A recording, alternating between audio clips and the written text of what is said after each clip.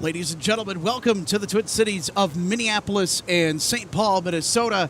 Today is May 13th, and it's a fabulous Monday afternoon for plane spotting right here in the middle of the Minnesota aviation scene at MSP International Airport. Today is a very special day as Air France returns to the Twin Cities after a one-year hiatus. The last time Air France was at this beloved airport was in 2022, and we'll be catching the arrival shortly on runway 30 left with the 787-9 Dreamliner coming in from Paris, Charles de Gaulle.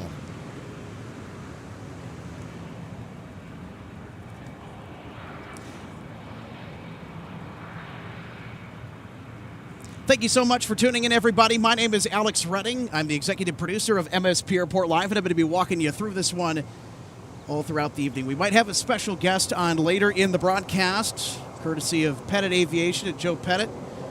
They could be stopping by. So hopefully we can hear from him eventually. Despite the bad weather that we had a couple of weeks ago, it's really cleared up here across the state, and it is an absolutely marvelous day out in the Twin Cities metro area. And folks, if you're new here, please consider subscribing. It would really help out the channel, help us reach more viewers in the amazing views that we have here at MSP International. It's one of the most underrated airports for plane spotting in the entire country, and I'll tell you what, there's going to be a lot of action this summer. We're going to get to the action here in just a bit. There's a little bit of a lull. That's why we decided to come on the air during a little bit of a break, so we could finish setting up and we can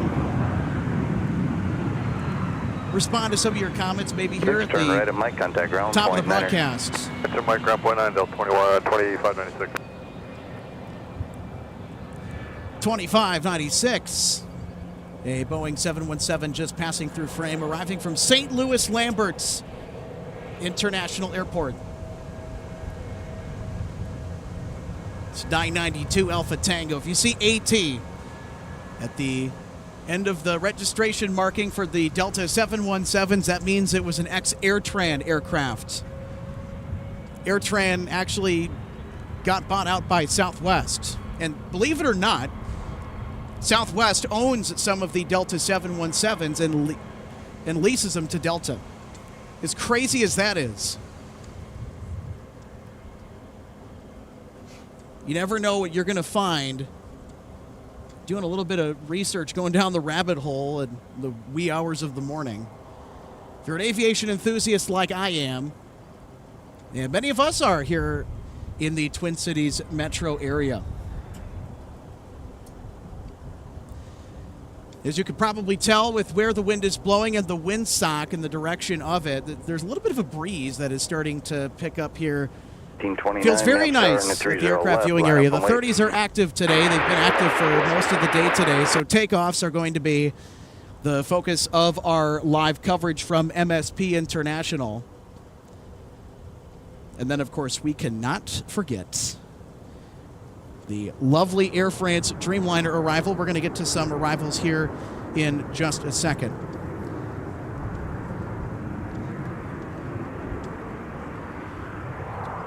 Due to the nature of the filming situation here at the aircraft viewing area, folks, I'd like to put out a little disclaimer. The action camera is actually not on a tripod. You can turn left on the runway and contact ground point 9er. Is on a gimbal. I'm standing on a ladder, which I am currently ascending right now at this particular moment in time. And the reason that we have to do it this way, for now at least, is to get a clear shot over the fence. 1529, fly runway heading. Wind is, well, it's missing. Runway 30 left, clear for takeoff. 30 left, up.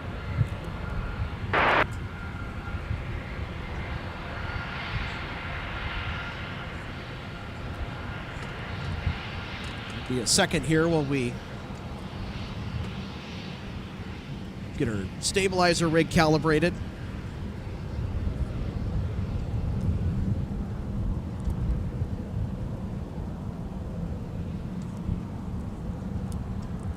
Despite not having a stream last week, it's been a pretty busy week for our production team behind the scenes, and for myself included. I was out of town from Thursday morning until this past Sunday night.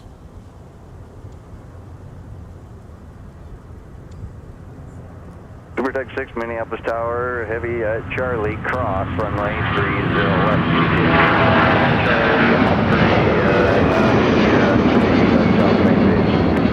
Clear across 30 left, Charlie through the remote, Sierra to the base, Super 6 Heavy.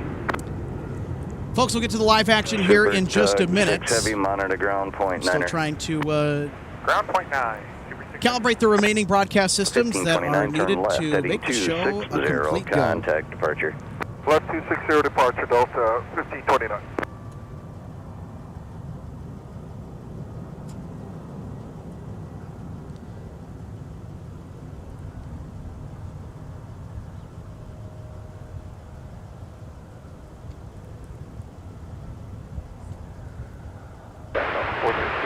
Visual 413 Minneapolis Tower, runway 30 left, cleared to land.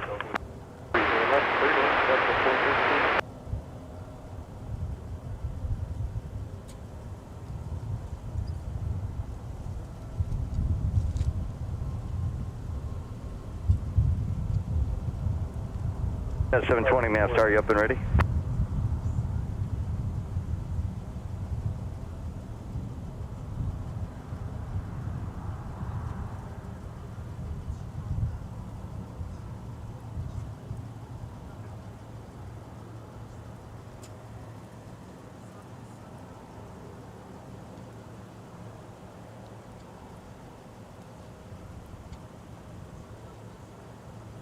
Jazz 720, map star, you up and ready? Jazz 720, wind 360 at 10, turn right, heading 340, runway 30 right, clear for takeoff.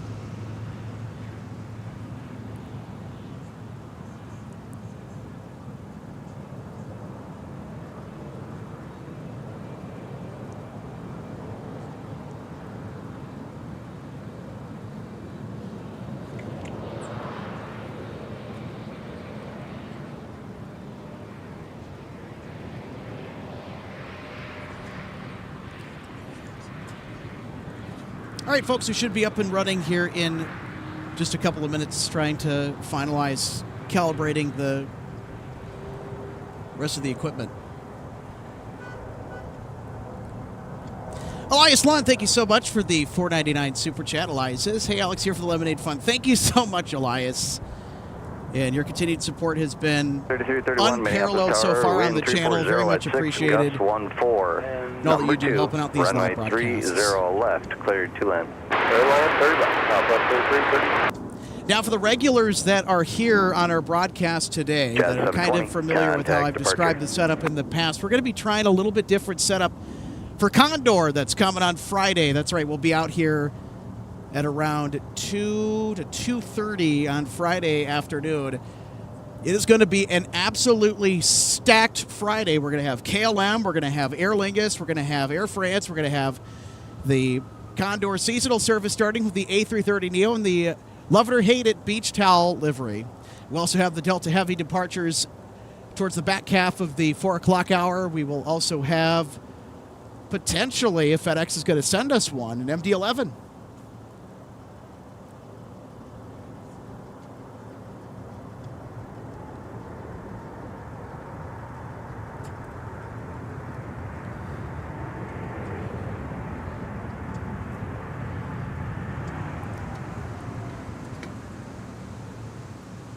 Available. Affirmative, Delta 413. Arriving from Los turn right Angeles, there, Delta contact 413. ground point niner. Right An here, ground point niner, Delta A321neo. 413.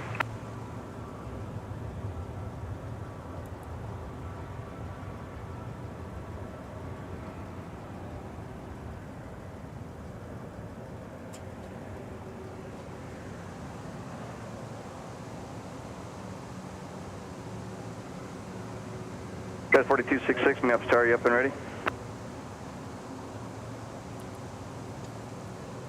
Guys 4266, wind variable at 5, gust 14, turn right, heading 340.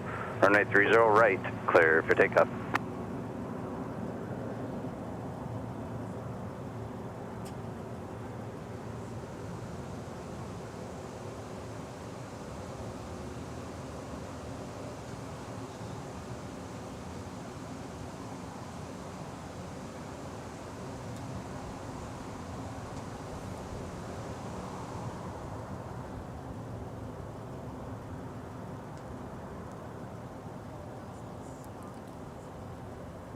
And there's a live look at Concourse G at Terminal 1, the former Lindbergh Terminal here at MSP International Airport. That was 4155, just outside Knoxville. Sky 4155, Mass Tower, number 2, traffic will hold in position, wind variable at 3, gust 14, runway 30 left, cleared to land. 30 left, that's 155.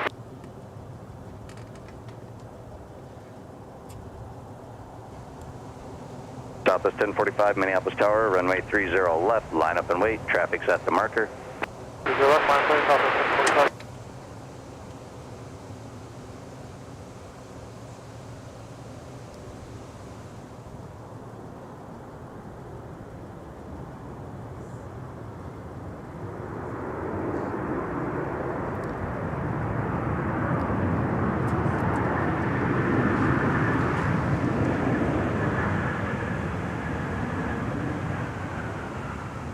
Southwest 3331, turn left, Charlie, contact ground point niner. Delta Charlie, contact ground point niner, Southwest 3331.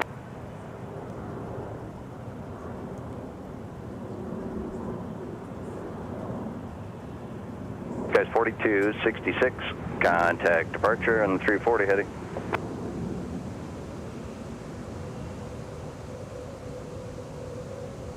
Southwest 1045, wind variable at 4, gust 14, turn right, heading 360, runway 30 left, clear for takeoff. Another fun tidbit about today, folks, is that the takeoffs on runway 30 line left up and wait. You'll be departing have after been traffic long off the and parallel powerful, even for the northbound. narrow bodies. So we're going to see quite a few long rolls, I would imagine. And the Southwest aircraft that we had in view just moments ago, arriving from Las Vegas, Nevada, flight 3331.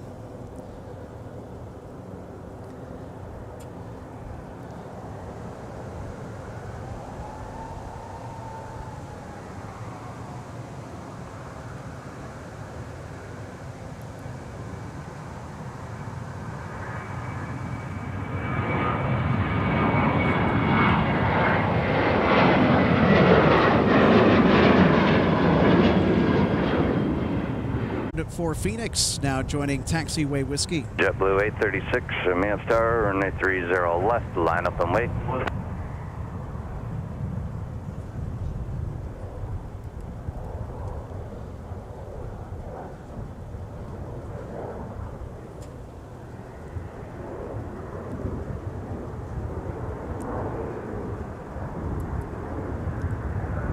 Center 2038, contact departure. Trying to get the camera to focus on it, departing on the north parallel, now bound for Portland, Horizon 208.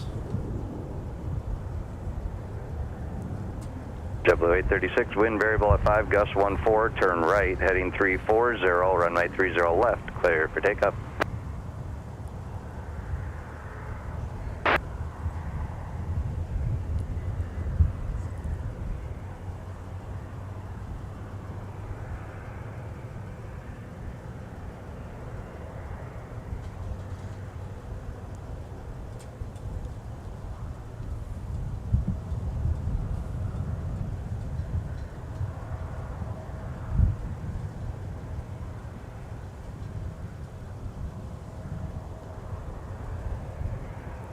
JetBlue's taking their time here. Here we go.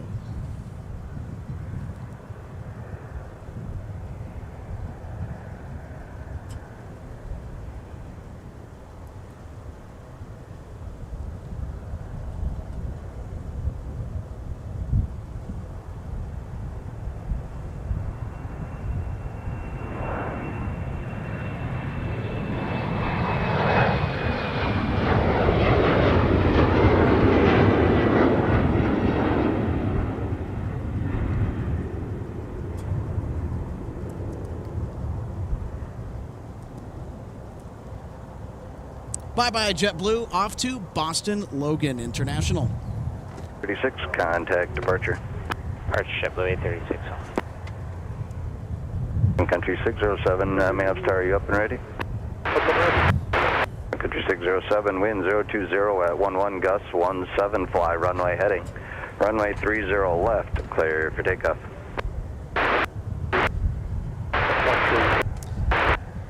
Sun Country 607 off to Phoenix Sky Harbor in Arizona.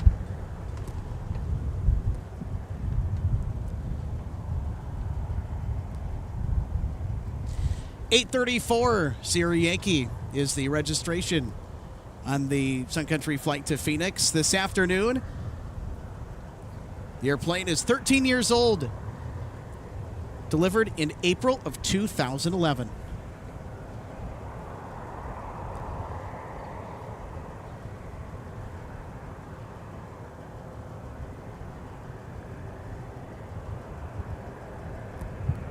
.607 is currently lining up with the threshold of 30 left.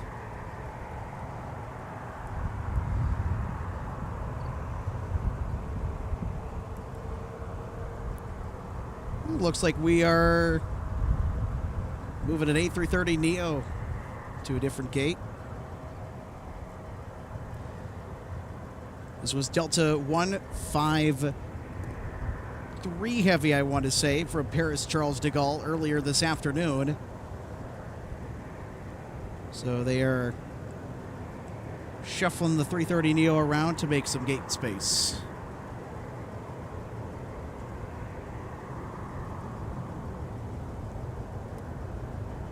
Heavy Minneapolis Tower at Alpha 7, cross, runway 30 left, join Whiskey to runway 30 left.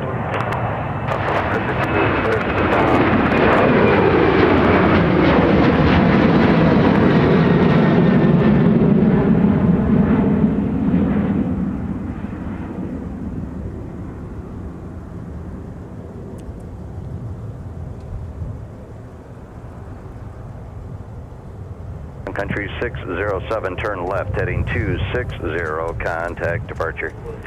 Heading 260, departure, Sun Country 607.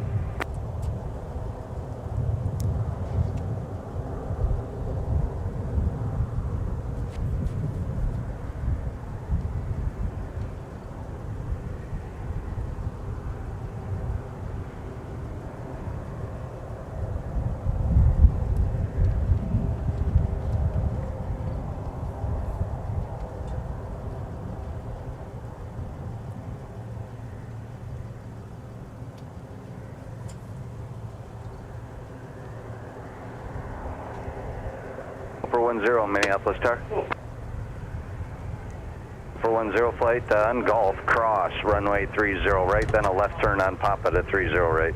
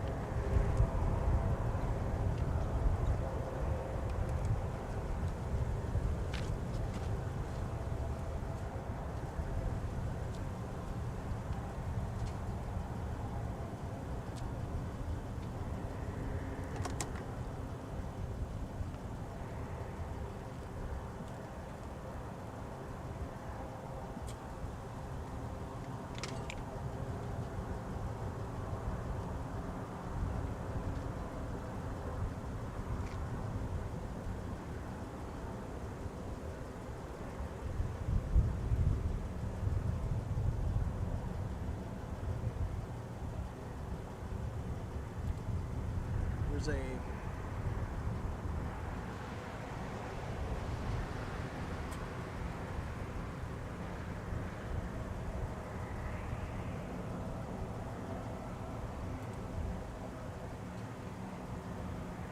Here's a live look at the aircraft viewing area. There's not a whole lot of people here yet.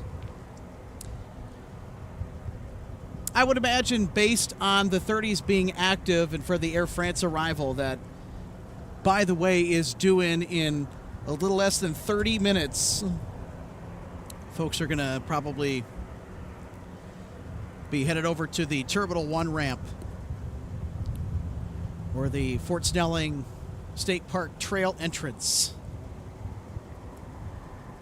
It's an excellent spot to get flyover shots, well lit in the afternoon and evenings of aircraft arriving on 30 left. 588 Minneapolis Tower, wind 04010, gust 17, runway 30 Apologies, folks, for our right, faulty clear macro switch. The setup that we're going to be testing out next week is not going to include 2917 Minneapolis Tower, you up and ready? this said faulty switch, so hopefully we can... 2917, wind 04010, gust 17, fly runway heading, runway 30 left, clear for takeoff. Go ahead. 2917 off to Atlanta, Hartsfield, Jackson, about ready to rock and roll off of runway 30 left. We've also got Delta 152 Heavy.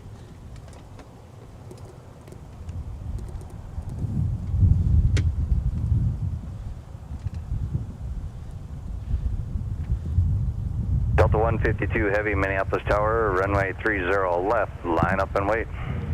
Delta 152 Heavy, 30 left, line up.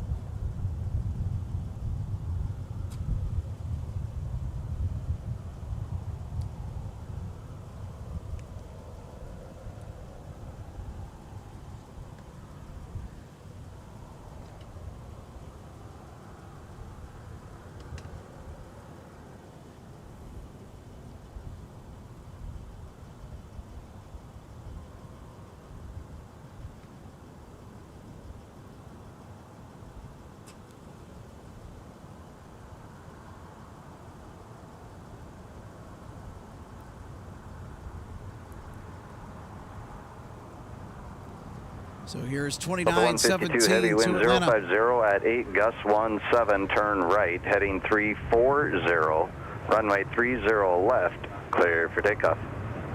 0,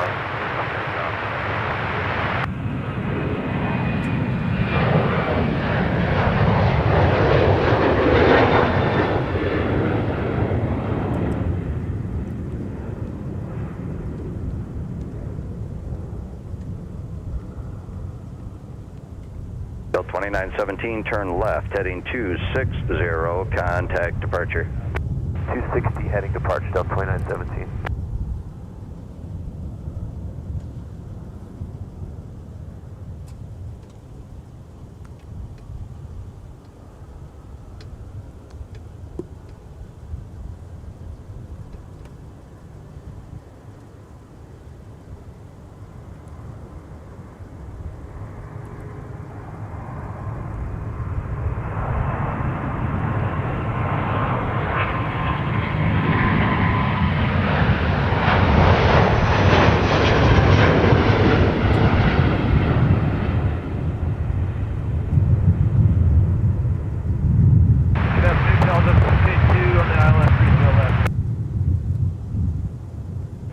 flight, Minneapolis Tower, runway 30 right, line up and wait. The 152 heavy, contact departure. Over departure, Delta 152 heavy. Delta 682 Minneapolis Tower, caution wake turbulence, traffic heavy Airbus 330 just departed. Wind 030 at 9er, gust 17, traffic will hold in position, runway, disregard traffic hold in position. Runway 30 left, cleared to land. 30 left, clear to land, Delta 682. Blue Street 5588, contact ground, point Delta 682 from Las Vegas, Nevada.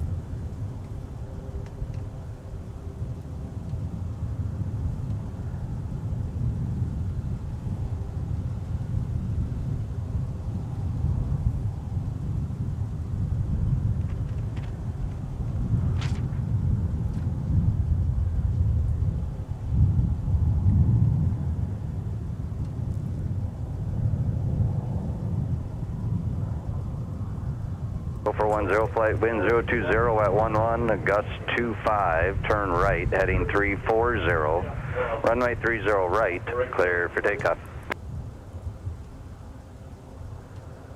So there's another look at the Delta Heavies. So those are actually at the F gates.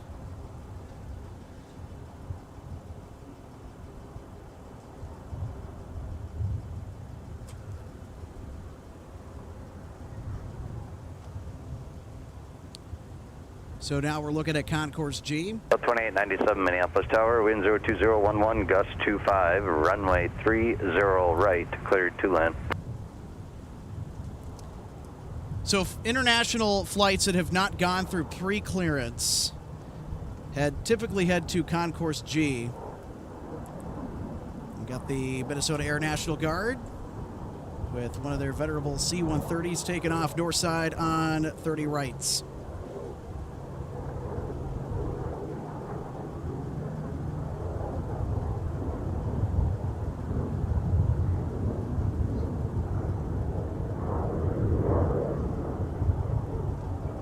For 10 flight, contact departure. Guy was 3283, Maps Tower, and 30 left, line up and wait.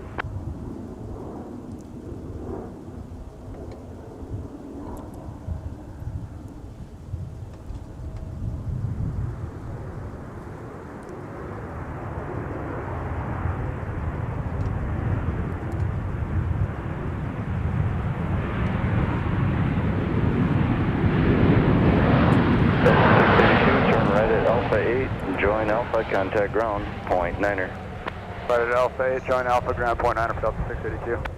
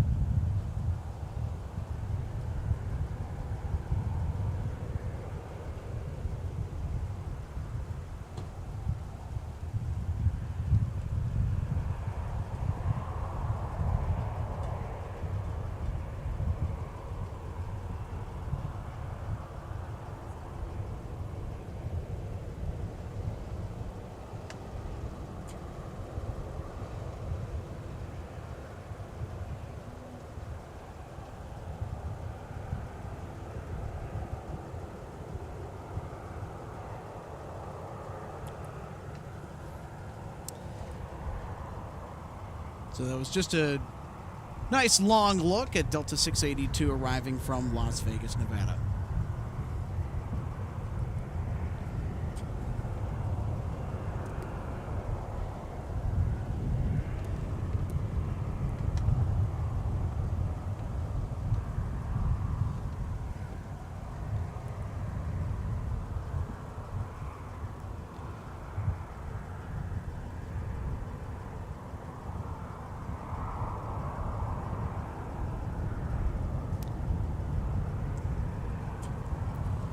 Folks, a quick update on our Air France Return to service flight from Charles de Gaulle with the 787-9 Dreamliner registration Foxtrot Hotel 97, Romeo turn left Bravo to Charlie, Bravo. contact ground, point niner.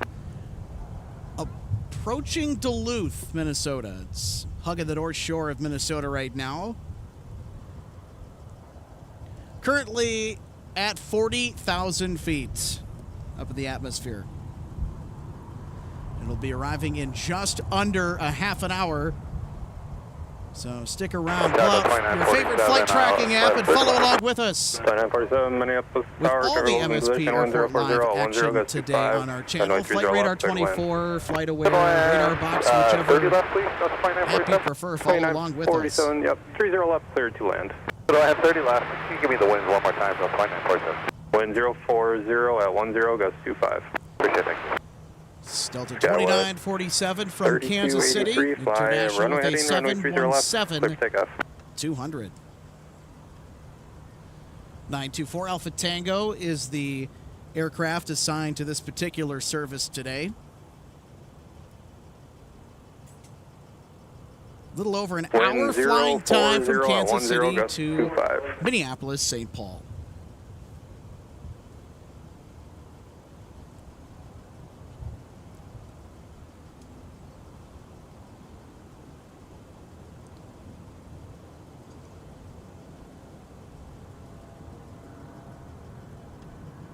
Skywest 3815, turn right, heading 320, runway 30 right, clear for takeoff, wind 030 at 7, gust 25.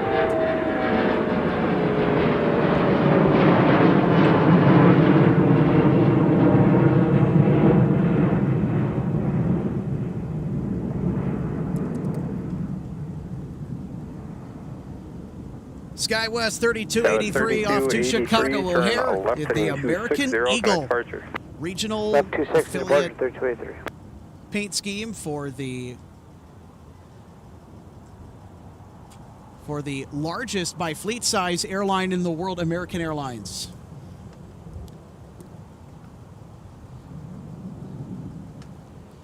Speaking of American Airlines, they have a pretty decent presence here at MSP Airport. So the question is, where do you see them?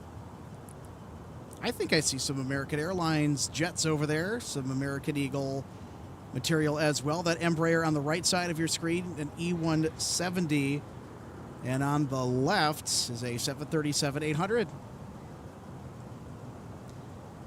American Airlines likes to hang out at the end of Concourse E, which is one of the foreign concourses here at MSP International Airport.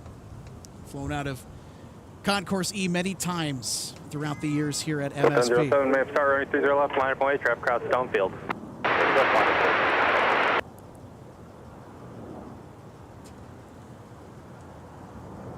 And there's our arrival from Kansas City.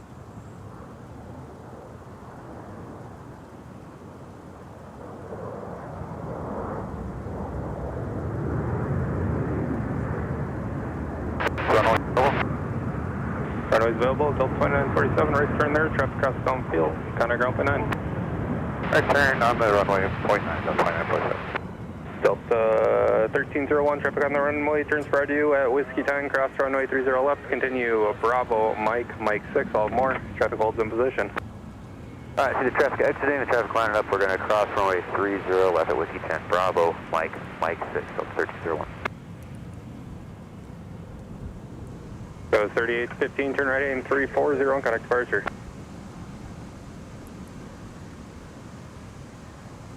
So 1301 on Mike 6, cross 22, monitor ground, point 9 now. On Mike 6, cross runway 22, monitor point 9 now, Delta 1301.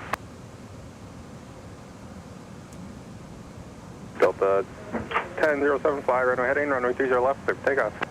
Runway heading, clear to Delta 2203, Minneapolis Tower, wind 030 at 5, gust 25, runway 30 Delta right, Flight clear to land. 1007 just being given takeoff clearance. That's bound for San Francisco, all the way out on the West Coast. Services with a 737-900 ER today, courtesy of November 827 Delta November.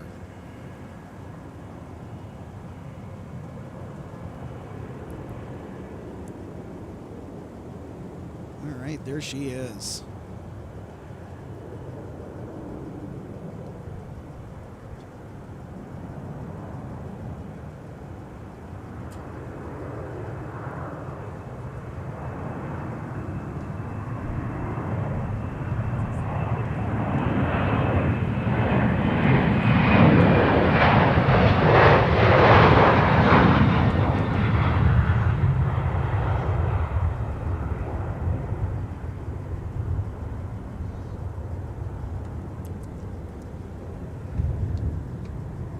How about that? And a cheek stamp, too.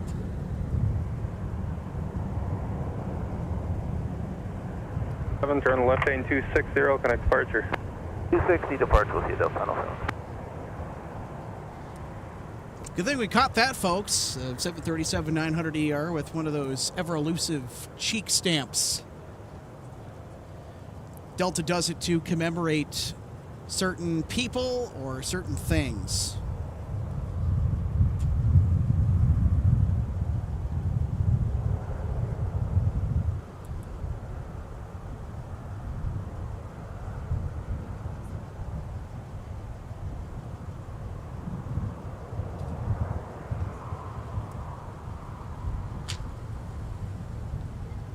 This is Delta 1301.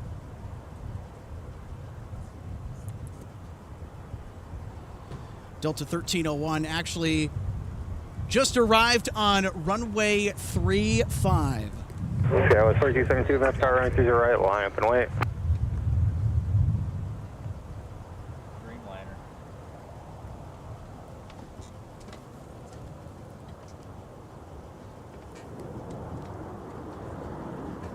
Folks, hopefully things are running a little bit more smoothly now that we got the pesky macro switch thing figured out. 2203, turn left, Mike, if you got it, and kind of ground, 0.9.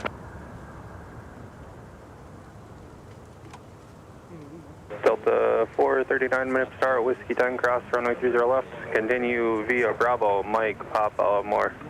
Alright, Whiskey 10, cross 30 left, Bravo, Mike, Papa, Delta 439.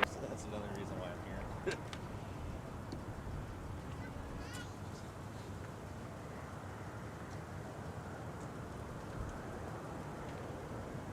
Delta 439 on Papa, cross runway 22, monitor ground, 0.9 now.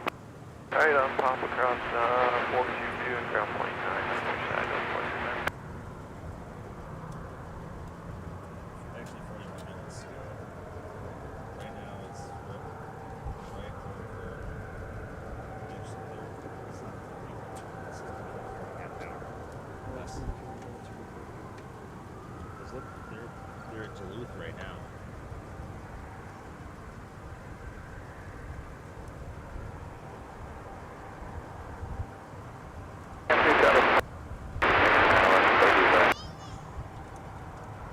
It's 96 minutes, tower wind 030 at 7, gust 16, runway 30 left, cleared to land. Sales 4272, turn right heading 320, runway 30 right, clear for takeoff.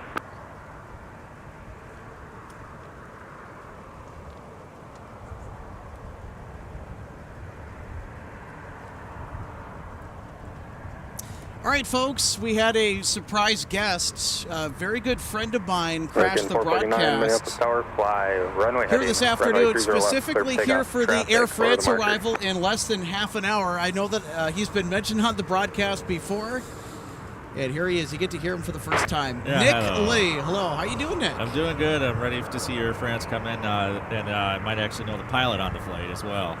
Talk about that connection that you have with the specific pilot. So basically what happened about 20 to 30 years ago when my parents, they lived up in Little, Canada. They lived up there, and then they went to a restaurant, and the person was sitting by himself, and they didn't know who he was, but they let him come and have dinner with him, and then basically they got to know each other, and then they found out he was going through NAPCO, which is Northwest Training Center, which no longer exists anymore, and then they're good friends now, and we've known them for so many years. We actually went over to France last year to go and say hi to them, too. Tower wind 010 at 7, gust 16. Talk about that trip. What right, was clear to the land. highlight of the trip for you, just with the air travel? Now, you got to do a lot of fun things besides the flights that you went on. What was the best flight that you took? I would say the best flight was the 350-1000 going from JFK to London Heathrow. The only downside is they didn't let me into the Virgin Atlantic Clubhouse, which sucks. I'm sure a lot of people Delta are 10, 78 minutes tower with you on under, that one. continue Alpha, correction, continue Whiskey, cross 22, hold short 30 left at Whiskey But 5. Air France are coming back here for the first time in 2 years, and that's something that Continue Whiskey, cross 22, hold short 30 left at Whiskey 5, Delta.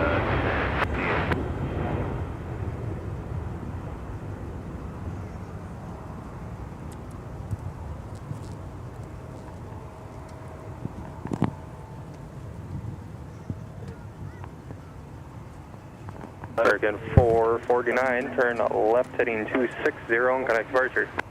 I said his name on accident. 260 heading over to Park American I 449. said Dan's name on accident. I don't know if I was supposed to put that, but no one knows. Nope, you're fine.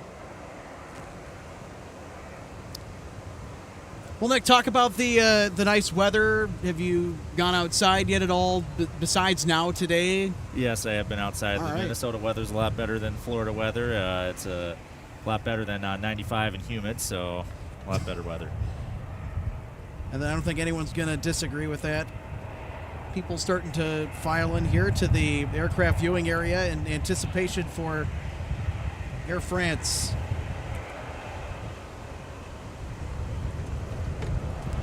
But also mainly just enjoying the amazing spring, summer-esque weather.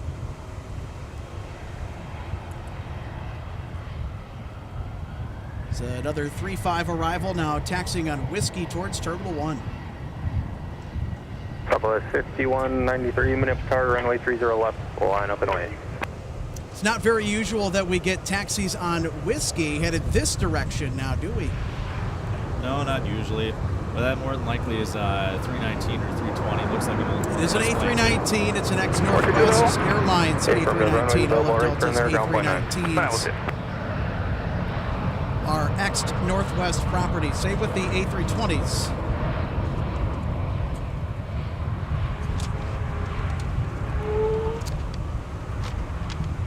Oh, look at there. We have a ex-Northwest A320 now arriving. The A319 that we just saw was Delta 1078 runway 30 left, cleared for takeoff. from Raleigh-Durham.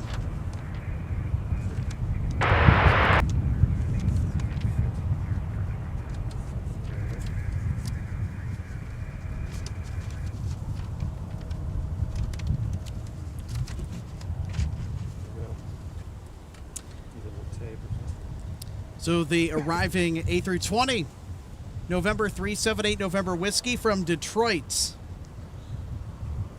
It's a 20-year-old Airbus A320 delivered to Northwest in August of 2003.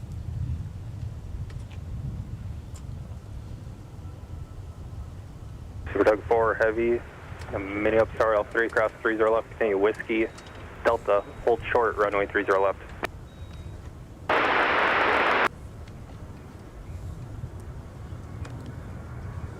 Delta 1078, Minneapolis Tower at Whiskey 5, cross runway 30 left, continue Alpha, monitor ground point 9 on the other side. Cross 30 left, continue Alpha, monitor ground point 9 on the other side. Alright, cross 30 left at Whiskey 5, Alpha, ground point 9 Delta. Southwest 5193 off to St. Louis Lambert's Continue International. Alpha, I'll have more for you. Alright, clear across 30 left at Whiskey 10, right on Alpha and Delta 897.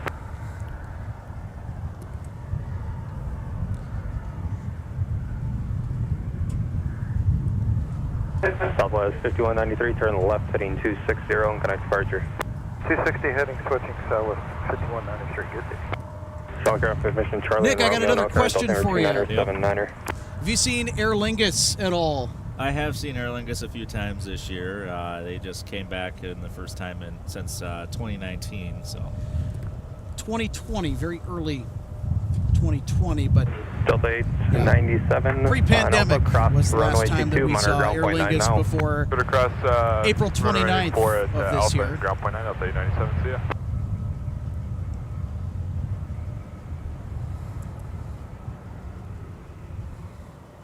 Got another 3-5 arrival that just crossed the threshold for 1-2 right. Pipeline 29er 554, Minneapolis Tower. This flight is from Savannah, Fox 0, Georgia, 341 897, in sales, dude. arriving with an ex-Northwest A320.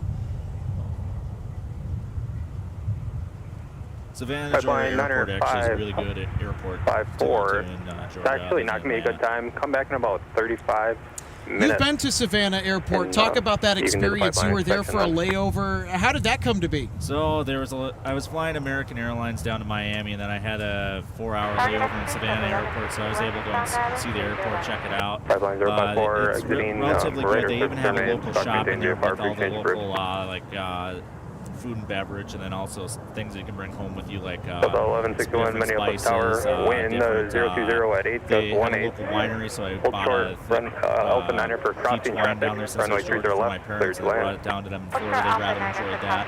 But that Savannah Airport is actually a good airport to go to, and the best part about being there is that actually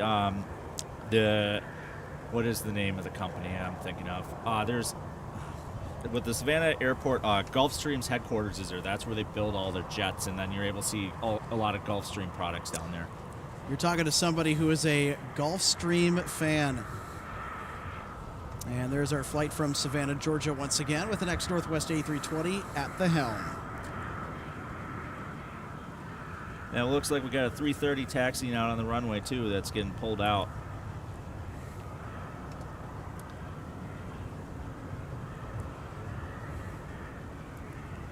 So there's our A330, ex-Northwest bird, getting a tow. It's actually on taxiway Whiskey right now.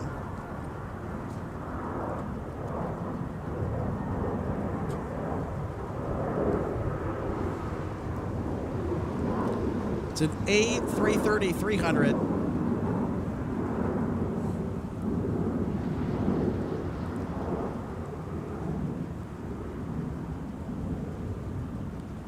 Looks like we're holding short here for just a moment. I'm going to zoom in on the engines there as far as I can zoom in. I've maxed out my focal range on my camera. So that is a Pratt & Whitney power pack. They have a lot stubbier exhaust cones at the rear of the engines. The very spiky and long-shaped exhaust cones, rather, are the distinctive features of the GECF 680s. So when Northwest merged with Delta in 2008, not all of the A330-300 order that Northwest had originally placed way back towards the turn of the millennium was delivered or could not be delivered entirely before the merger. So Delta ended up taking delivery of the last several A330-300s for Northwest, but Delta decided that they were not going to have those 330s be delivered with the Pratt & Whitney engines that Northwest had picked for the 330. Instead, Delta wanted the CF680s. I've actually been on all of Delta's 330 products. Runway 4, right in there in contact ground point 9. Status member with Delta 2. Talk about your favorite Delta experience on the 330. Well, the 330, I'd say my best experience was that I purposely flew out to Phoenix Sky Harbor to fly on a 330-300 going from Phoenix to Minneapolis. It was like 10,000 sky miles to do that, so I'm like, okay, I might as well go and do that and try out the 330. Even though the 330 has the outdated Delta 1 product, it still is a good product to try while they still have it, but with Delta, they actually are going to be getting 350-1000s relatively soon, too. It's just that they haven't announced when exactly they're coming, but they are confirmed. Will be a splendid sight to see around here, I know that. We love our A350s here at MSP, and in fact, we have a regular A350 route from here to Seoul, South Korea, and return. Delta 170 Heavy will be on the broadcast today, speaking of which. Yep.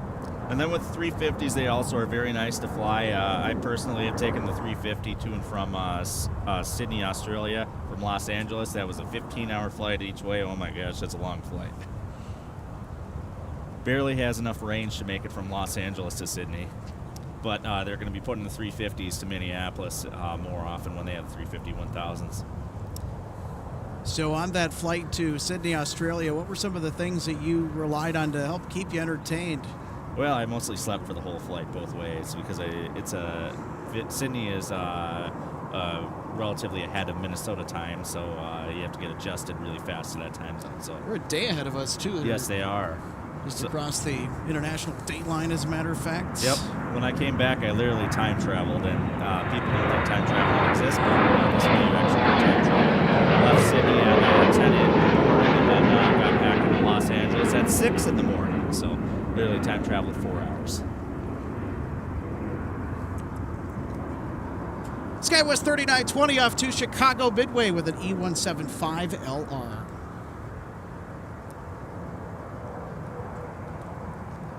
Left heading So we have a 260 Republic for departure on the Left north 260 side. departure, have a good one.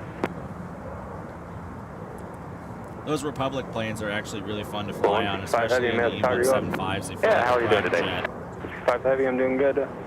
Wind 020 at 8, Look gust at 18, that turn. runway 30 left, clear to land, hold short of Alpha 9er for crossing traffic. 30 left, clear to land, hold short of Alpha 9 for crossing traffic, Delta 1, 5 Heavy. 165 Heavy from Amsterdam Schiphol, now on short final for runway 30 left. It is confirmed we will be seeing the 330-300 here in just a few moments.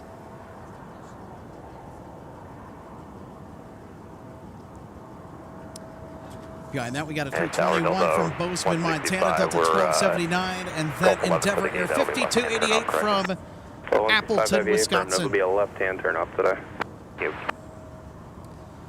We also got another Delta departure. Actually, no, it was an arrival.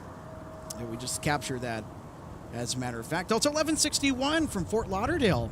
Nick, have you ever flown to Fort Lauderdale before? I haven't flown to Fort Lauderdale, but I've been to Tampa, Sarasota, Miami, Orlando, and a bunch of other places in Florida. And speaking of Florida, I'm actually going to be down there tomorrow and coming back tomorrow. Oh, nice. I assume that you're going to be flying Delta out of here? Yes, that is correct. Delta to and from. One going out's on a 739 and coming back's on a 321. There you go.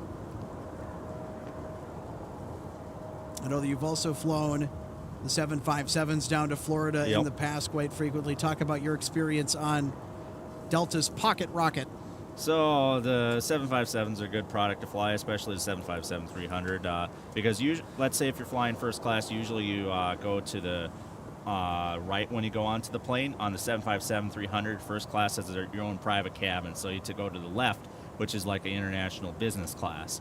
That's what it feels like when you go on a 757-3 if you're flying first. But overall, the 757 products are very good for Delta. They're one of the only airlines that still flies them.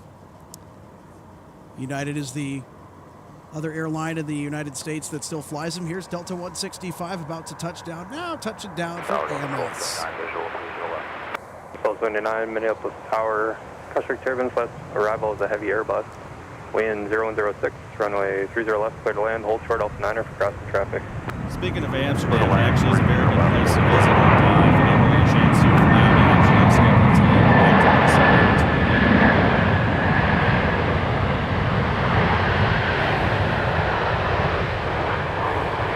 About 165 heavy, turn left, Whiskey 8, taxi via Whiskey. Oh, yeah, here we go. Left turn on taxiway Whiskey.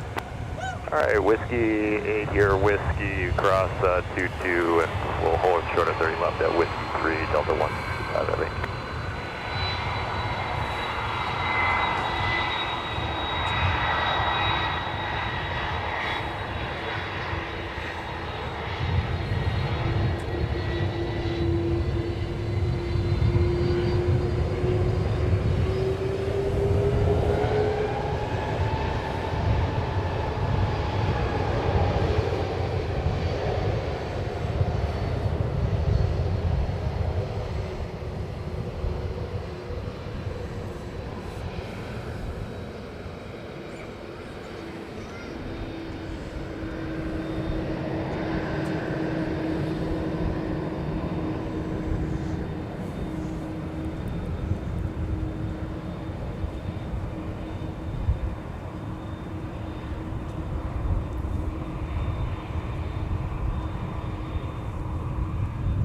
Usually out of Amsterdam, you get a mix of the 332, 333, and the 350s coming back to Minnesota, but it varies. Mostly the 350s go to Detroit out of anywhere else for the out of Amsterdam.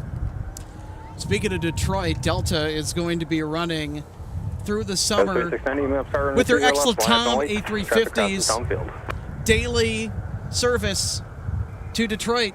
That's 3690 minutes. If you can imagine that. Line up point. Traffic Yeah, that would be interesting to try that Latam product. I haven't been on that yet. I've been on the regular 350, but not the Latam one. The Delta pilots that fly the 350 hate it because it pays way less than the long-haul travel. Cross runway 30 left, continue via Alpha Delta and all. But for us Av geeks, it's going to be fantastic opportunity to seize on.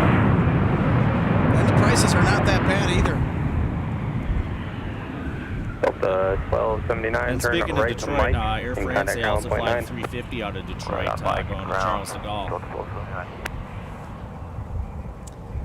That's right. You have a flight on Air France that's due up shortly. Kind of talk about how that came to be, and what are you looking forward to the most? Well, long story short, foreign exchange students visited my parents and I Easter weekend, went down in Florida, and then they're like, when are you coming to visit? So then I found a really good mistake fare on with Virgin Atlantic points to go over there. So now I'm going to be able to try Air France out.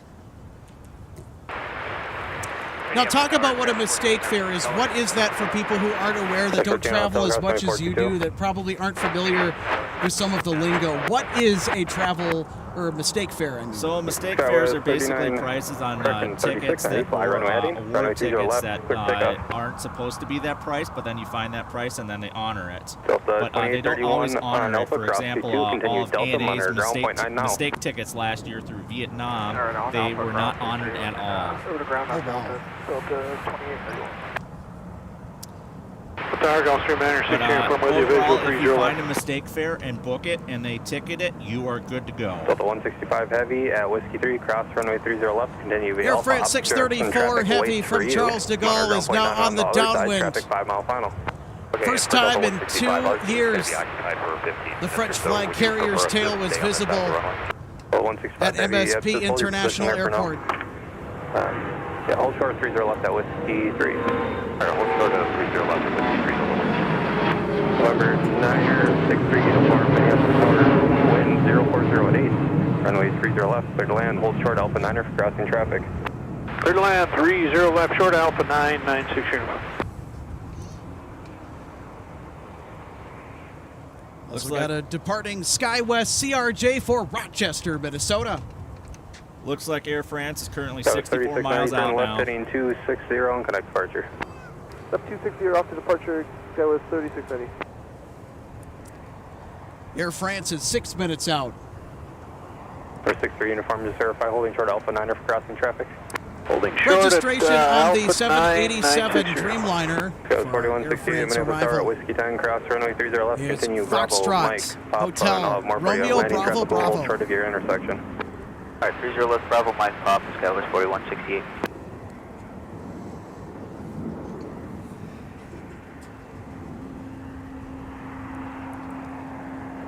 We've also got a Whale, an A220 or Bombardier C-Series aircraft on the move, traversing taxiway Alpha.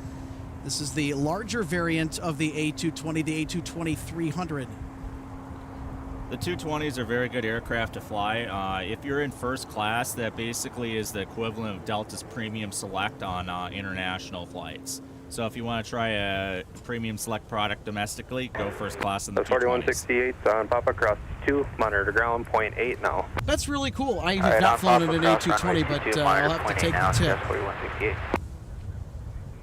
I've flown in all of Delta's 220s before. I've flown on their entire fleet, except for the 777s before they retired. Minneapolis Tower, Delta 2881 is with the visual 30 left. 2881, Minneapolis Tower, wind 040 You're not alone runway in 30 sharing left, the clear to land, grief hold of the short Alpha 9er for 777s crossing being traffic. gone from the Short Delta of Alpha fleet. 9 Those for were crossing traffic, clear to left, aircraft 30 that were left, far clear to too land, young 30 left, Delta 2881. to be retired from service. And it was a decision that was... Alex, we got a go-around going on right back there. It's above our position. We're going to go ahead and get it here in just a second.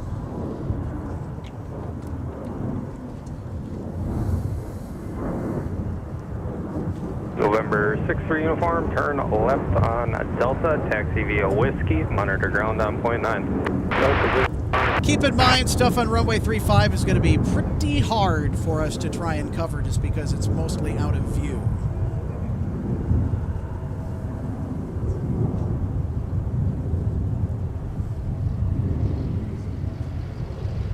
Unfortunately, our camera is not wanting to focus on the aircraft that just ended up going around. That was American Airlines 2924 from Dallas, Fort Worth.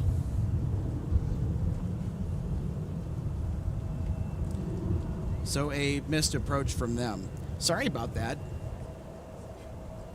2881 from Phoenix, Arizona is on very short final for 30 left at A321-200.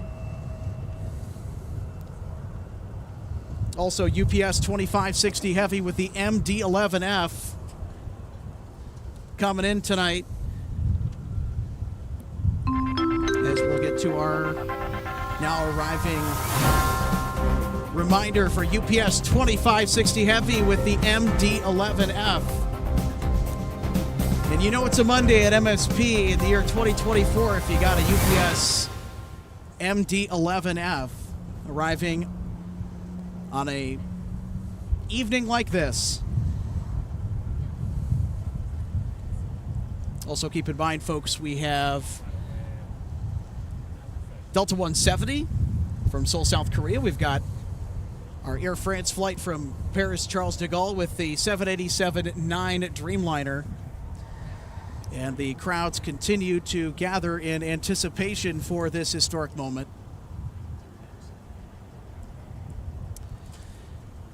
Speaking of the Dreamliner is really fun to fly on. I've been on all the variants of it, the 8, 9, and the 10.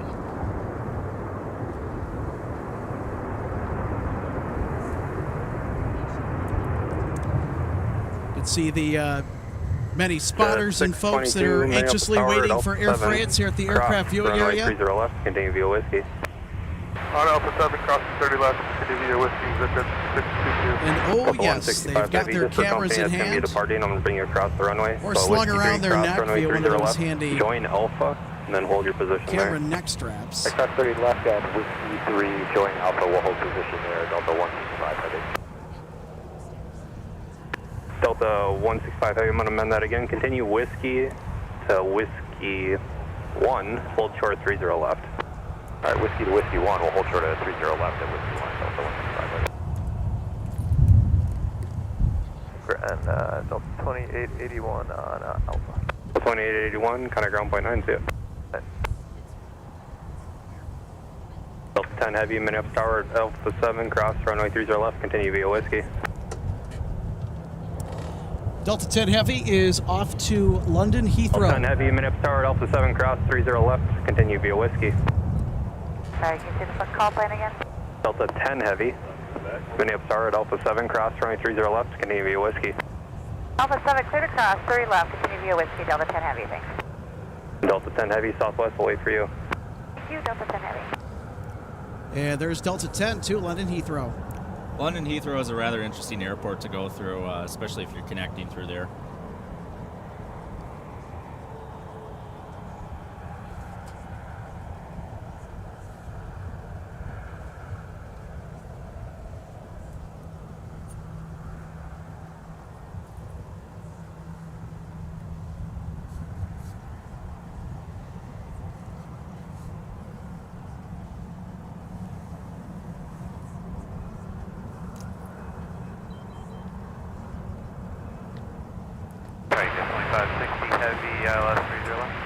UPS 2560 heavy, Minneapolis Tower, wind 040 at 11, gust 15, runway 30 left, cleared to land, hold short, Alpha 9er for crossing traffic.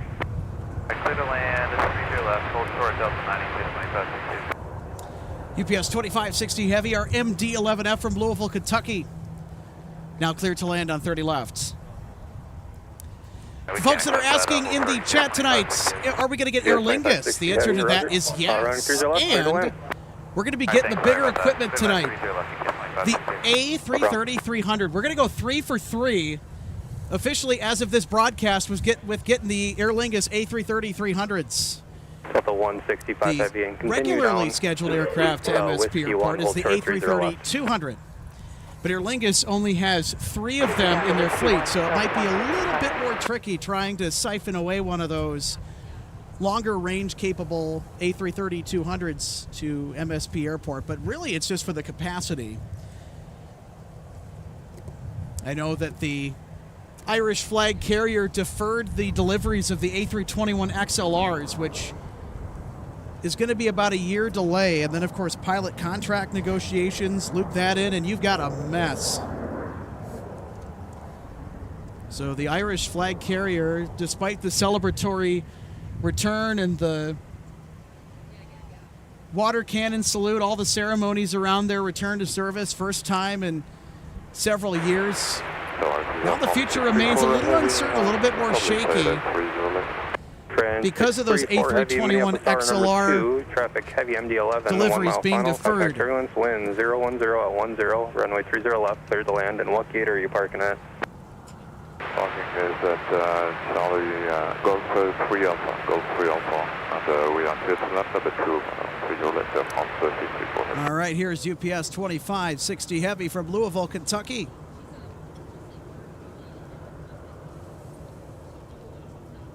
Delta 165 Heavy, Minneapolis Tower, Whiskey 1, cross runway 30 left, join Alpha. And on the other side, contact ground on point 9 traffic, 5 mile final. 30 left at Whiskey 1, clear to cross, we'll join up on the other side. 21.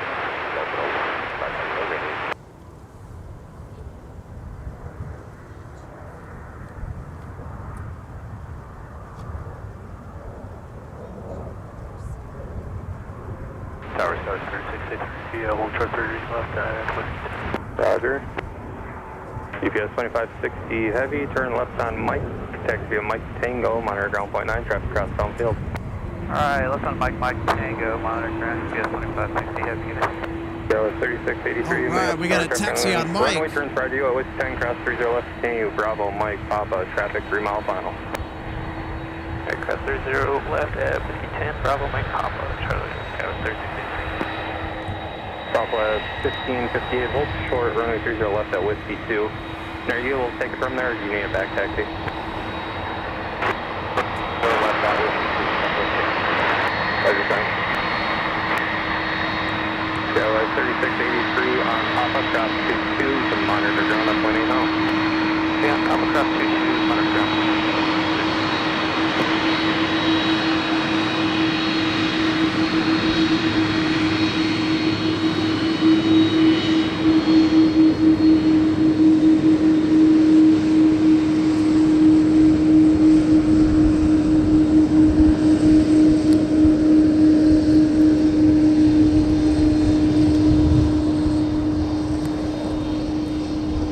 All right, folks, here it is in all her glory, the Dreamliner.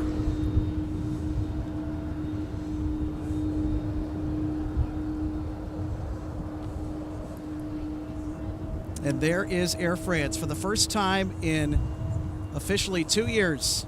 The French flag carrier now visible at MSP.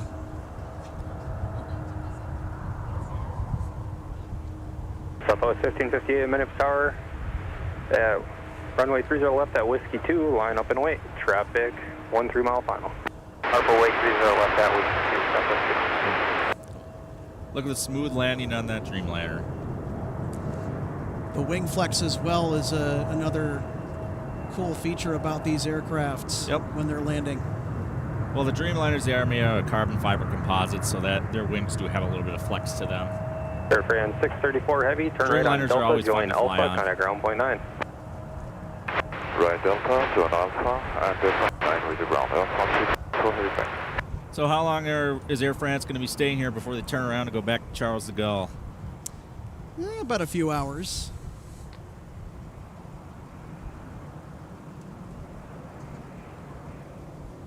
Southwest Probably is about an 8.5 hour flight from here runway roughly heading, to Charles de runway 30 Gaulle. left at Whiskey 2, clear before takeoff. That is another interesting airport Takeoff to 30 go left at for. Whiskey 2, Southwest. But if you ever go to Charles de Gaulle, they have really good baked goods at the airport. Well, they better. It's France. Yep. Do you know that you can actually bring the baked goods back from France to the U.S.? Did not know that. They just can't contain any meat products, but if they're commercially made baked products, you're able to bring them back to the U.S. You just have to declare them when you get back. Correction, 20 miles And out, so just it's have going to be a little a bit. person take a look at them, make sure that they're good to go. Stardust 2540 ILS 30 left. 2540, Minneapolis Tower, wind 030 at 7, gust 15. Runway 30 left, cleared to land, hold short at Alpha 9er for crossing traffic. Clear to land, 30 left, we'll start outside and out.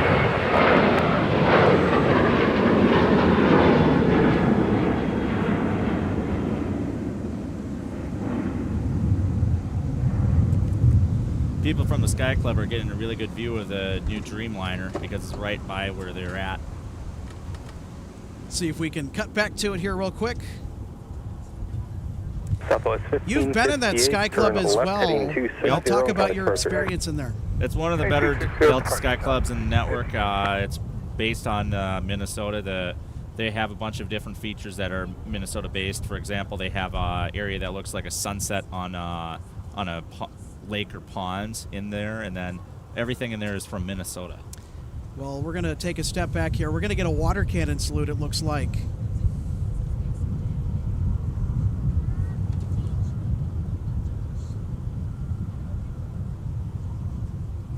There we go. Yep, water there cannon is the water salute. cannon salute.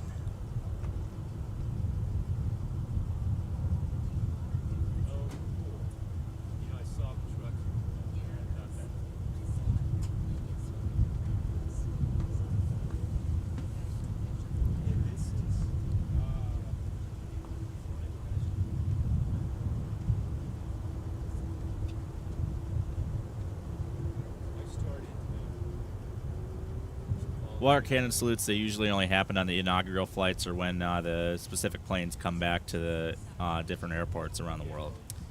After being gone a long time, great to see a familiar friend back at MSP. Welcome back, Air France.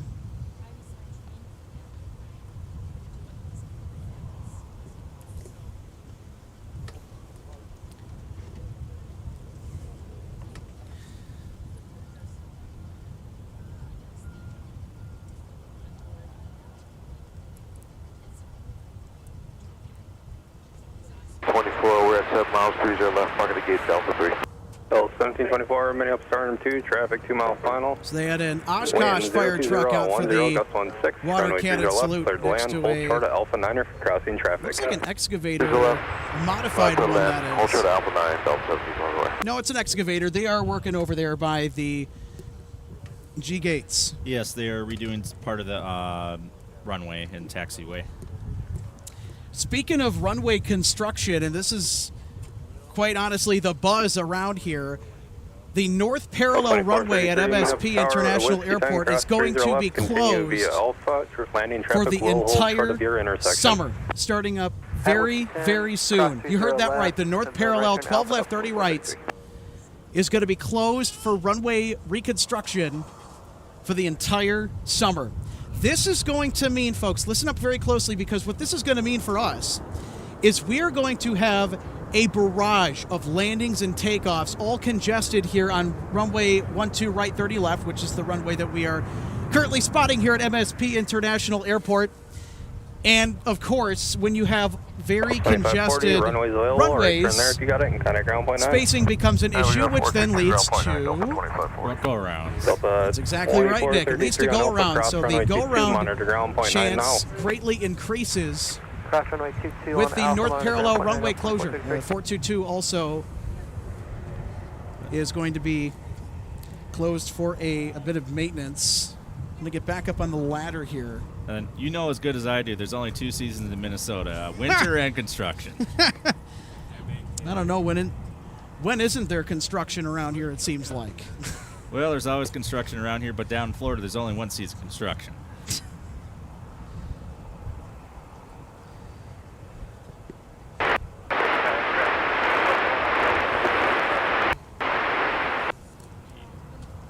Delta 1379, Minneapolis Tower, number 2, traffic 2 mile final. Traffic mail in position, heavy Airbus, caution by turbulence, wind 360 at 10, gust 16, runway 30 left, cleared land, hold short Alpha 9er for crossing traffic.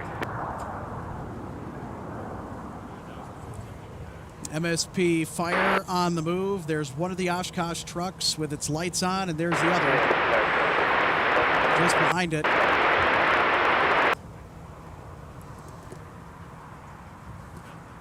Stand by, hold short, runway 30 left, landing traffic.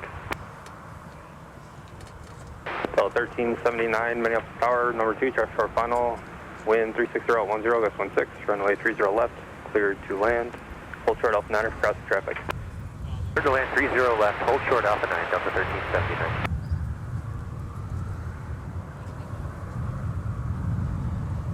Folks, we got a couple of Delta Heavy departures coming up here in the next few minutes. Delta 10 Heavy to Delta London 10 Heavy, Heathrow, Minneapolis and Tower, then runway Delta 30 left, 160 line to point, traffic Amsterdam. 5.5 mile final.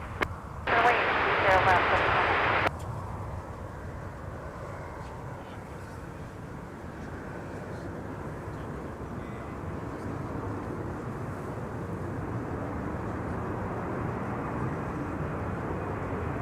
Crash 15+1, Minneapolis Tower at Delta, cross runway 30 left, traffic holds in position. Crash 15+1, traffic Delta. Delta 1724, turn right, runway's available, contact ground point 9. Turn right on the runway, ground point 9, Delta 1724.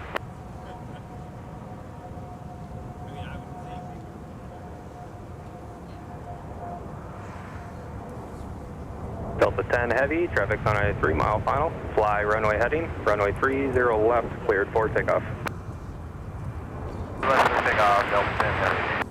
All right, who wants to hear some Pratt & Whitney thunder on the 330? I know that I do. Delta 10 Heavy is cleared for takeoff to London Heathrow with the A330-200. There's only 11 of them in Delta's fleet, making them even more uncommon of a sight across the whole Delta system than their much beloved, or hated, depends on what perspective that you have, of their 767-400ERs. I've flown on their 767s. They're pretty good products, but they are very hard to be seen around here in the U.S. They only have a limited amount. Tower, Delta 1052, and for 30 left. Delta 1052, Minneapolis Tower, number 2, traffic, 2 mile final, wind 360 at 8,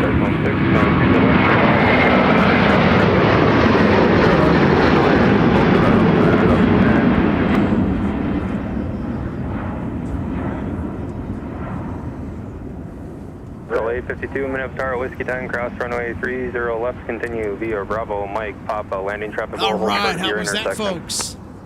Up close and personal left, continue, Bravo, with a thundering Mike, A330-200 off to London Heathrow. Delta 852. Nick, rate that takeoff out of 5 stars. I'd say 4.5 out of 5. Delta 10 Heavy, turn What's holding you right, back from heading giving it a perfect score? Yeah, it's a little windy. Not that we're judging. Well, it's a little windy. I think that's 162 Heavy, Minneapolis Tower, running 30 very left, much line up white, to traffic the 5.5 mile final. pilot's delight. Line up Gives for it a white, little bit 30 more left, what's up, of lift 160. on takeoff.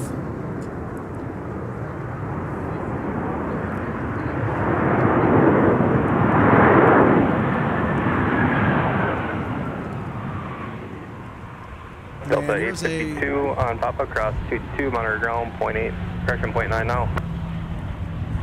On Papa, cross runway 22, over to ground, point 9, Delta 852. I just took a look at the load on the 9. Streamliner going back to Charles de Gaulle. It's a completely full plane. Oh, wow. Delta 160 Heavy, it's not going to work, hold short, runway 30 left. Hold short, Delta 160. So it looks like a lot of people want to go to France this time of year. Well, why wouldn't they? Well, it's better to go now, but It's summer in the Northern Hemisphere. yeah, it's summer over there Yeah. right now. When I was over there, it was the springtime, so it was a little chilly, but it was still worth going over there.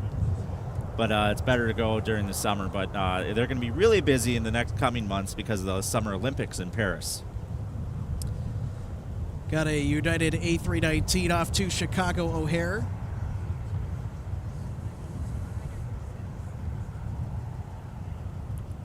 That A319 in the stunning Evo Blue livery. It's flight 658 to Chicago O'Hare. Delta 160 Heavy is currently holding short of runway 30 left for an arrival. That is on very short final. It's Delta 1052 from MIA that's holding up 160 Heavy here. And after the arriving 737, we should be watching the 330-300 get off into the amazing, mostly clear skies above the Twin Cities.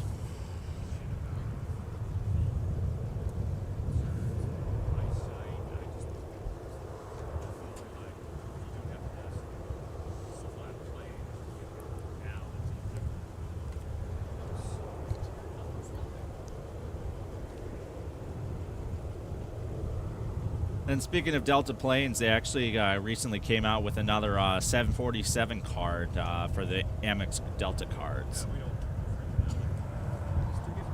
Knowing you already placed your order. Yes, I did. So I got the other one back in 2022, and then I need to get a replacement card, so I'm like, okay, I'm going to order this, see how it looks. From the old 747 card back from 2022, I actually flew on that 747. I wonder if it's the same one that they did with this card, too. 52, turn right on runway 4, or Charlie if you got it, and kind of ground point 9. Right on Charlie, point 9, Delta 1052.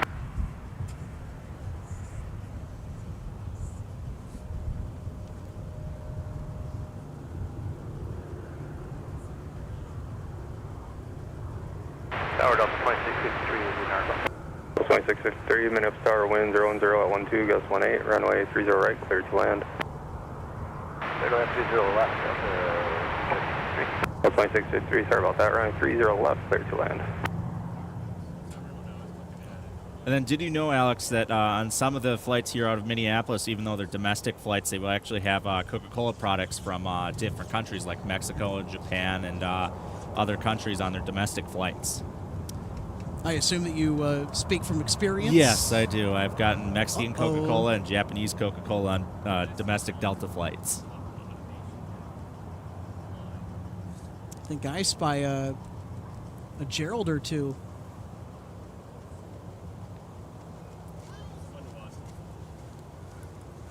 Hi, buddy. All right, let's see those Gerald emojis. Hi, Gerald.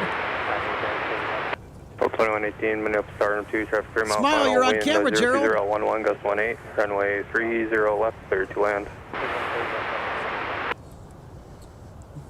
Gerald's in a bit of a grumpy mood today. We'll give him his space. Yep. Gerald was the name affectionately given to the many 13-line ground squirrels that are residents here at the aircraft viewing area year-round. Cute little guys. And gals, too. Gerald's got a girlfriend. Whitney.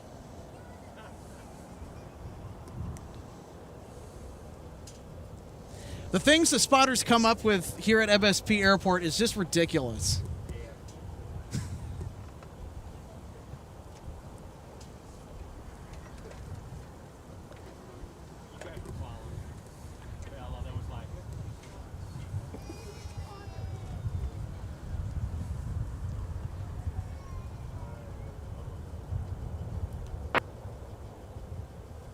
Still 160 heavy, just for planning purposes, there'll be about 2 arrivals, and I'll get you going. Rick Reed is saying hello from Andover, Minnesota, up at the North Metro. Hi, Rick. Thank you so much for tuning in today. And also, Ronan asks, will the Aer Lingus be coming there today? The answer to that is yes, in case you missed it. They're actually bringing their upgraded equipment today, the 330-300, which we've already saw twice. The first 2 services of the 2024. We're going to let this arriving Delta 739 pass. This is a flight from Chicago O'Hare. It's actually a 738, beg your pardon. Dash 14 on Quebec, cross 9422. Delta 738 or American 738? It's a Delta 737-800. 2653, kind of ground point in 9. charge of flight 2653 from Chicago O'Hare. Usually they don't fly the 738s going to and from Chicago. That's mostly 220s and 717s.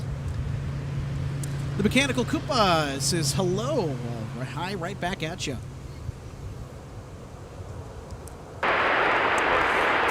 Thank you, Colin, for tuning in on this Monday afternoon. Colin says you're going to have to watch on Friday. You bet. Well, watch today because it's going to be action-packed here.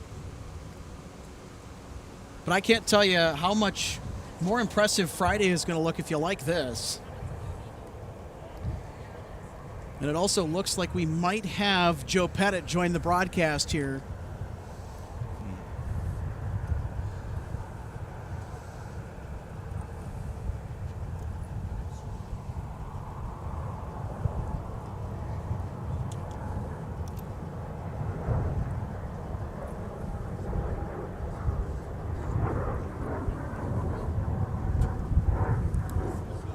Pikachu Plaza says, good evening, Alex. Well, good evening to you. It's a fabulous Monday evening out here at the aircraft viewing area right smack dab at the end of Cargo Road at MSP International Airport. And we are going to have Mr. Joe Pettit join the broadcast here in just a bit.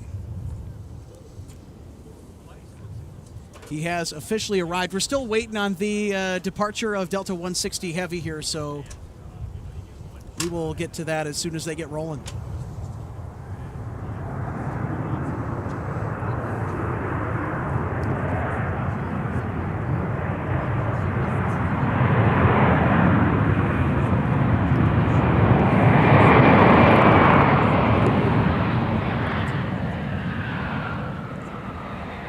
Turn right, Alpha 8, and kind of ground point 9.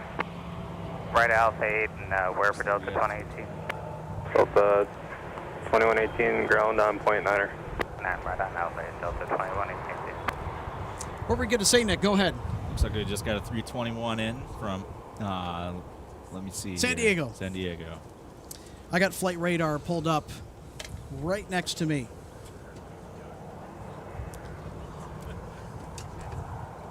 So, folks, I am very aware of what flights are coming in and what flights are going out.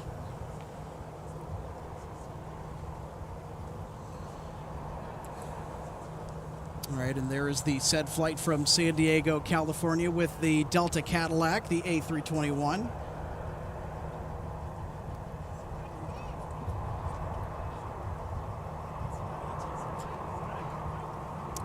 Love flying on these aircraft. I've flown on many Delta A321s. Never get tired of them.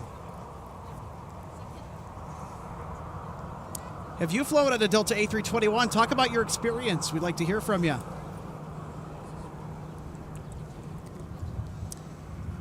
What's the one thing in your mind, Nick, that brings home the bacon when it comes to flying on the A321 as a passenger? Well, the A321 is a good aircraft to fly on, and it's, it has really good leg room on it overall. And so most of Delta suites are the 320 Airbuses, and part of the reason why most of the Airbus is because of the Northwest merger. Because Northwest was primarily Heavy, Airbus. Minneapolis, runway 30 left, line of flight, traffic 10 mile final. So you can thank Northwest for Delta's Airbus fetish.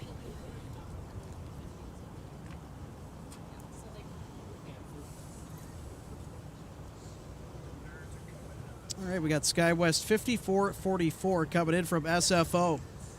That's an awfully long way to travel from out there all the way over to here on an Embraer. So the Embraer flew all the way from San Francisco to here? I'm surprised it had that much range. Because usually the Embraers will not be flying that far. Oh, they do. Delta 160 Heavy, fly runway heading, runway 30 left, clear for takeoff. Runway heading, clear to go, Delta 160 Heavy.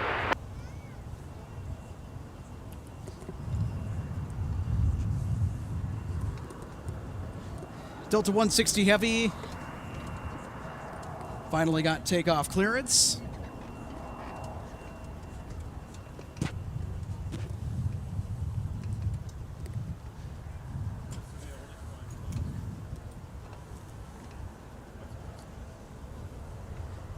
Headed 658 minutes power, runway 30 left, line point 8, traffic 5.5 mile final.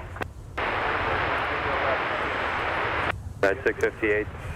Caution clearance, brief departures, heavy Airbus.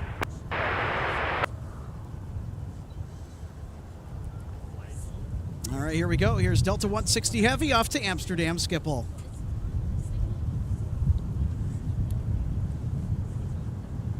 If anyone ever goes out to Amsterdam, make sure to go and try their different flavors of Fanta out there. It's relatively good.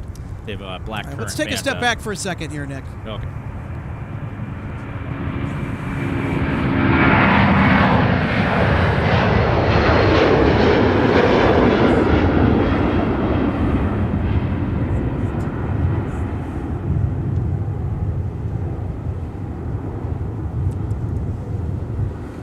Delta 160 Heavy, turn right heading 360 and connect departure. 360, well departure, Delta 160 Heavy. We have sort of an unwritten rule here at MSP Airport Live: when the action camera's up, shut up. So we want to try and not talk over the planes as much as possible if we can help it. Flight 658, fly runway heading. Runway 30 left, clear for takeoff. Traffic 2.5 mile final.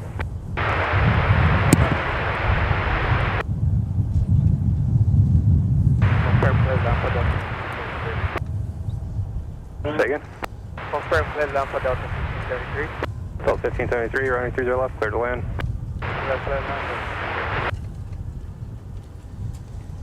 So, Nick, are you going to be staying for the departure at all? For what? The Air France? Yes, sir. I don't know. I probably wouldn't be able to tonight, but maybe another day. But I don't know. The departure is going to be probably in about 3 to 4 hours, so. Well, it's not going to be that long. In fact, it's going to be a... We're going to let this United... Actually, you know what? Hold on.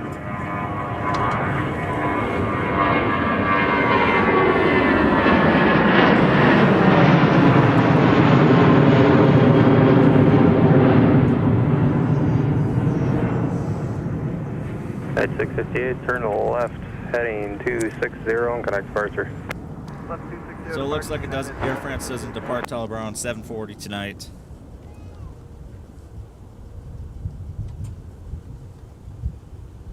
I probably could stop in again around that time. Just have to go and run a few errands.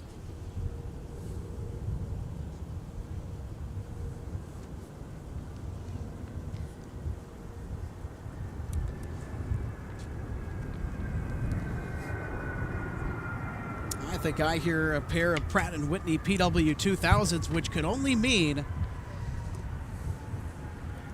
you've got a 757-200. Join Alpha, connect ground point 9.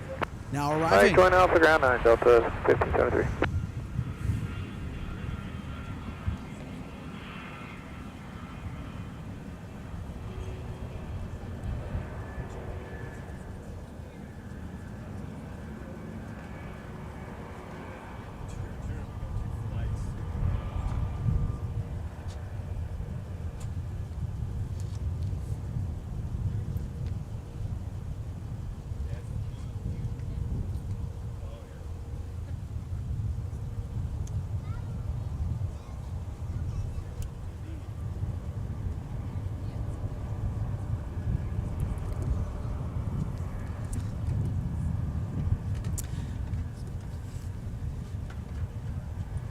All right, folks.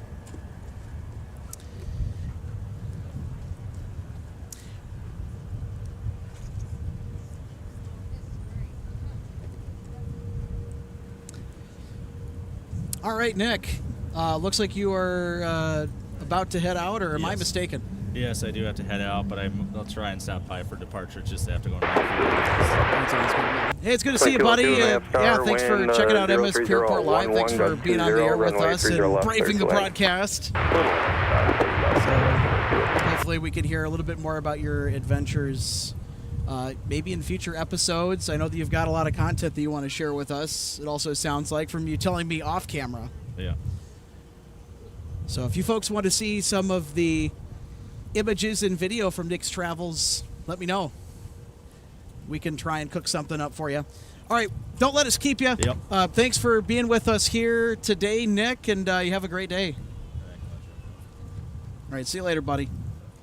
It's Nick Lee. I'll try and go and get some departure. I'll try to stop by. All right, in just a second, we're going to welcome in the next on-air guest in just a moment. Just have to check in with him first. Joe Pettit. Hopefully we'll be able to snag him for a little bit coming up shortly. He was over by the Fort Snelling State Park entrance getting some really good photos in fantastic lighting of our Air France arrival that we saw earlier today with the 787-9 Dreamliner service from Paris Charles de Gaulle and the arrival on runway 30 left.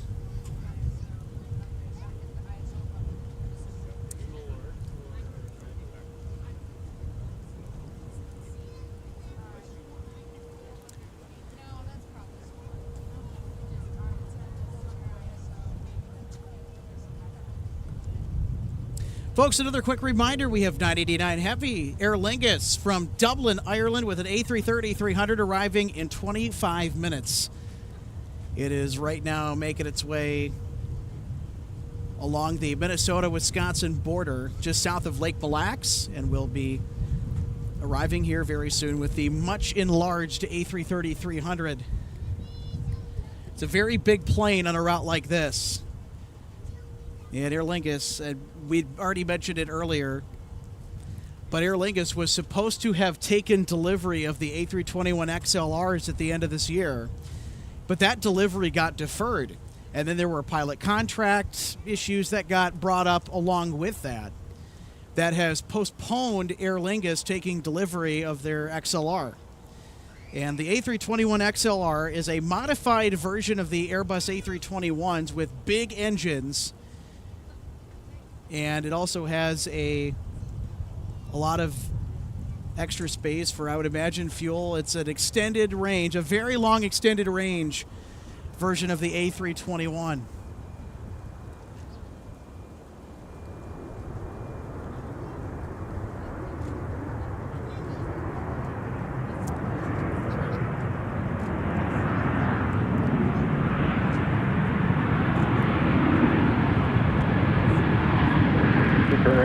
Can I ground point 9? Right, wind able on ground point 9, Delta 2202. Delta 2202 from Nashville.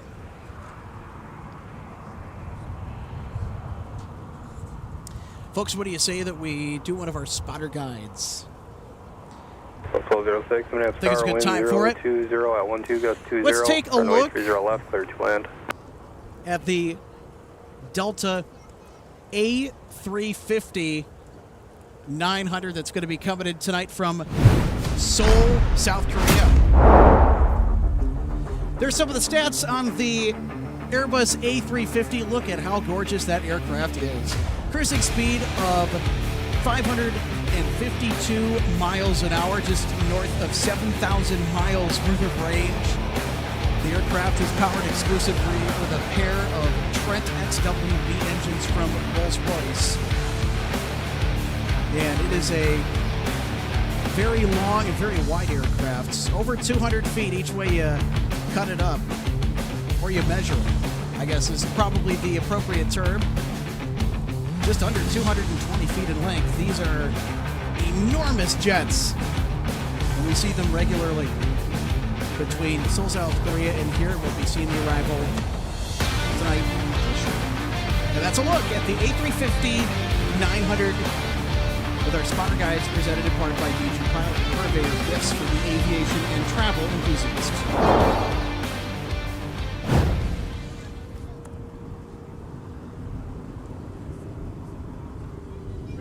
For Minneapolis Tower, wind 030 at 10, gust 20, runway 30 right, clear to land.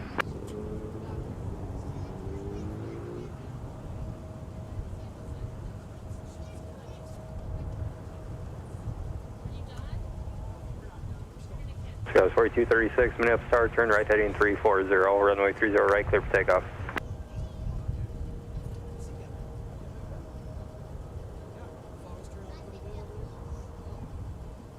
Oh no! I feel so bad.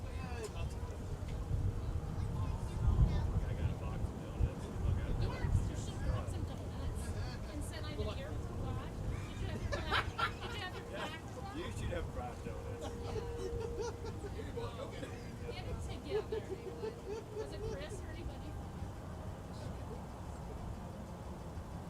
Minneapolis Tower, Delta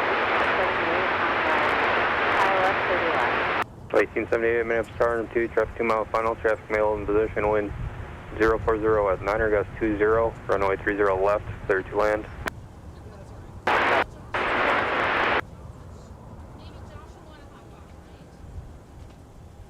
Josh? Josh Hall? Yeah, he's here. He's in town. Their car is dead over in her apartment. Oh, I said take an Uber over here. Just give the wind check for Delta 1878. Wind 040 at 10, gust 20.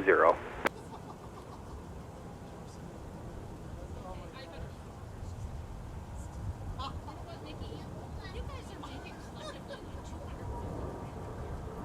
Jesus.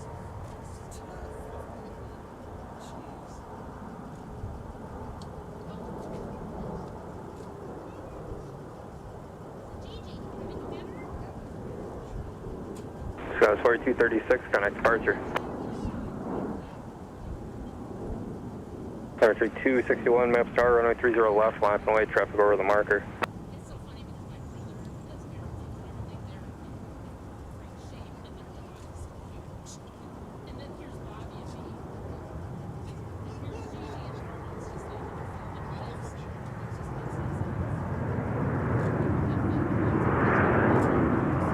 just like, Delta 1206, turn right Charlie, connect ground point 9.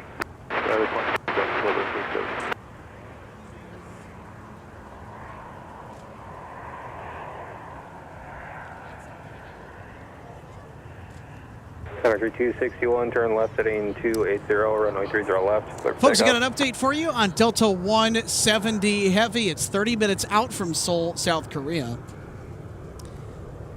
5588. Delta 170 has been arriving pretty firmly in the 5 o'clock hour, I know, the last several times. Of course, today it's running a little bit more closer to when it is scheduled during the 6 o'clock hour.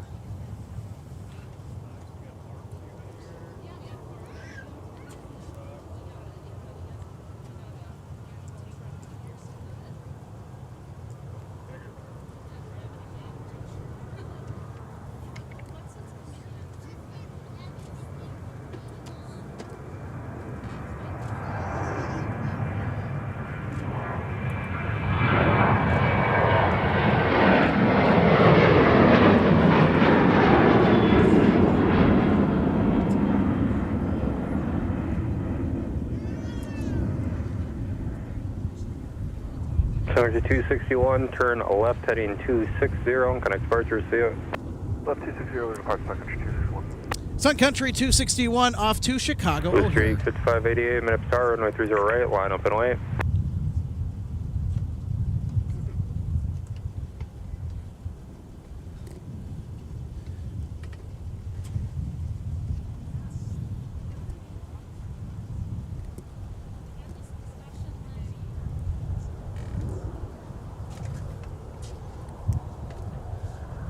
That's 4144, turn left, pop 8, connect ground point 9er.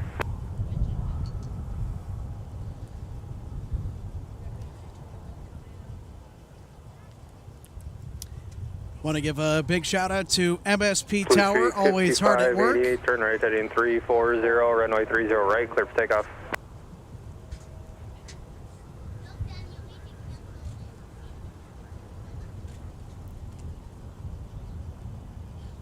There's a little bit closer look at the top of MSP Tower, one of the many historic air traffic control towers still in use at a major metropolitan airport here in the United States.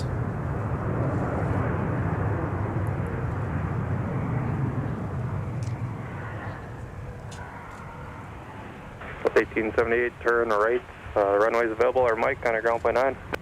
Got the runway, Delta 1878.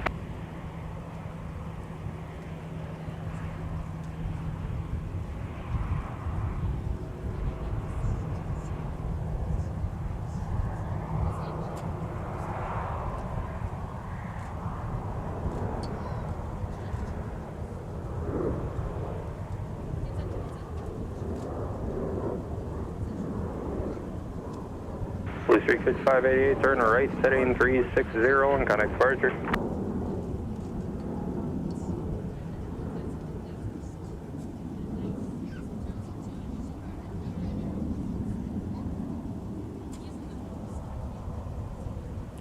Visual aircraft formation Echo and Sierra, no current altimeter 29er, 79er.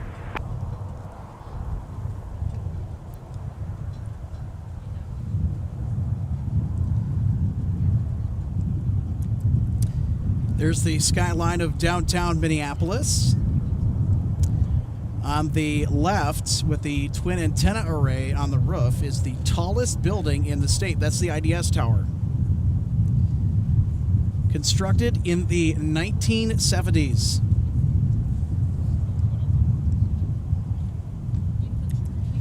Became the tallest building in the state after the Fauché Tower, an obelisk-shaped skyscraper.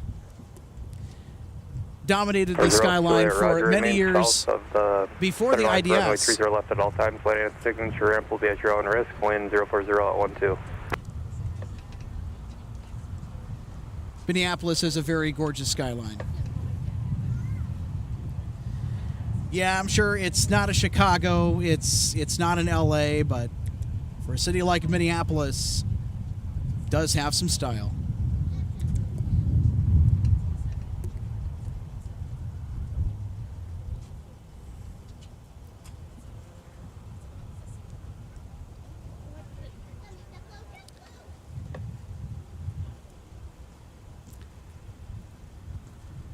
Aer Lingus 989 Heavy is now 10 minutes away from arrival on 30 left or 30 right. I'm hoping they go 30 left because if you fly Aer Lingus from Dublin to MSP, you clear U.S. Customs over there in Dublin before coming to MSP. So you do not need to go to Concourse G in order to clear Customs when you arrive. And that is Concourse G. Most of the international heavies arrive here at Concourse G because they have to go through Customs here or Concourse F. There's also Customs in, well, there is Customs in every terminal because there has to be, but you also have some Customs over there at Terminal 2, the Humphrey Terminal. We don't show a whole lot of it during the broadcast, but that's the Terminal Sun Country Airlines likes to call home. That's the hometown airline here in the Twin Cities. But because Aer Lingus and everyone gets pre-cleared through Customs in Dublin, they don't have to go to Concourse G or F. So Aer Lingus can go all the way over to Concourse E. And before the pandemic, when they initially started service to the Twin Cities, before the long hiatus, that's where they sent the aircrafts after pre-clearing Customs in Dublin. And because the A330 is going to be very light, I would imagine the 330-300 could have the potential to go Gulfstream 686 Bravo Echo, on the Minneapolis north Tower, parallel. Wind 04010, runway 30 left. But because it is flanking the airport to the west, now on the downwind, 3 miles inbound to the gives us a little bit of hope for a 30 left arrival. Which means, in essence, that we're going to see it on the stream right in front of us. So we're going to be having our fingers crossed that Aer Lingus will arrive on the main runway here at MSP, 12 right, 30 left.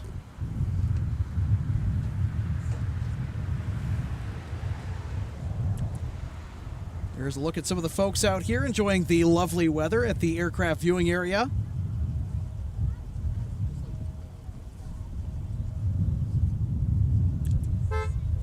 And of course, it was packed a little bit more so earlier for Air France and the arrival the first time Air France had been seen in 2 years. You have to go all the way back to 2022 when Air France returned to the Twin Cities, then after 3 years following the COVID pandemic. 03010, runway 30 left, clear to land.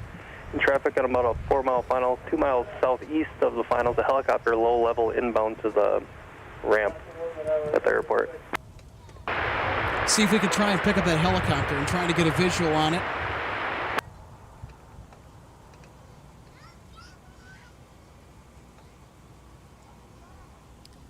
I don't quite see it, so we're going to have to hold off on that. Mosquito control has been hard at work around this area. If that is the case, if that's what it Tower is. 0 Julian, report signature inside, please.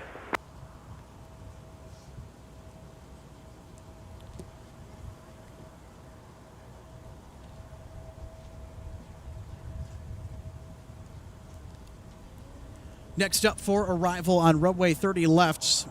We're in a little bit of a lull, but things are going to pick up relatively quickly. Because remember, we still have our Aer Lingus coming in, and we also have Delta 170 with the A350-900 that's going to be trailing Shamrock. Shamrock is the call sign for Aer Lingus. 0 Juliet, Roger. Remain south of runway 30 Something left I, at of all course, as you times. could probably tell, I'm not used to. We got Hugh the Manatee on final approach. 4:30 left. Frontier has animals that adorn the tails of all their airplanes.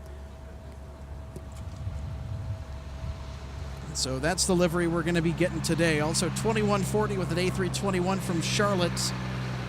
An American Airlines flight on final for the North Parallel, runway 30 right. American does not send us a whole lot of A321s or any Airbus aircraft for that matter. So everywhere else it's probably a whatever. But around here it's a little bit more notable. And if you're new here to MSP International Airport, we are a Delta hub. In fact, we're the third largest Delta hub in the network. Clear to land.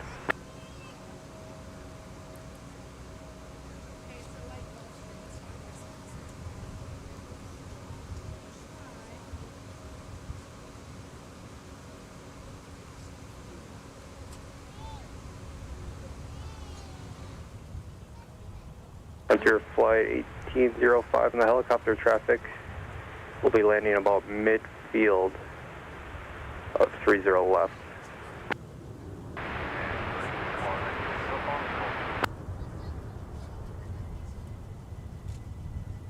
November 6 Bravo Echo, turn left at Delta, no delay please, join Whiskey and contact ground point 9. Delta, join.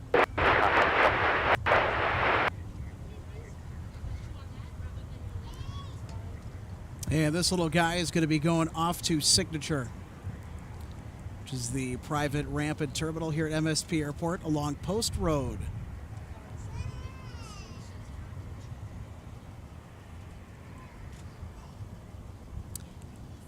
One of our production team members, Eric Paul, really likes seeing the little private jets that grace MSP Airport. This is another one for you, Eric, if you're watching us.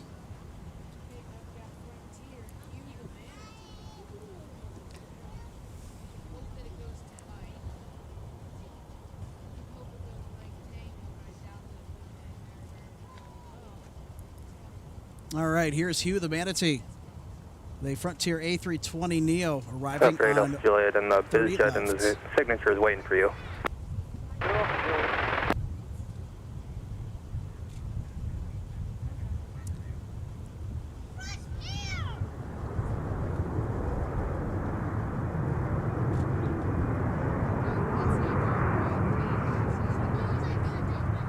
Enter flight 1805, turn left on Delta, taxi via Delta, monitor ground point 9.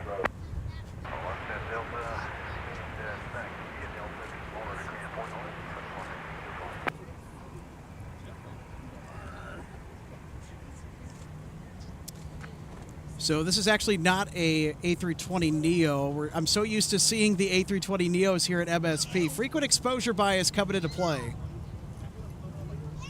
You can see the American Airlines flight ducking behind the parking structure at Terminal 1, arriving from Charlotte.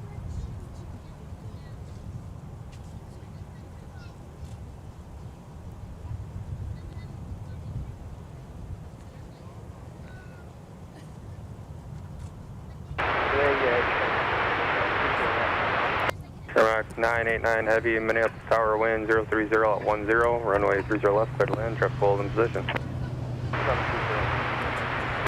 That was 5312, Minneapolis Here we go, Tower, folks. turn left, Shamrock 989 heavy, left, clear to takeoff. land on runway 30 left.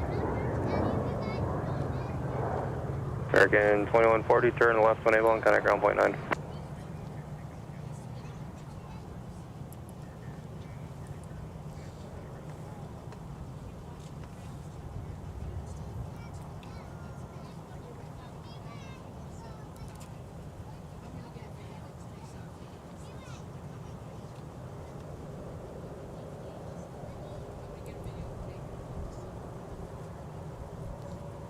There's another look at Hugh the Manatee.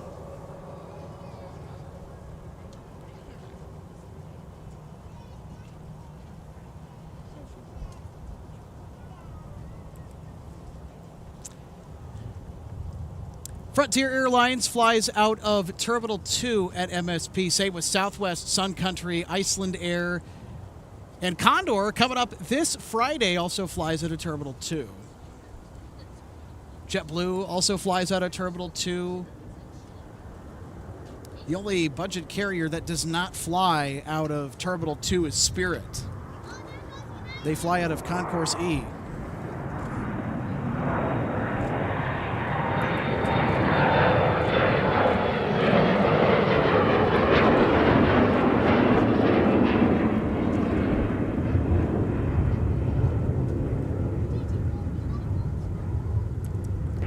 Turn left heading 260 now and contact departure.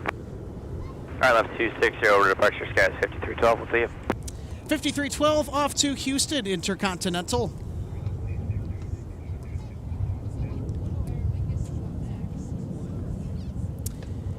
Shamrock 989 Heavy is next for arrival on runway 30 left, folks. So we'll be seeing the big green tail here in just a minute. It's just a little bit out of view from our action camera. We'll cut to it when we have the aircraft's mostly in sight.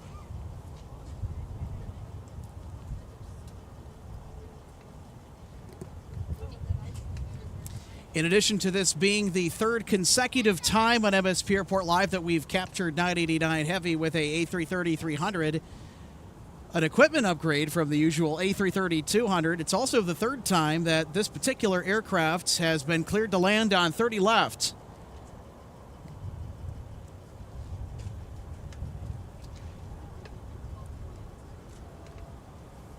Minneapolis Tower, good evening.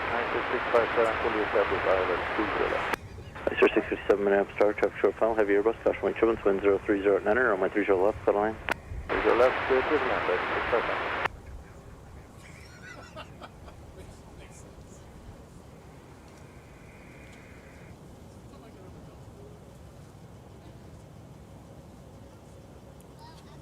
All right, there she is, Shamrock 989 Heavy with an A330-300.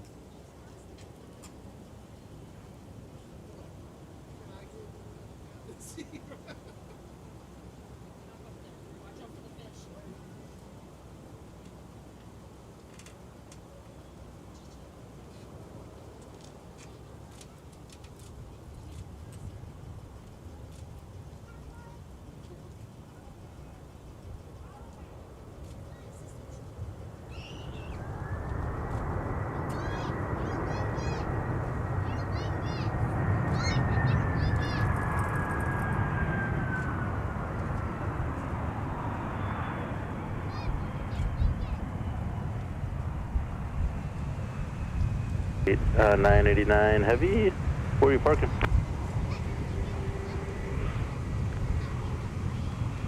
Echo 12,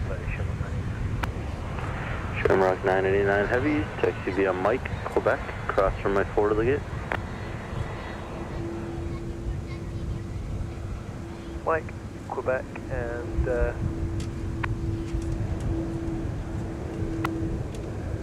4 to the gate.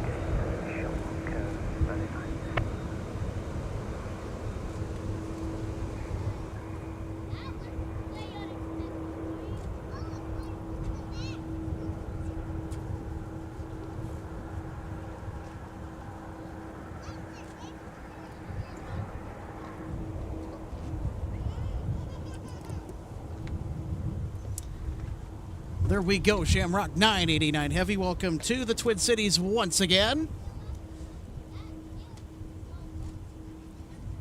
I'm sure the passengers ready to get out and stretch their legs after a nice long flight from across the pond are going to be greeted by very pleasant conditions out here at MSP International Airport. It's been a very gorgeous day across the state of Minnesota. Right now you can see the temperature right now around 72 degrees Fahrenheit or 22 degrees centigrade.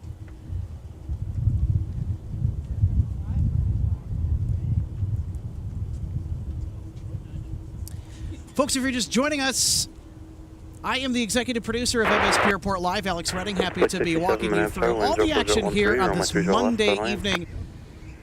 at the Aviation Mecca of Minnesota at MSP Airport. It's one of the best airports for plane spotting in the country.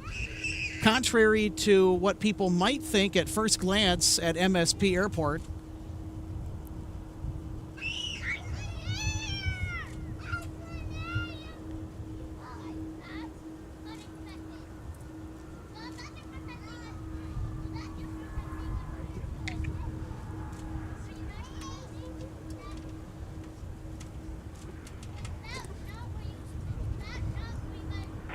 Sir 657, taxi via Charlie and Charlie 2, monitor ground point 9. Taxi via Charlie 2, monitor ground point 9, 657. Iceland Air 657 arriving from Reykjavik with a MAX 8 in charge.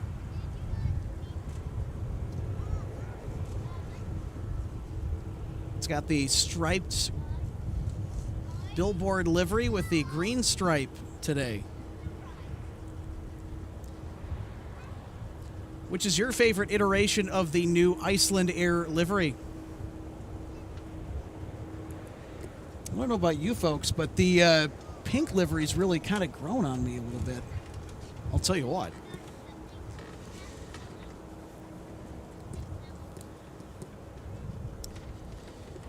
Also, Iceland Air is going to be bringing their 757s back to Minneapolis, St. Paul starting in June, after Lufthansa makes its inaugural service to the Twin Cities. So we will be seeing the MAX 8s for a little while longer before switching over to the much more interesting 75s.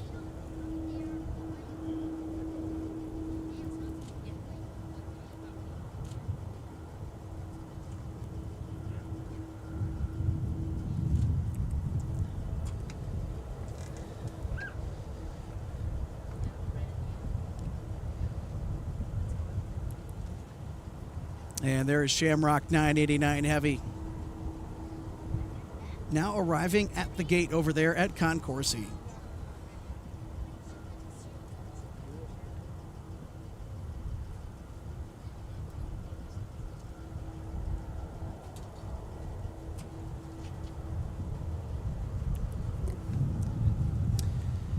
Such an absolutely stunning livery, the half green, half white Shamrock Aer Lingus livery. I honestly wish the carrier would bring that livery back. Not that their new one isn't any good, but just that livery is such a classic at this point.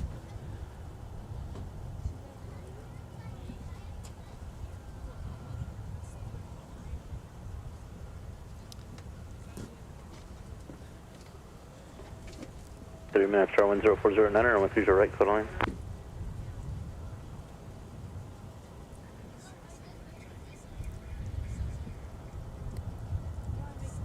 Folks, a reminder, about to turn on final approach. Arriving this hour from Seoul, South Korea, we've got the A350 flagship on Delta 170 Heavy.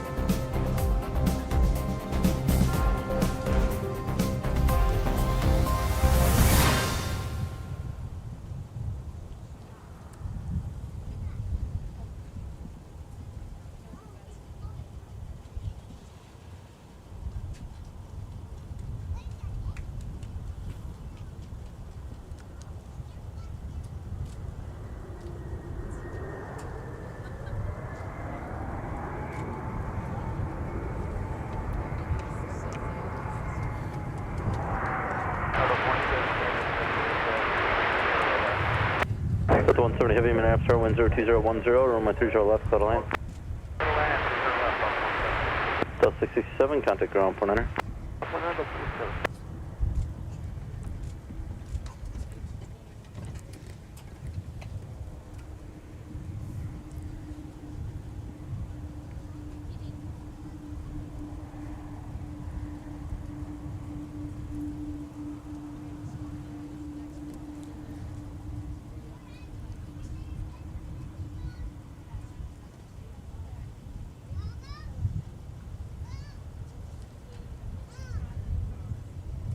All right, we're about a couple minutes out from the arrival of Delta 170 Heavy.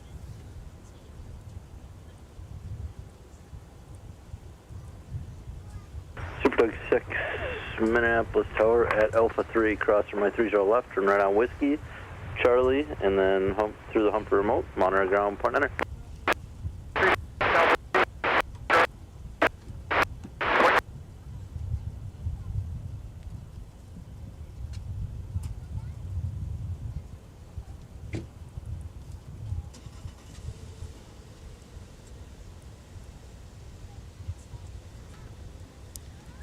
Latest aerodrome report for the wind conditions at MSP Airport, now updated 040 at 11 knots.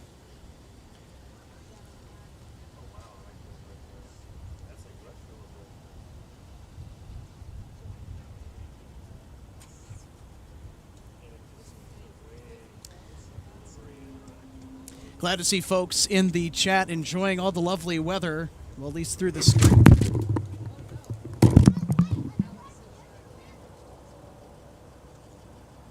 Yeah.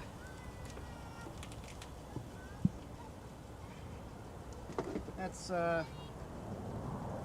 Envoy 3353, turn left at Charlie, and contact ground, point enter.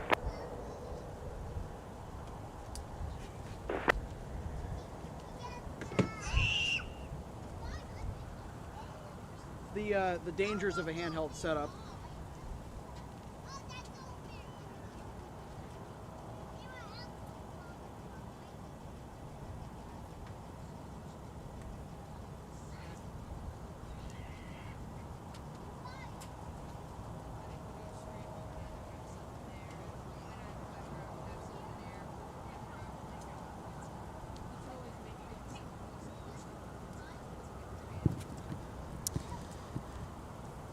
Well, unfortunately, if you're not paying attention, you might knock over some equipment. Of course, we're still rocking and rolling. We're still doing all right.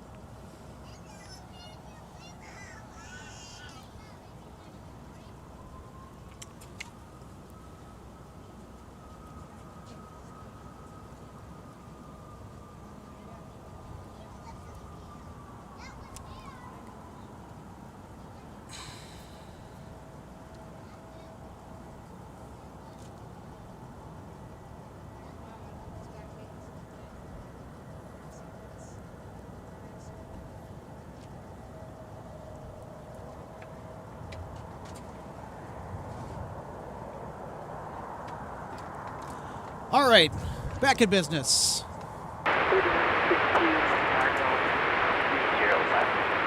3915 Minneapolis Star Traffic short final heavy Airbus, caution wind turbulence, wind 0307, runway 30 left, settle in.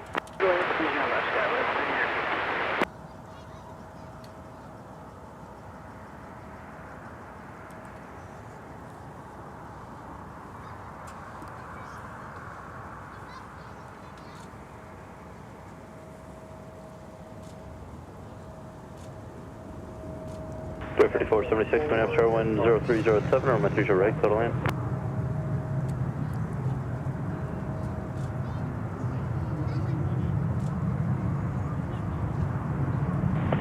Delta 170 heavy, what's your gate? C4. Delta 170 heavy, roger, turn right at Mike and contact ground point enter. Right turn Mike, ground point 9, Delta 170 heavy.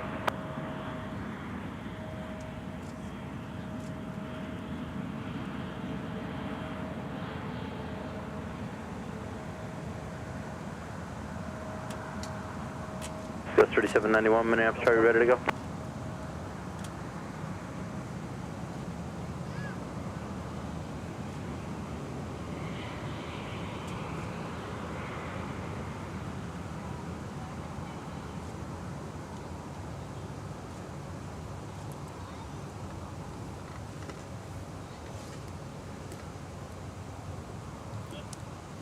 Such a marvelous machine, the A350 is. Sorry about that, folks. The gimbal took a little bit of a boo-boo and had to reset it really quick when the A350 was landing. That's unfortunate. Some of the many weird mishaps that will happen during the course of a live production. We'll see the A350 plenty throughout the summer, so I'm not too terribly frustrated about it. Of course, the more important thing is that the equipment is in Still in ship 4266 shape. Minneapolis Tower, traffic 4 mile final, triple hold position, wind 0407, runway 30 right, clear line. Yeah, let's see more of that A350.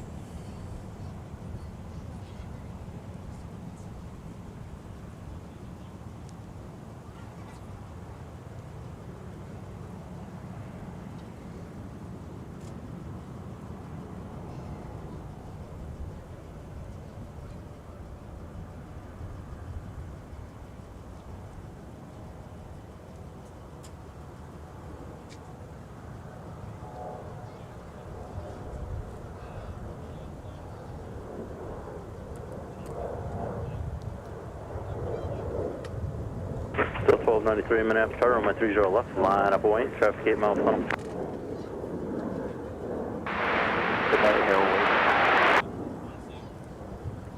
Still 1293, hold short, runway 30 left. Gus 3791, turn left, heading 260, contact departure.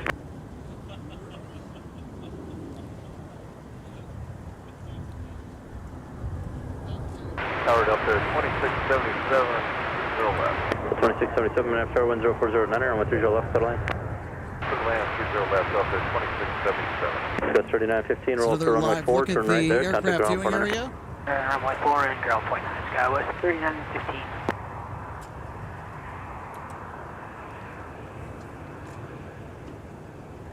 Plenty of folks out here tonight enjoying the fabulous weather.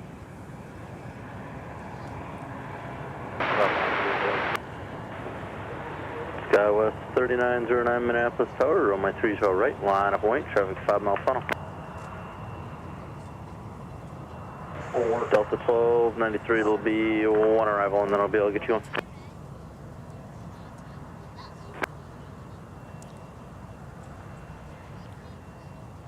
Ladies and gentlemen, we also have a charter flight that'll be arriving here in 40 minutes. Delta 8883 from Tampa, Florida. Square 5476, turn left, taxi via And Poplar that Gate, has to monitor be ground the point Minnesota 80. Twins on board that aircraft. Just going to confirm that with the Major League Baseball schedule. Gus 3909, flying heading on 30 right, clear for takeoff. Gus 3826, Minneapolis Tower, traffic 3 mile funnel.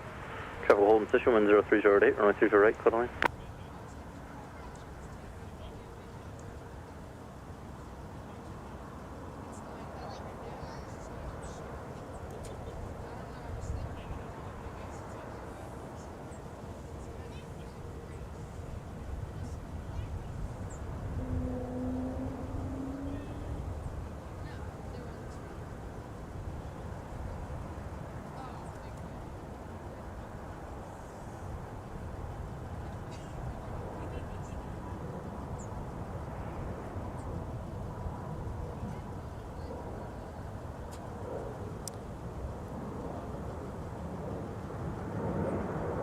Gus 3909, turn left heading 260, contact departure.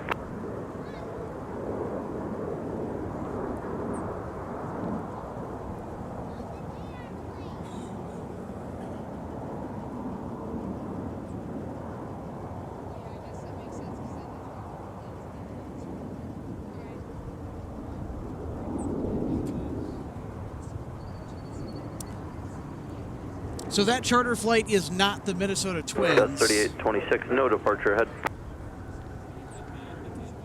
So not sure who that Delta charter flight is for, but we will certainly keep an eye on that.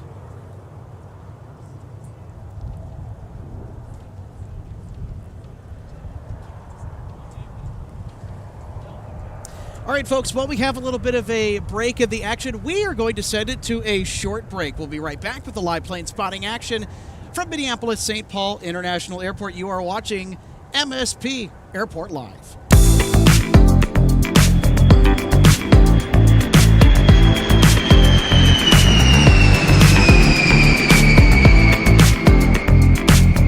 Welcome to DG Pilot Aviation Collectibles and More and our St. Paul showroom and warehouse. From the time your order is placed until it is delivered to you, our #1 goal is to provide you with the best customer service experience. That's why we're excited to take you behind the scenes today at our warehouse to provide you an up-close perspective of our model aircraft delivery experience. Our first step in the model aircraft delivery process takes place after your order is received. Our model aircraft delivery specialist will conduct a detailed inspection of your model for quality control to ensure we provide you with the highest quality products. Each specialist begins the inspection by removing the model from the box and performing a visual inspection of the model, checking features such as the wings, landing gear, and antenna, as well as the overall model for defects. After the inspection is complete, your model is reboxed and then prepared for packing. Each model is then bubble wrapped to provide an extra cushion to prevent any damage during shipping. After the bubble wrap process is complete, the model is then boxed for shipping. Our specialist then reconfirms your model is ready for shipping, attaches a shipping label, and then your model is sent out for delivery. We hope that you'll consider DG Pilot Aviation Collectibles for your model aircraft collecting needs. You can order products online at dgpilot.com or visit our St. Paul showroom, where we have hundreds of model aircraft to choose from. From all of us at DG Pilot, thank you for your continued business, loyalty, and support, and happy collecting.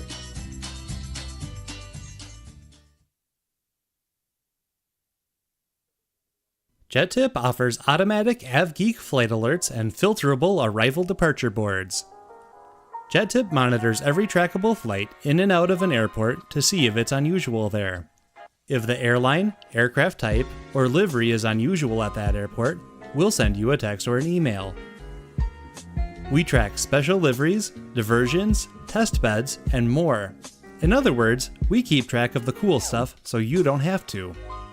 JetTip alerts are flexible and easy to set up. 2 tiers of alerts are issued, depending on the number of aircraft visits in the last 30 days. High priority for the first 2, low for the next 3. You can subscribe to text or email alerts for high priority, low priority, or both at up to 5 airports. JetTip coverage is available at all major US and Canadian airports and works on any smartphone, tablet, or computer with an internet connection. Improve your AvGeek experience. Sign up at jettip.net for your free 7-day trial.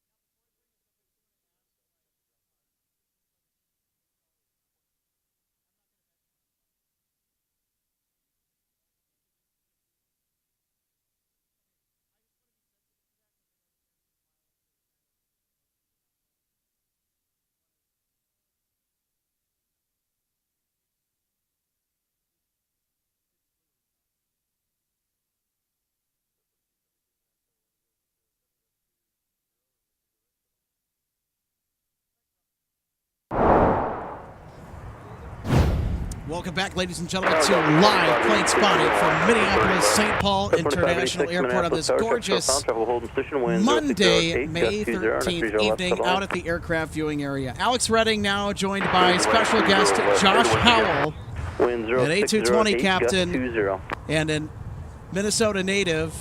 Good to be with you. Yeah, thanks for coming on the broadcast and doing some live plane spotting with us, and talk about what you've been doing today, what you've been up to. Well, I'm just here visiting. Girlfriend's birthday's coming up, so we have some stuff to do. The weather's been beautiful, and we're doing MSP Live, so I'm thankful to be here, and appreciate all you guys do for the community and the work that you put into this. So let's talk about some airplanes.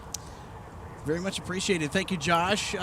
Talk about your spotting day. When did you show up? What did you get to see today? Did you see Air France come in? Didn't catch Air France. We had a car issue, unfortunately. Oh, no. And flying the A220, I'm all too familiar with things breaking down when it's inconvenient.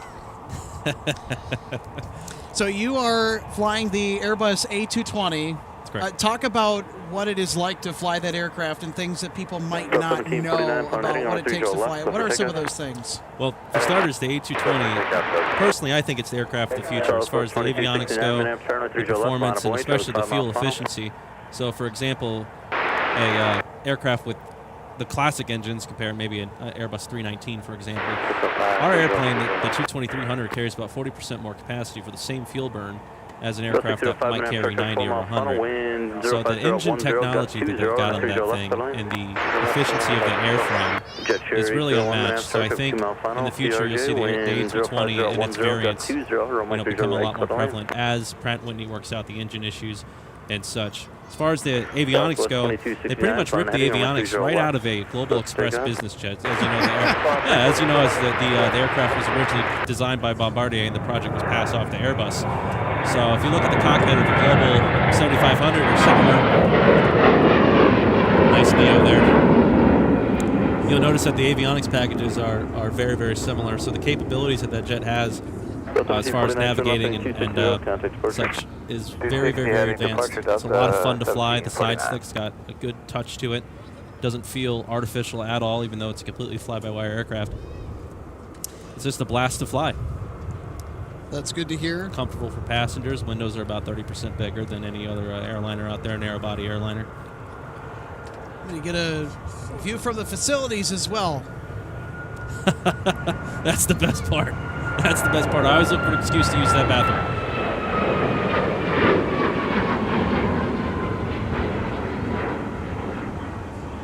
Southwest 2269, turn left heading 260, report the Airbus heading to your left in sight. Left 260, you got the Now, Airbus. for those who know, those flying that 737 have a completely different experience than those who fly the A220. I take it you are not very fond of the Boeing-made 737. It's a tank, I'll give it that. It is.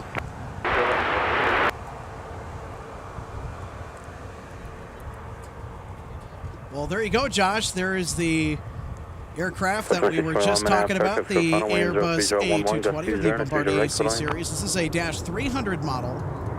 That's correct. About 140 seats. The Dash 100 model is about 100-seater. The difference is the length and the engines are slightly degraded compared to the 300 model. That's 2586, turn right at Alpha 8 and contact ground on point 9er. Alpha 8.9, Delta 2586, get it. Yep. Well, that is a long landing roll for the 737-900ER. Maybe an apology going on in the cockpit right now. Whoops, blew the intersection. Sorry about that. Well, honestly, you never know with gusty wind conditions and such. If it's a heavy aircraft, who knows? Could be a very good excuse for it. Happens to me all the time.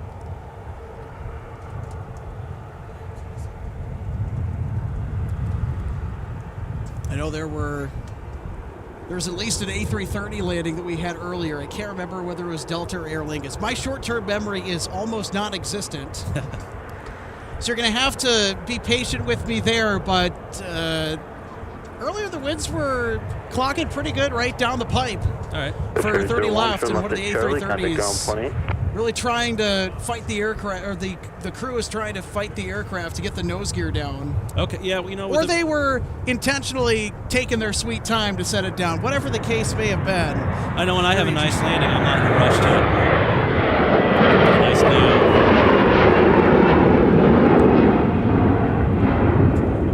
Perfectly proportioned airplane. I love that Neo. Well, as I was saying, I know when I have a nice landing, I'm not too quick to get the nose gear down and kind of try to land it twice. So maybe that's what happened. Still 748, turn left heading 260, contact departure. Those A330s, the landings are so graceful. What is the most graceful aircraft to land just by the look? Honestly, Alex, I got to go with the A330. The way that the landing gear, with that extreme angle that it tilts upward, you kind of get that tiptoe landing. So you really get 3 landings out of it between the mains and the second set of wheels and then the nose wheel. It's really impressive to watch.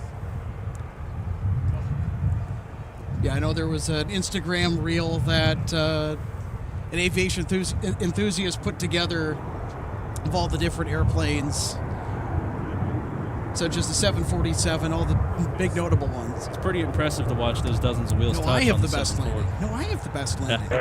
Delta 685, A330s feel like and contact ground point enter. you haven't seen anything. Runway. You got that right. Pitcher 801, turn left on Alpha now and hold short runway 30 left at Alpha 7. Nice baby bus. You see the 319 and the 22300 in the same shot there. They're pretty close competitors as far as seat capacity and fuel efficiency go. Sometimes the 22300's been dubbed as the 319 Minneapolis, killer. wind 03012, gust 20 and a 30 right for the land. The crew should be at the gate already. All of Delta's A319s are ex-Northwest property, same with their A320s. Okay. I've been seeing the red tails.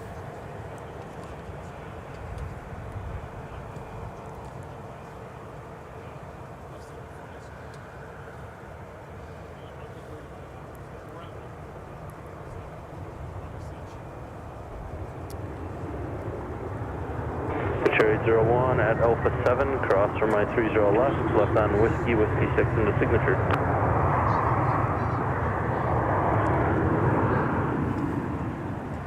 In classic Southwest fashion, there's already stopped a quarter down the runway. Southwest 3338, Gotta love turn left at Charlie, takes via, and just contact ground point enter. Charlie ground point 9, go 33. This is a Southwest 737-800 from Chicago, Midway, Minneapolis Tower, in charge of 3338, which is the flight number.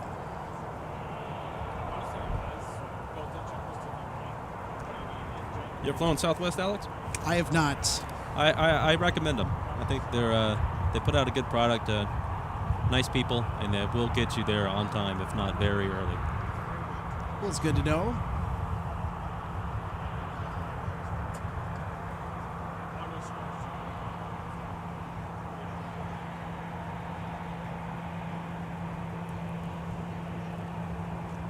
I know somebody who flew on Southwest. They were helping someone move in, and they flew most of their luggage and things using the lovely bag policy to their advantage that Southwest has.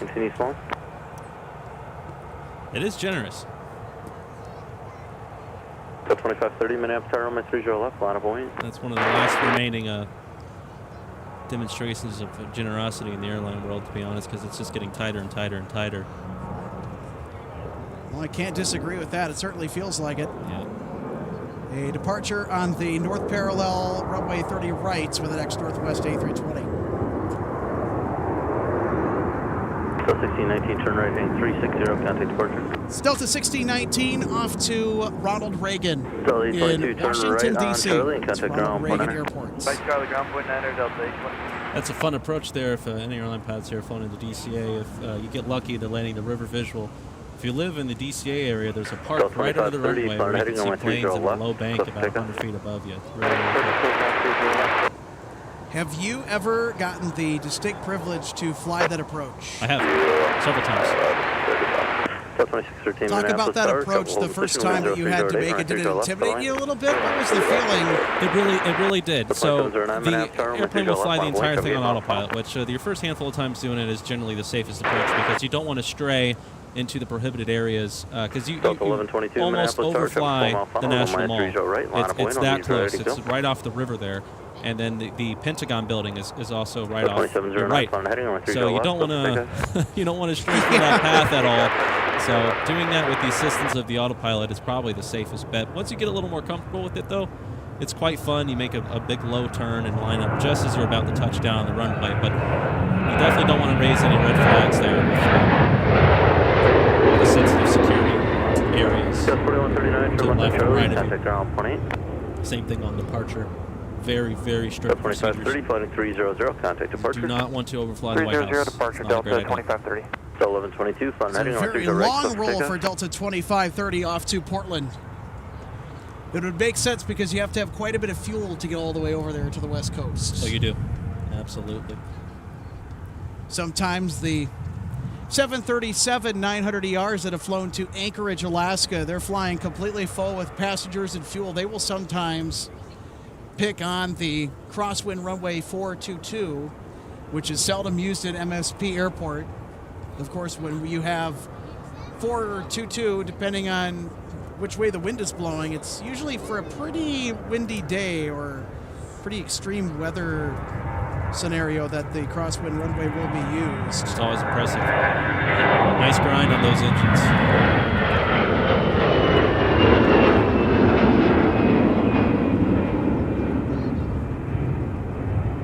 2709. Yeah, some transcons on the A220 you've seen upwards of 25, 30,000 pounds of gas. It's a heavy bird. Up next for departure on runway 30 left, Delta 2461 from MCO. Mickey's corporate office. Yeah. JetBlue also flies quite a bit down to Orlando, Florida as well. I'm sure you've flown there many times. Crew base there, big operations there. It's a big hub. Airplane 29554, Minneapolis. Tower, clear in Minneapolis, plus Bravo, suspicious request, altimeter 2979er. It's nice having our own terminal there as well. If you've been around MCO a lot, you know the ALB terminals can be quite busy. Looks like our Delta A220-300 is on the move. Tower, traffic short funnel. Travel hold position 103011, gust 21, runway 30 left, go line. And I just love this airplane. Look how big those windows are compared to anything else you see in the narrow-body world these days. And the engines, too.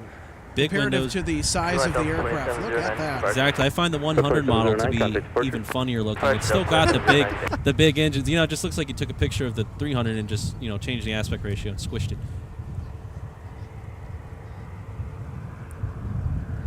So 2461 Minneapolis, turn 30 left, final point, track 5 mile funnel. On a flight, 30 left, Delta 2460.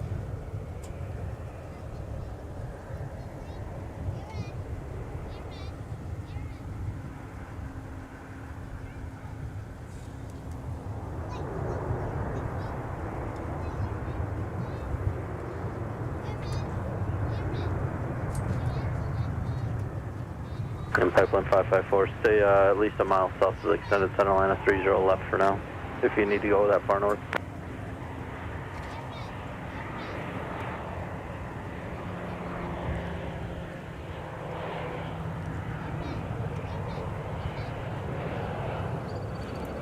Perfect. Delta 2613, turn right, got the ground point enter. 3.9, Delta 2613. Tower, Country, P36 with you outside, now 30 left. Delta 2461, flying heading on 30 left, left for takeoff, traffic approaching at 2 mile funnel. Heading clear for takeoff, Delta 2461. 1836 Minneapolis, start traffic 2 mile funnel, wind 04010, gust 21, runway 30 left, clear to land. 30 left, clear to land inside for Country, 1836.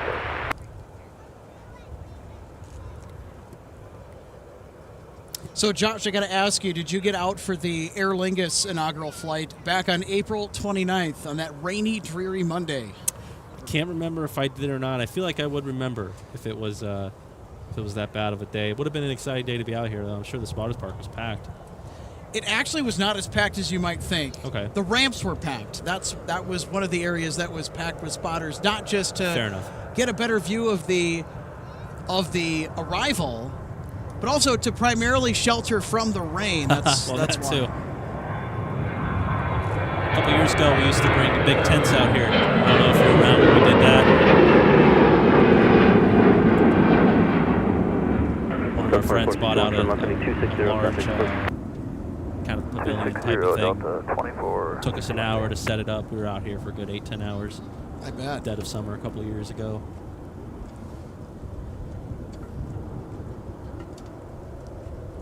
Well, if anyone knows anything about Air France, especially around MSP Airport, they love to take their sweet time.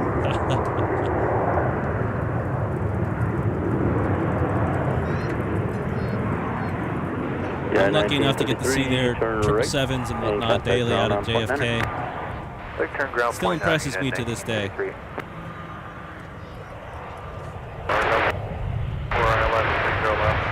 1454 Minneapolis, start 3 mile pound, traffic holding station, wind 04010, gust 21, runway 30 left, for the land. 30 left, clear land,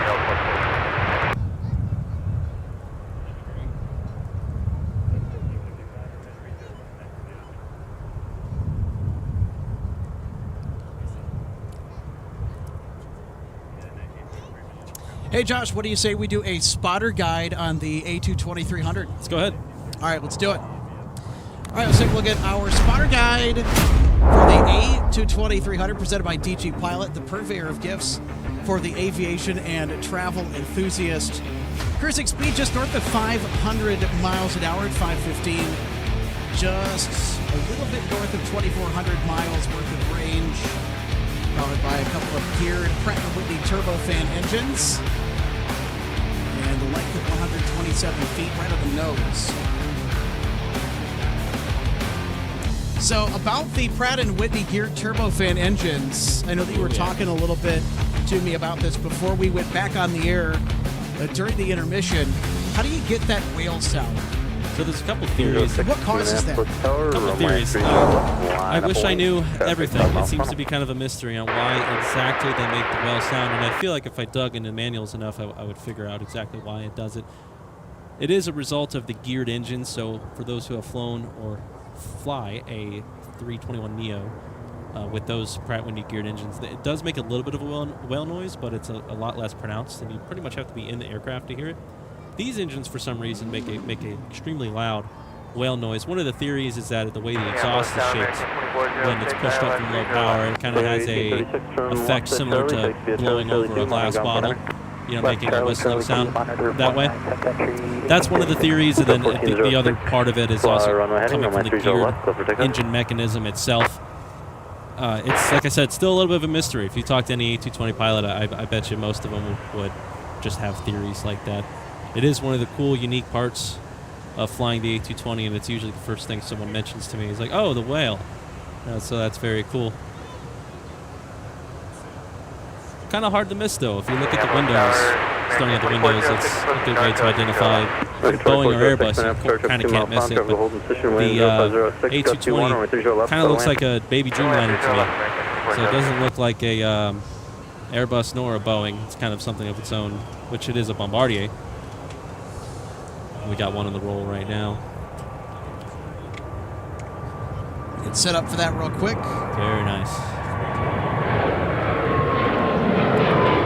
And you notice you just can't miss how big those windows are. I keep saying it over and over again, but that's really one thing you can't notice.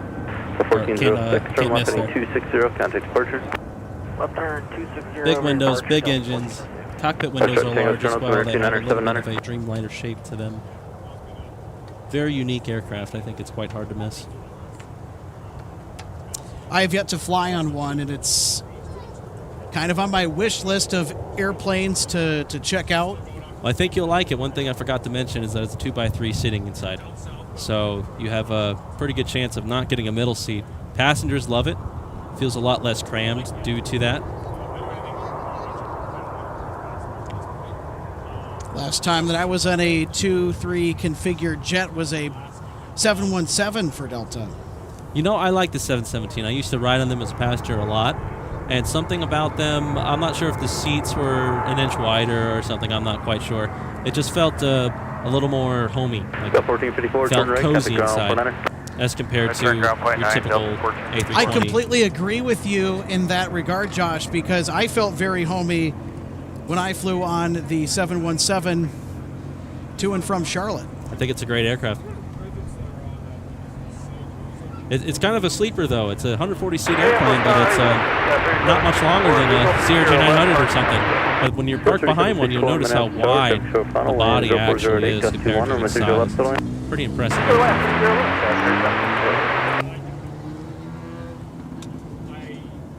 The obligatory motorcyclists speeding down the road here. That's 1554, your department class Bravo Express, search turn right, frequency change approved, squawk VFR, have a good one.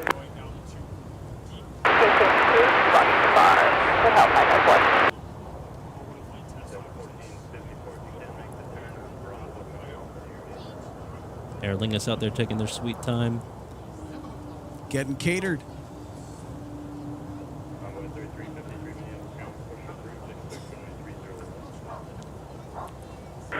I'm sure the Guinness will be flowing. Since I wonder how their I love it. I wonder how their catering compares to a U.S. aircraft. Probably much better, but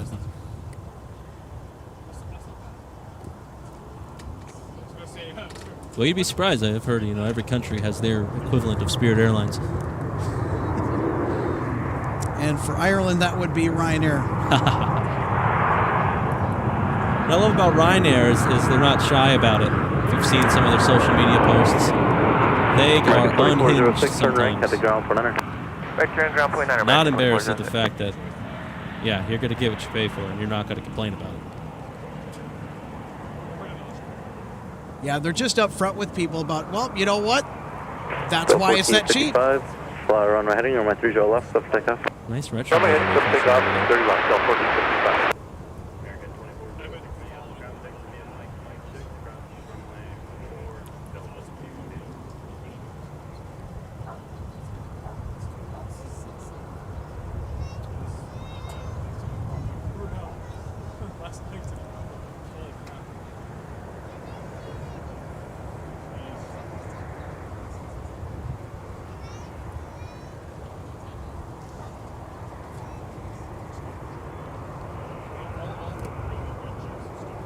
Got the American Eagle Retro.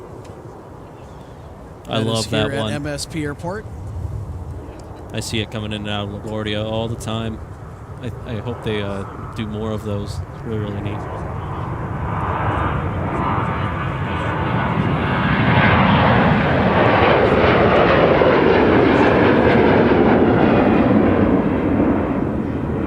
Delta 1455, turn left heading 260, contact departure. Heading 260 to departure, Delta 1455.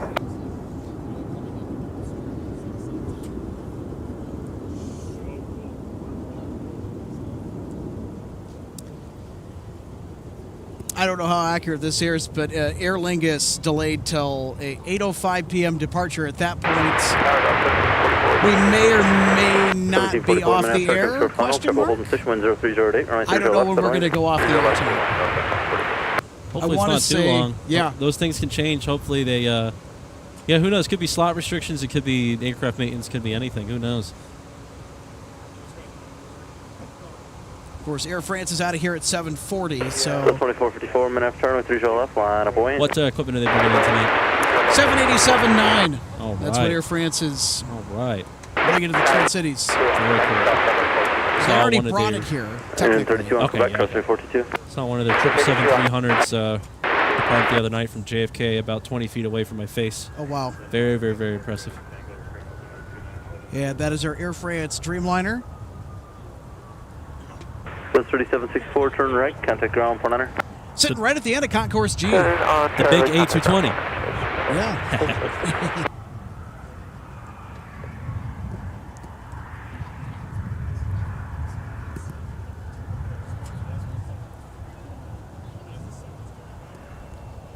Gotta love the CRJ900. I believe that's Endeavor. So 2454, Can't front quite heading, tell. runway 30 left, clear for takeoff.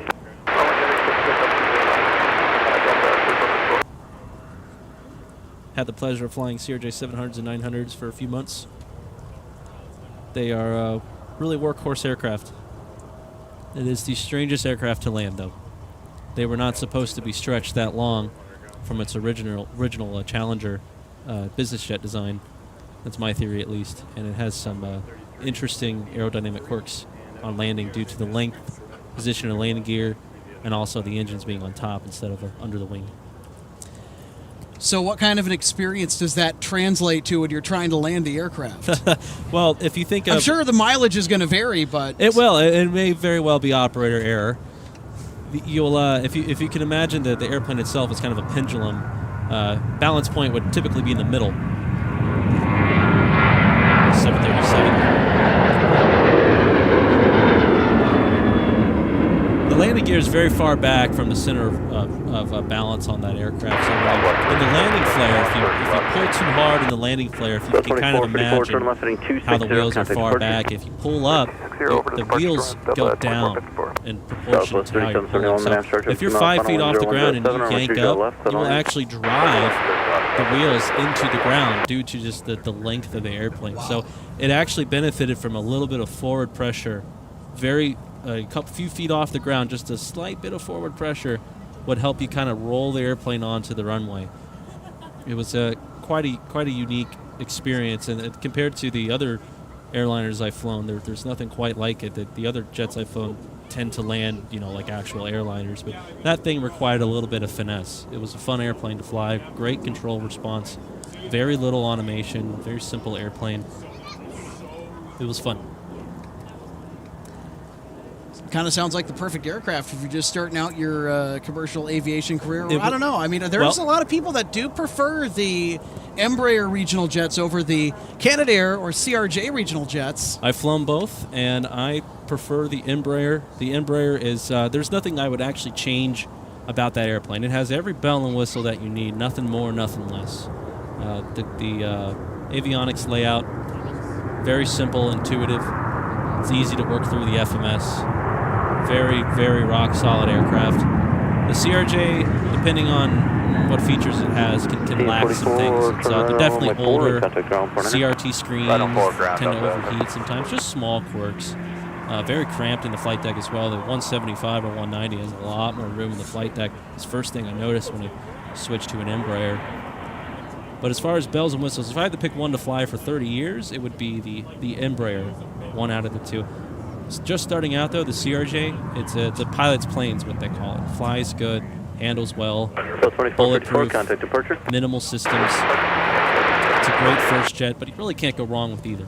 I feel like someone going from a CRJ to an ERJ is going to have a tougher transition than if you went the other way. Interesting. It's harder to learn more bells and whistles than it is to start on an ERJ that has everything and then go to something that's stripped down. Then you kind of already know the game at that point.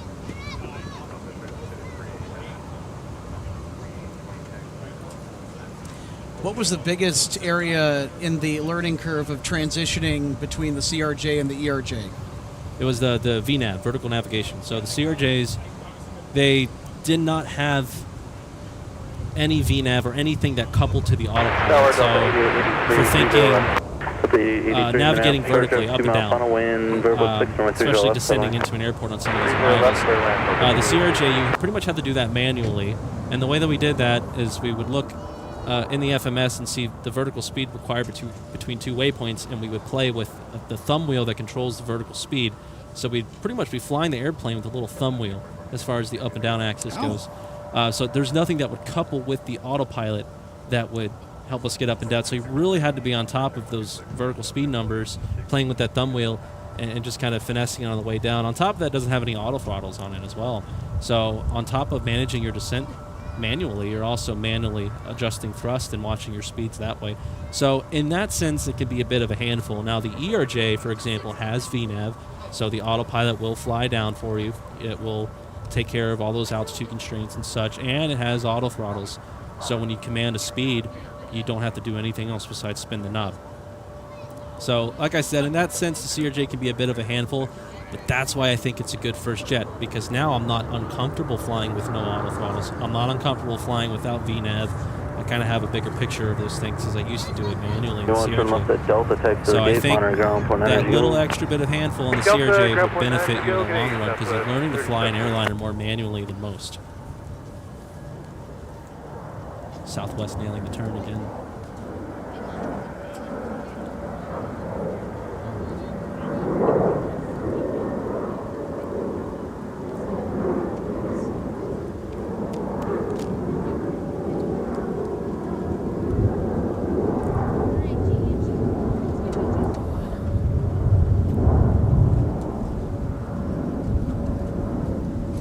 Star 5086 Minneapolis Tower, traffic 2 mile funnel, wind 0108, runway 30 left, cloud line.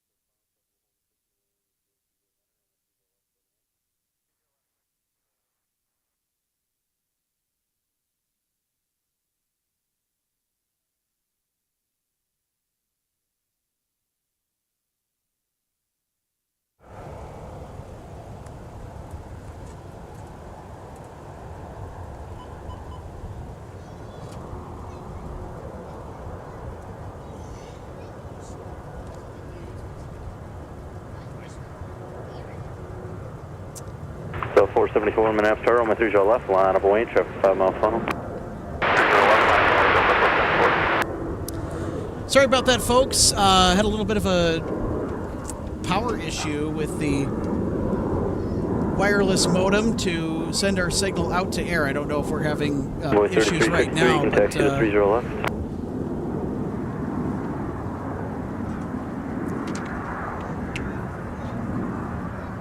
hopefully we should be okay here. Endeavor 5086, turn right, cut to ground point enter. This is partially my fault. So there's nothing to do with any technical things or whatnot.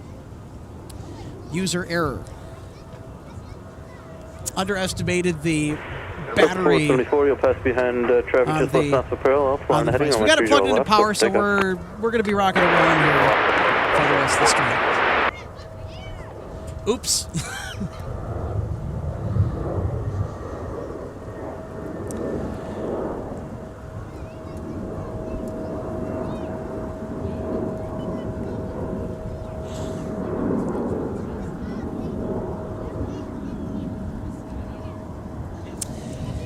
Ladies and gentlemen, we have a Jet Tip Smart Flight Alert that is going out right now for a Envoy Air American Eagle retro livery that'll be departing off 30 left. We are in position to catch it. Goodness, I'd say it's a tiny bit close. So, Back with the Alex. talk about a shave and a haircut with some technical issues. All right, first we're going to get treated to some A321neo action for Delta.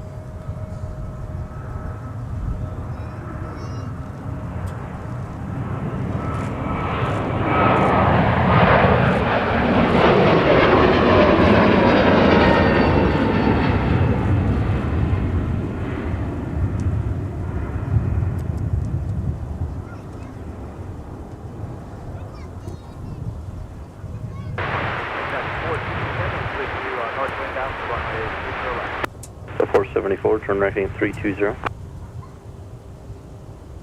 320, Delta 474. Yeah, 467, Minneapolis Tower, wind 0309er, on my 30 left, total land. United 467, clear to land, runway 30 left.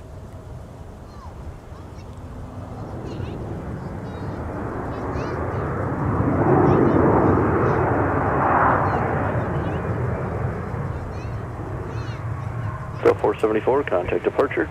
Departure, Delta 474, good day. Yeah, Delta 1691, turn right, contact ground point enter. All right, Charlie, ground point on Delta 1691. To the punt. No. His name is Hugh. The man. Oh, yeah. I got it. Oh, no, they're perfectly fine. I just went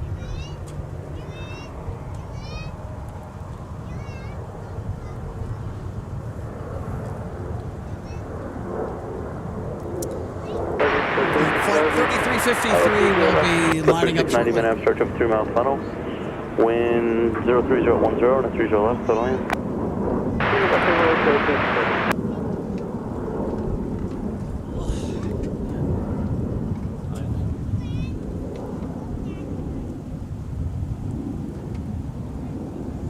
All right, so we're going to bring Josh Howell back up. Back with you. I had to take a break to pet the dog.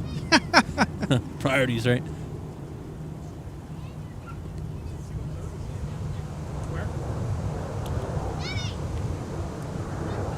Frontier Manatee? That's right. All right.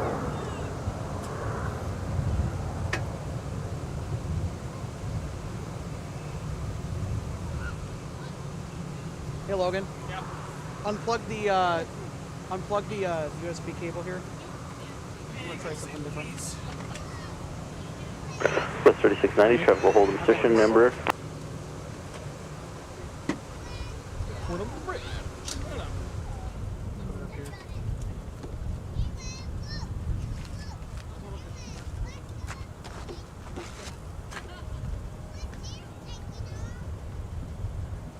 Envoy 3353, traffic 4.5 mile funnel, run left, line of wind.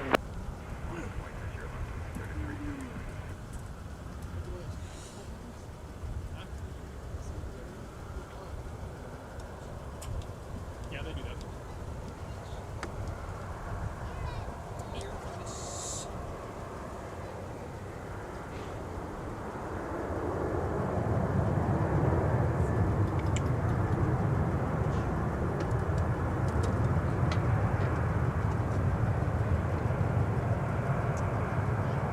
Yeah, 467, turn right at Charlie. Check, back with you. And contact ground point enter. Right at Charlie, ground point All 9. right, cool. Thanks, Josh. Josh Howell doing a little bit of audio, just trying to get our network heading on 30 left. kink sorted out here just before Envoy takes off. Don't want to miss this Jet Tip Smart Flight Alert.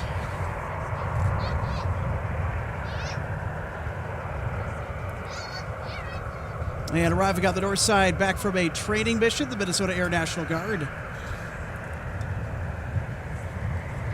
It's a C-130 Hercules.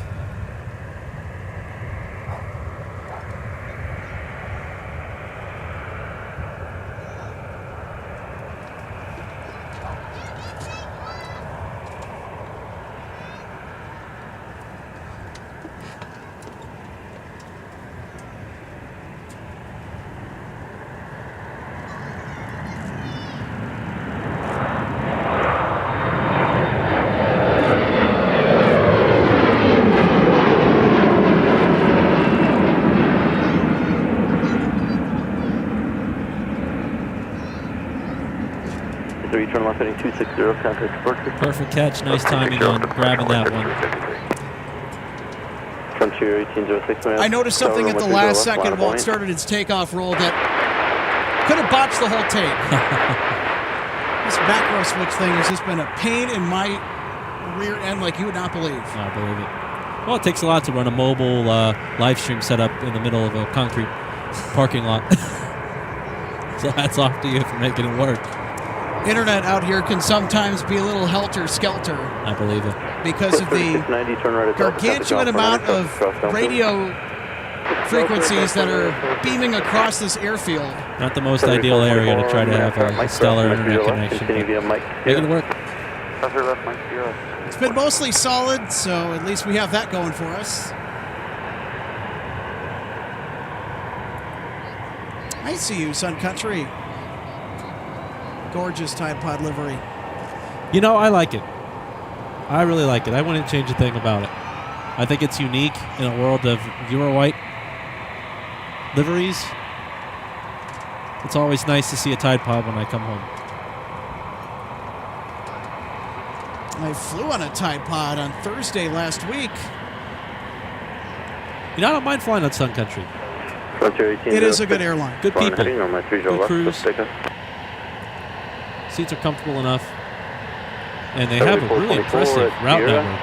Cross runway 4, monitor ground, point enter. You're across 4, point enter.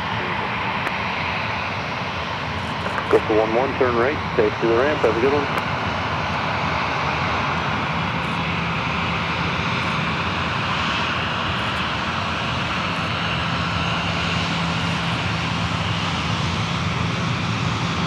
Bishop 1548, Minneapolis, Airlines 0306, runway 30 right, for the lane. Let's look at the CFM 56 engines and the main rear set of gear on November 847 Sierra Yankee. Clear to land 30 left, Delta 38. Now, the Sun Country 737 that I flew on last week on Thursday was 801 Sierra Yankee, which, by the way, is the most senior on tenure. It's the oldest one?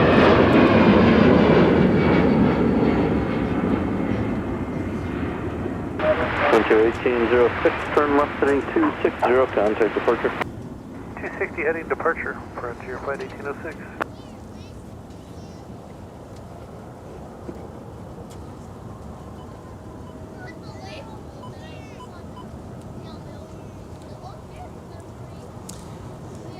All right, let's do one of our spotter guides on the Sun Country 737-800, presented by DG Pilot, the purveyor of gifts for the aviation and travel enthusiast. Let you take this one over. Cruising speed just north of 500 miles an hour, 525 to be exact. At its cruising speed, just underneath 3,000 miles of range, powered by a pair of CFM 56 turbofan engines. And a wingspan of 117 feet, 5 inches, and a length of 129.5 feet. And that is the Tide Pod livery, by the way, that picture. That's what we're referring to when we talk about Sun Country's current livery. So folks that are a channel member, we have Tide Pod emojis. So there you go. There's a look at the Sun Country 737-800 with another one of our spotter guides presented by DG Pilot. What I find fascinating about the 737 is that the overhead panel has stayed the same for over 50 years. Throughout all the variants, the overhead panel has stayed the same, where they upgrade the avionics up front, big screens in the Maxes and such. Really nothing has changed in the aircraft.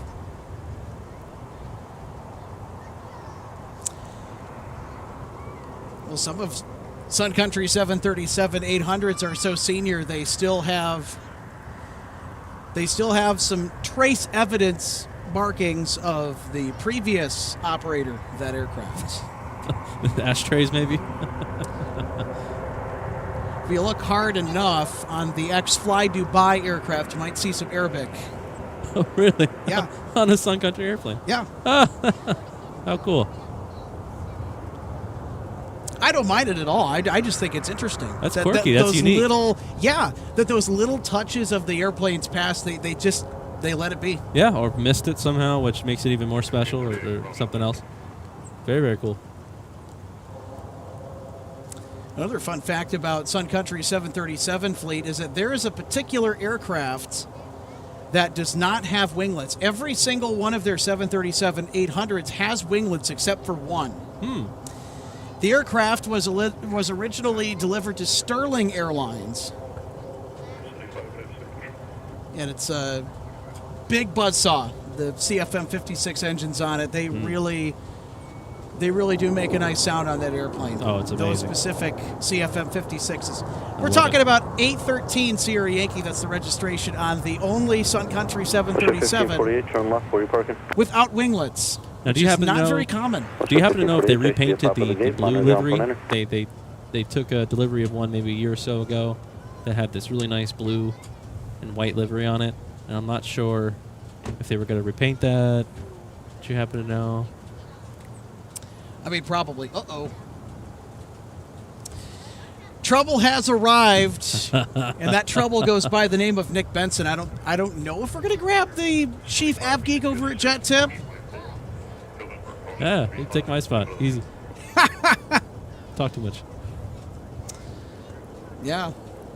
Quite a few people coming out here for the fantastic lighting that will illuminate the scene for the Air France departure coming up towards the back half of the hour. Oh, it's beautiful. The skies couldn't get much clearer. I know. And the sun is at the absolute perfect trajectory. See if I can get a shot of it without blinding myself. The sunglasses on. Yeah, gotta have the shades, right?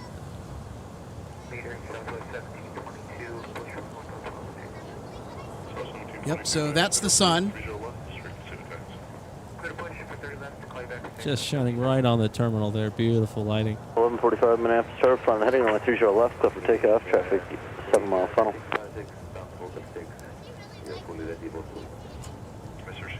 Yeah, and it is right directly behind our static camera, so you can only imagine what kind of a cue that's going to give Air France when it departs. Looking forward to it. Certainly.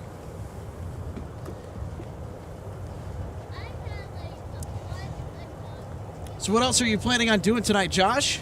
Well, hopefully going to get some dinner with friends. 0107. And I kind of have no agenda. I like coming here, hanging out, slower pace of life here in Minnesota versus New York City where I live. And I intentionally aim on really not doing much, just because it's a nice, nice lifestyle, slower life here. Yeah, for sure. Watch some airplanes. You got some time off of work. I do. You got to get that rest, that mandatory rest. I'm a lucky man. I get plenty of rest, trust me.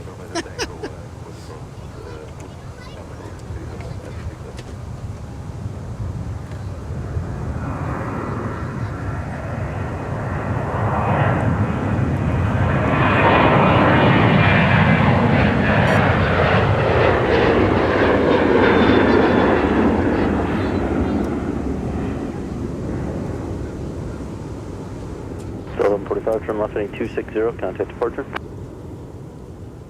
Left turn 260, switching Delta 1145. Delta 1145 off to Denver, Colorado.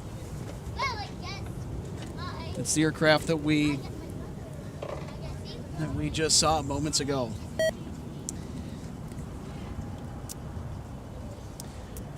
Folks, that beeping is from the scanner, and the scanner is letting me know that it is almost out of battery.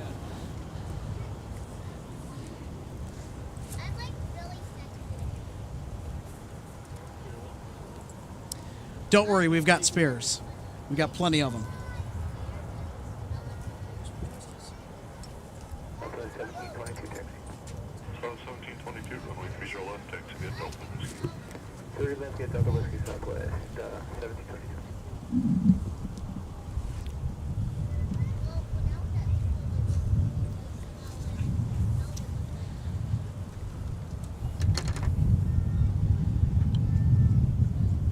The clanking in the background is me replacing the 2 AA batteries that our scanner uses.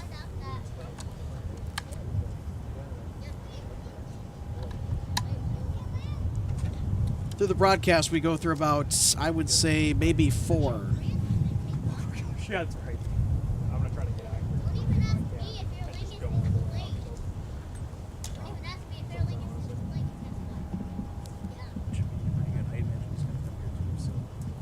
That's going to be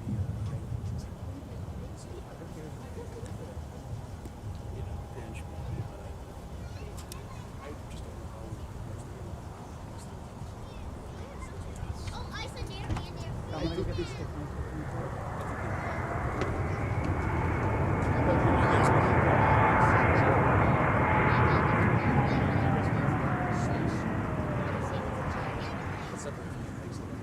Other to them. Hard.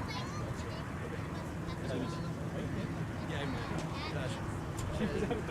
I like that. Maybe We chatted years ago,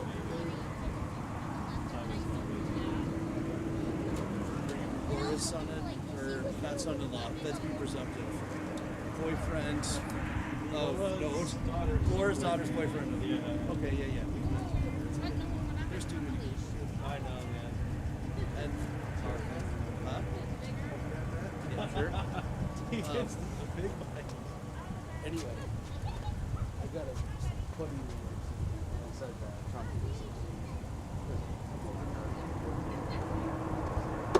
I bet. I'm gonna let Nick take the helm.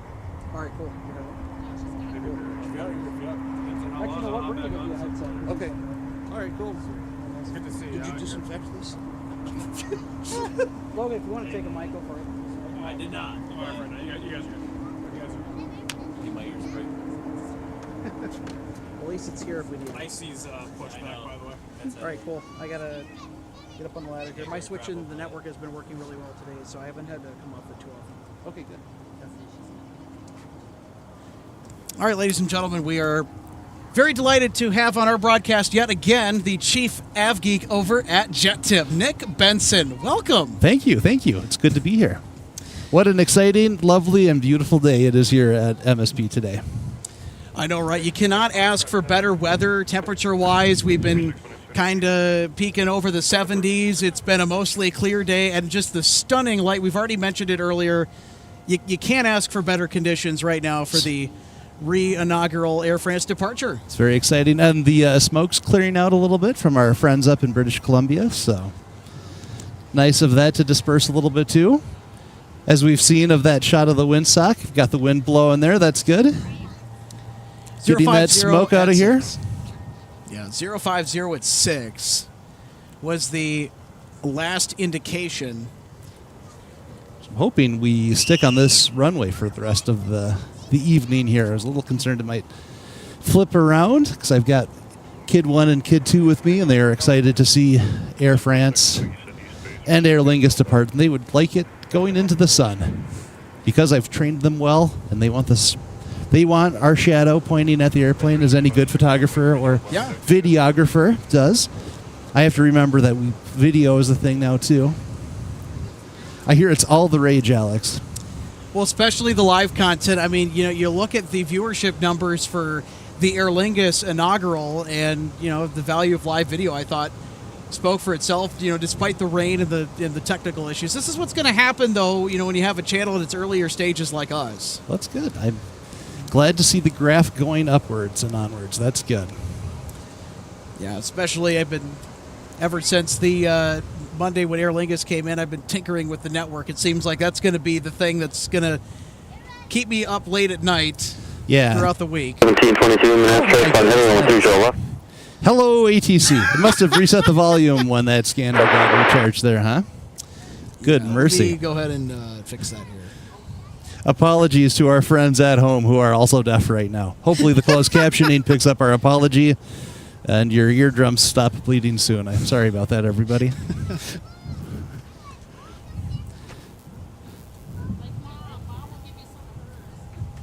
My.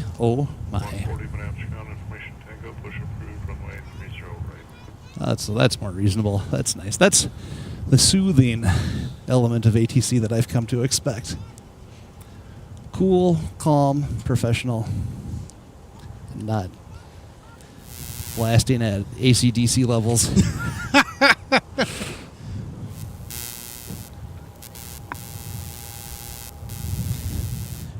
feel like that old Saturday Night Live bit where they Will Ferrell and Sherry O'Terry, I think it was, get the hot mic and bounce back and forth with that.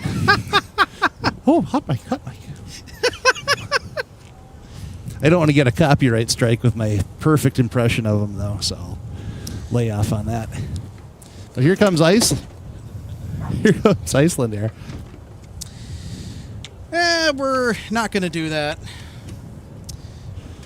Almost at the... Oh, we almost lost another camera. Good mercy.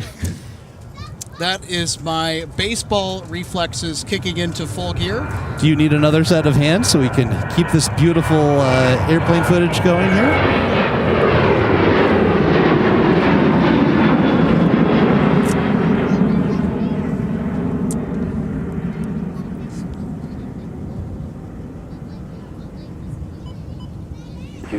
260, contact departure. I think I might need to reset our action cam here, unfortunately. That'll need some work. No, we're on 30 still. Yeah, it's not. Yeah. Anyway, Alex is working on a little camera issue here. We'll get that going for you. It's reversed on the gimbal. How did I even manage that? It's very impressive, Alex. We're doing gimbal origami here, maybe. It's folded up in a new and unique and exciting way. Well, you know, when all else fails, you can always handhold that, or being the intrepid camera person. Or just release the quick release plate. Yeah. I hear it'll come off quick. Oh, there you go. Smashing right into the phone. Oh, my. Anyway, it's a beautiful day here at MSP. Iceland Air on its way back home is taxiing now to the end of 30 left as it prepares to depart. Have a nice rush of international carriers that will be leaving here in the next 30 minutes or so. Iceland Air will be first, of course. Air France, which is the reason we're all here, of course. And Aer Lingus leaving a little bit after that. So stay tuned, folks. We'll have that camera unfolded and pointed at some airplanes again. And I think I accidentally took to it. Sorry about that. Oh, man. It's all part of the fun. Oh, you got the macro key shortcut working there.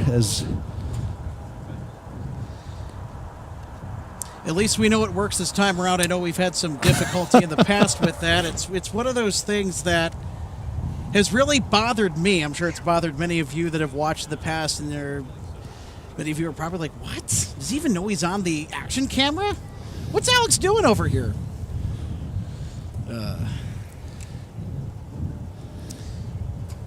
One step at a time. Absolutely right.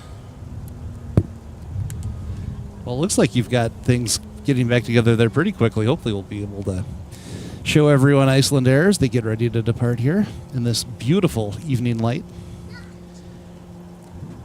It's not the first close call with a technical problem that we've had tonight to try and capture a priority. Oh, yeah? I know that we almost missed the American Eagle Retro. I've had that's been giving me trouble for the last 3 or 4 times that's come here. I keep missing it. And I just saw a kid climb up the front of a minivan onto the roof, and they are dancing on the roof of the van now. What a sight that is to behold, ladies and gentlemen, here at the aircraft viewing area. And they're sliding down. Good mercy. That is an action cam, indeed. There we go. That's Kid 1 and Kid 2 up on the jet tip action cam platform. What was that? No, my kids are not on the van. My kids are on the there's a platform on the roof of my car that is designed and engineered and thoroughly tested by a team of scientists to make sure it would not cause any damage to the car. There were some other kids on the minivan closer to us that were sliding down as if they were some sort of flightless Arctic bird, perhaps a penguin. Scientists among you might say that that's an Antarctic bird, but that's a minor distinction. Or maybe even a little bit more local, the snowy owls. The snowy owls, I don't usually see them sliding on their bellies. But anyway, let's switch over to the action cam there, and we're going to watch this beautiful Icelandair 737-9 MAX depart for Wind 0207.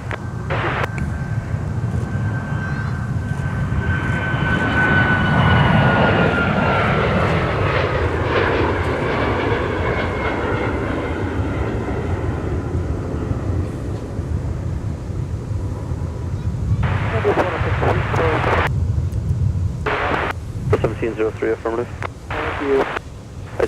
Love following them up into that glinty light. So nice. You get that little poof of brake dust as the main gear activate their brakes before retracting into the fuselage. That's always a fun detail that is good to get on nights like tonight when we've got this light. And by the way, 6:56 to Reykjavik was a jet tip smart flight alert. It was a smart flight alert from Jet Tip. I just turned the scanner off because we were getting the low battery beep at us there, so we're going to get rid of that. What? Anyway.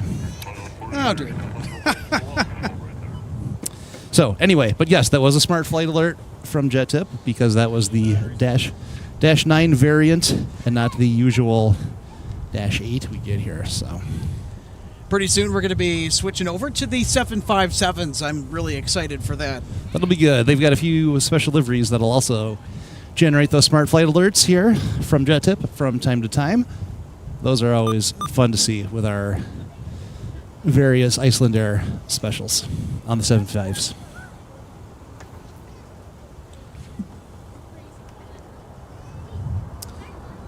Hopefully our scanner can work properly now. My fingers are crossed, Alex. All right, there we go. That's what I want to hear. Flight 9, Delta 1703. Oh, yeah. Beautiful.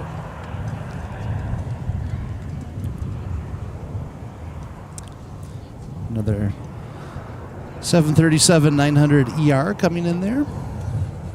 Oh. I think I got that correct.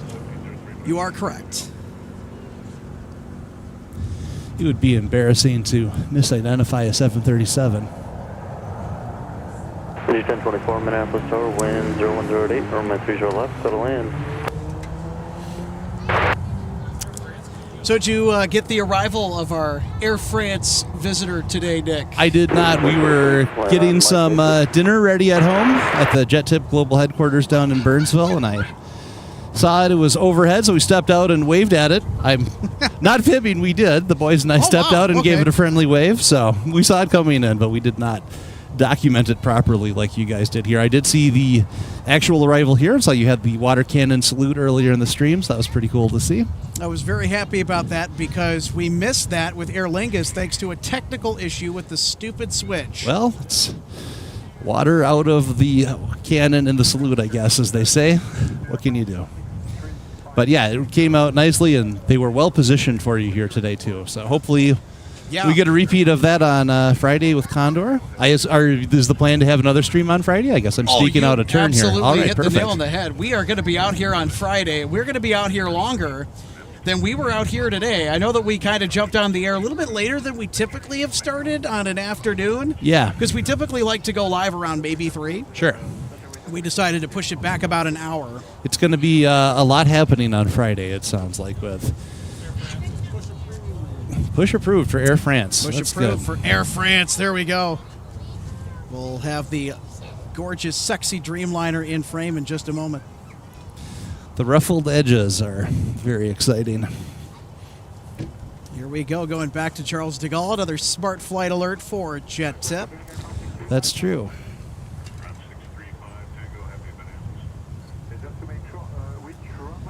Can I do a little pitch for Jet Tip, Alex? Is that cool? Go for it. All right. We're mentioning Jet Tip once in a while, of course, because that is my product, and I'm a sponsor here of the stream.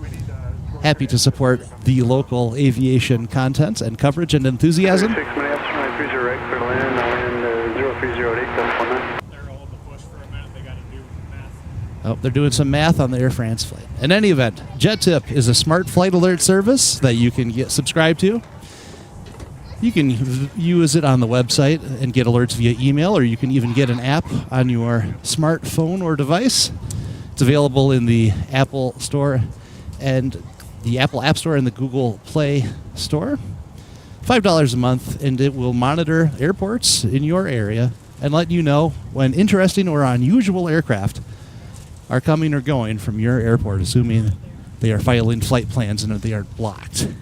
So anyway, it's great for things like equipment substitutions, diversions, special special liveries, test beds, all that sort of stuff. So it's a good product. It's been started as a side project just for me, so I could get a handle on when interesting stuff was coming here to MSP. Kind of snowballed from there into a full-time job that it is now 6 years later.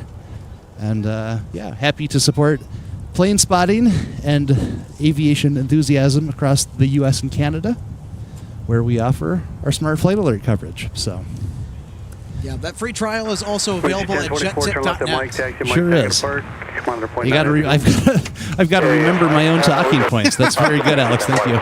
You bet. So, we've got a Metroliner coming in, which is one of the reasons I love coming out here on nice summer evenings like this. Is we have all of the little freight feeders coming in. And they are carrying cargo in for FedEx and UPS from the outstate locations, as we call them here. Smaller airports across the region, bringing those packages in to hook into the rest of the network for FedEx and UPS and DHL.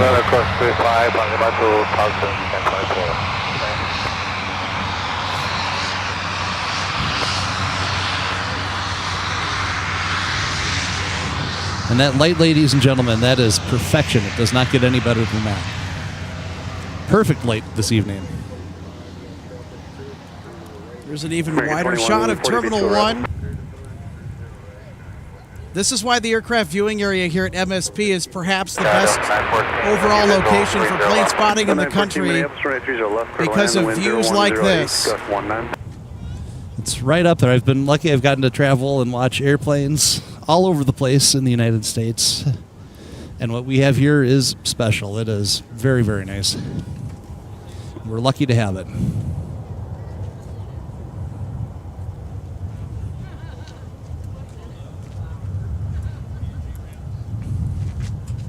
There's the sun casting its golden rays upon the viewing area and the airfield here at MSP Airport. Beautiful. Another nice night here. Gotta love that. We're getting never disregard. Little Swissport SUV on the move on the service road. We've got car spotting and plane spotting. That's a double feature, ladies and gentlemen. Yeah. It's a long drive from Switzerland to get here, but they did it. It landed at the Swissport. Imagine that. That would be something, huh? I know, right? 4236, turn left at Charlie or runway 22, contact ground on point 8.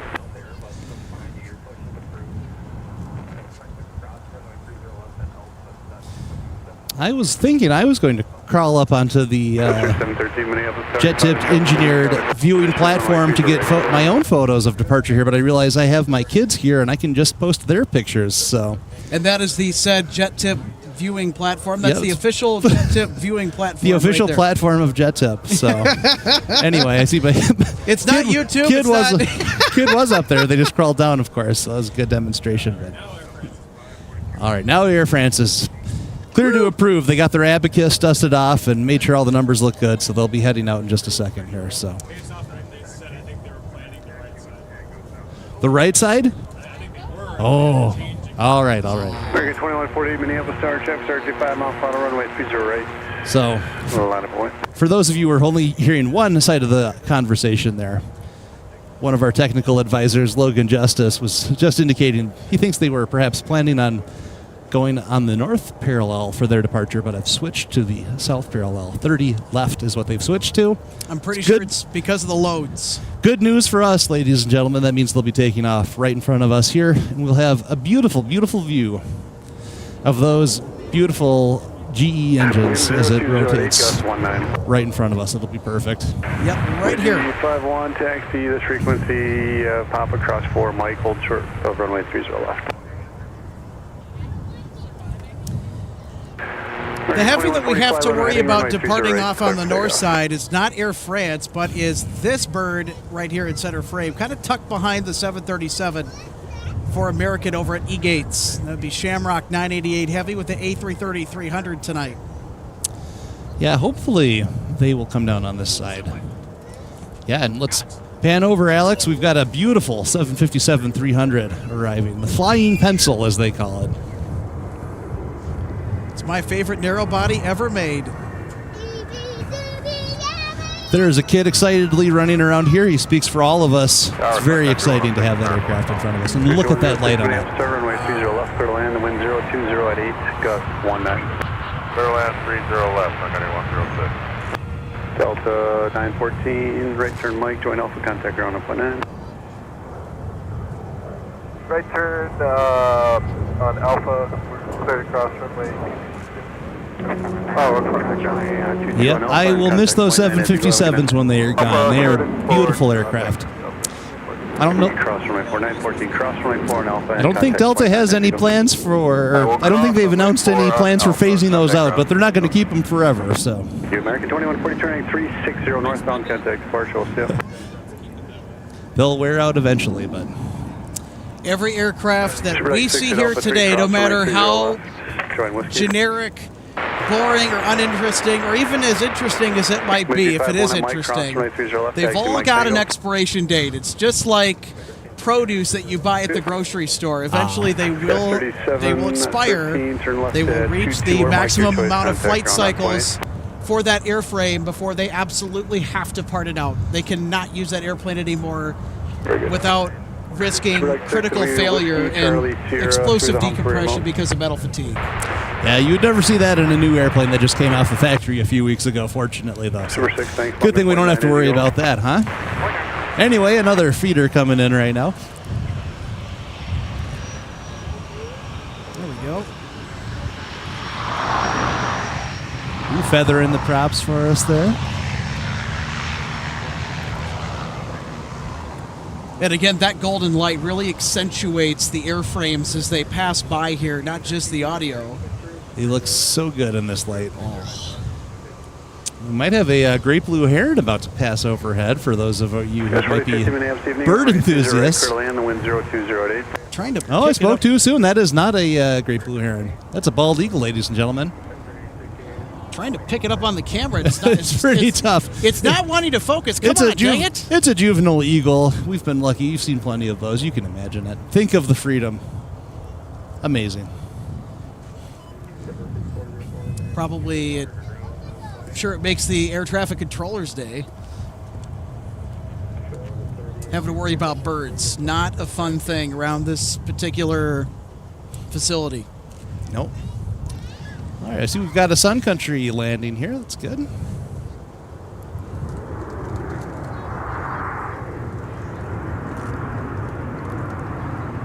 It's in the simplified titles livery circa 2017.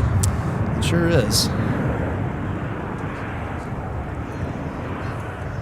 Get to 106, turn left to Charlie or 22, your choice. Contact. And that is Sun Country 106 arriving from Las Vegas.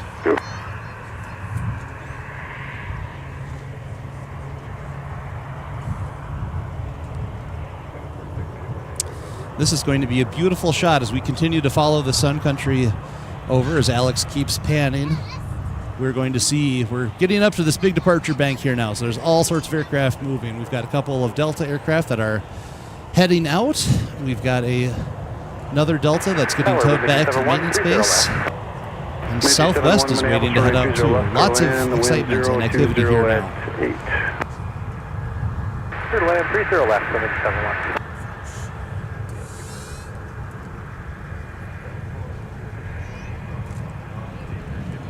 We got a gorgeous Bombardier C-Series under tow on Taxiway Whiskey.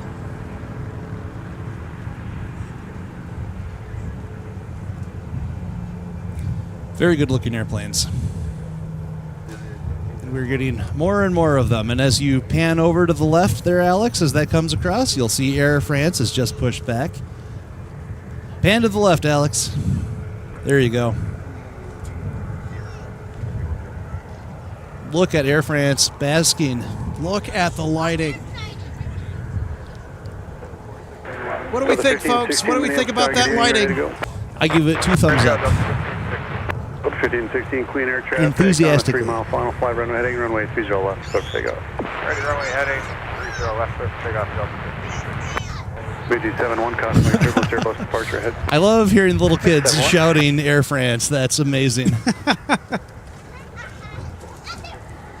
Well, speaking of Air France, Nick, we are going to get later on in the year, we're actually going to get, next month in June, the 777-200ER's return to Minneapolis, St. Paul. Exciting, a triumphant return. Well, KLM is flying them here now, too. Is that correct? KLM is flying their 772. Good to have those 777s here again. The difference is that Air France is going to be flying them daily, and KLM will fly them 3 times a week. They'll be flying them on Wednesdays, on Fridays, and on Sundays. They were going to fly Sunday, Monday, Wednesday, Friday with the 787-9, but KLM decided that they wanted a little extra capacity per flight, so they decided to upgrade the equipment to the 777-2. I see. But they were going to remove a day of service to Minneapolis, St. Paul. So instead of operating 3 times weekly, they were going to take a day off of that.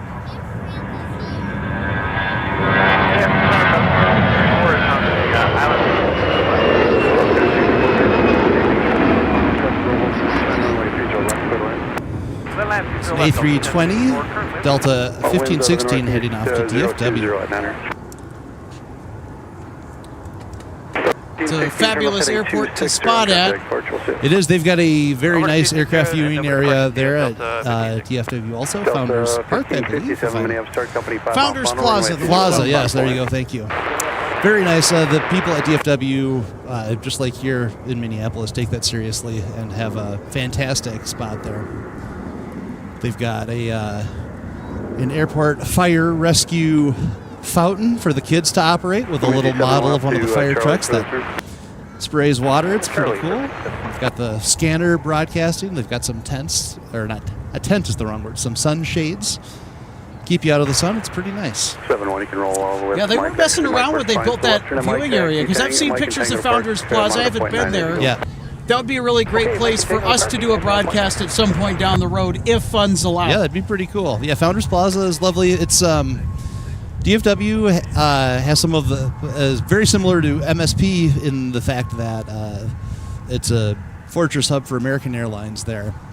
And so you have the situation there where lots and lots of the traffic you see is going to be American. We have Delta here. It is a lovely place. Got another Bemidji Aviation prop coming in. Yeah. Air France is good section. Just heard from Logan, Nick. I think he said that Air France is good to taxi, and he is nodding in agreement. They are cleared to taxi. Well, that's a good next step on their plan to leave here, so that's good. Yeah. Good for them. And since there is enough sun, there goes Air France. I'm going to get that up here in just a second. Actually, we got a departing. Yeah, we've got a lot of stuff to party now. Should keep you up on top of the ladder if we can. Short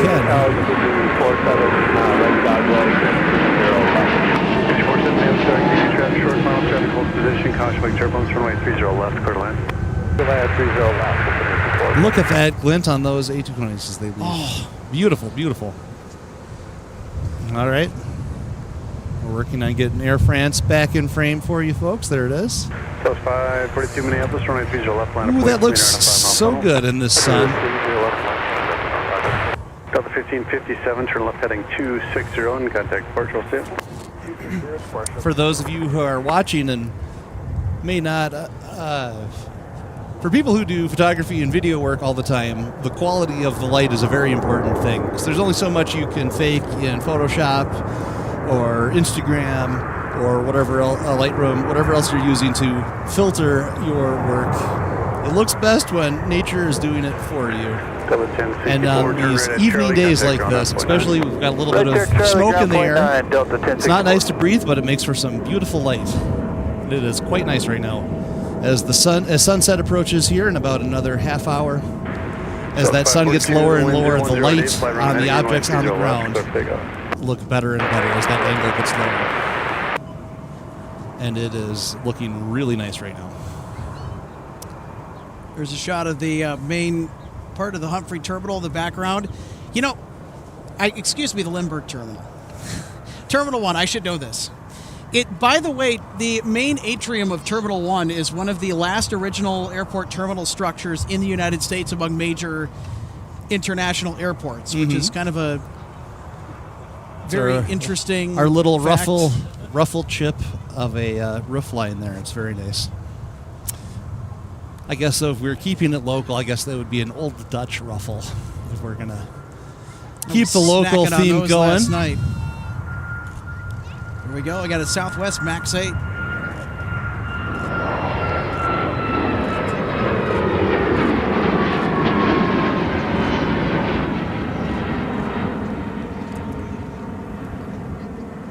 Southwest 542, turn left heading 260 on contact. Clark, let's it. Take 260, departure day, 7542. Meiji 57, Minneapolis, star number 2, runway 30 left, clear to land. Runway 30 left with Meiji 57.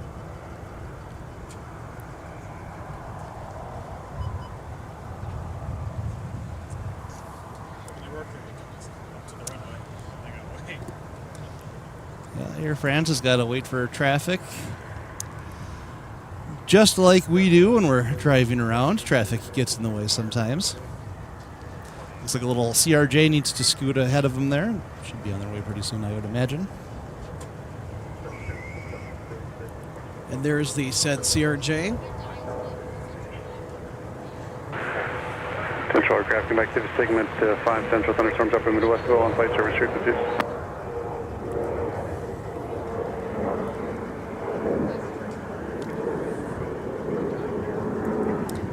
Well, there you go. We got some United Evo blue color, Nick, with the 737-700. Delta for the turn. Beautiful little aircraft there.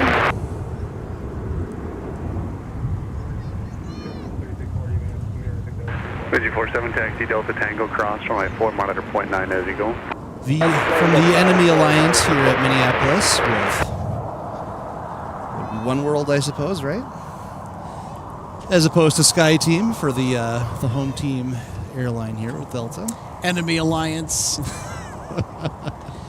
Making fun of the Star Alliance group of airlines that United is a part of.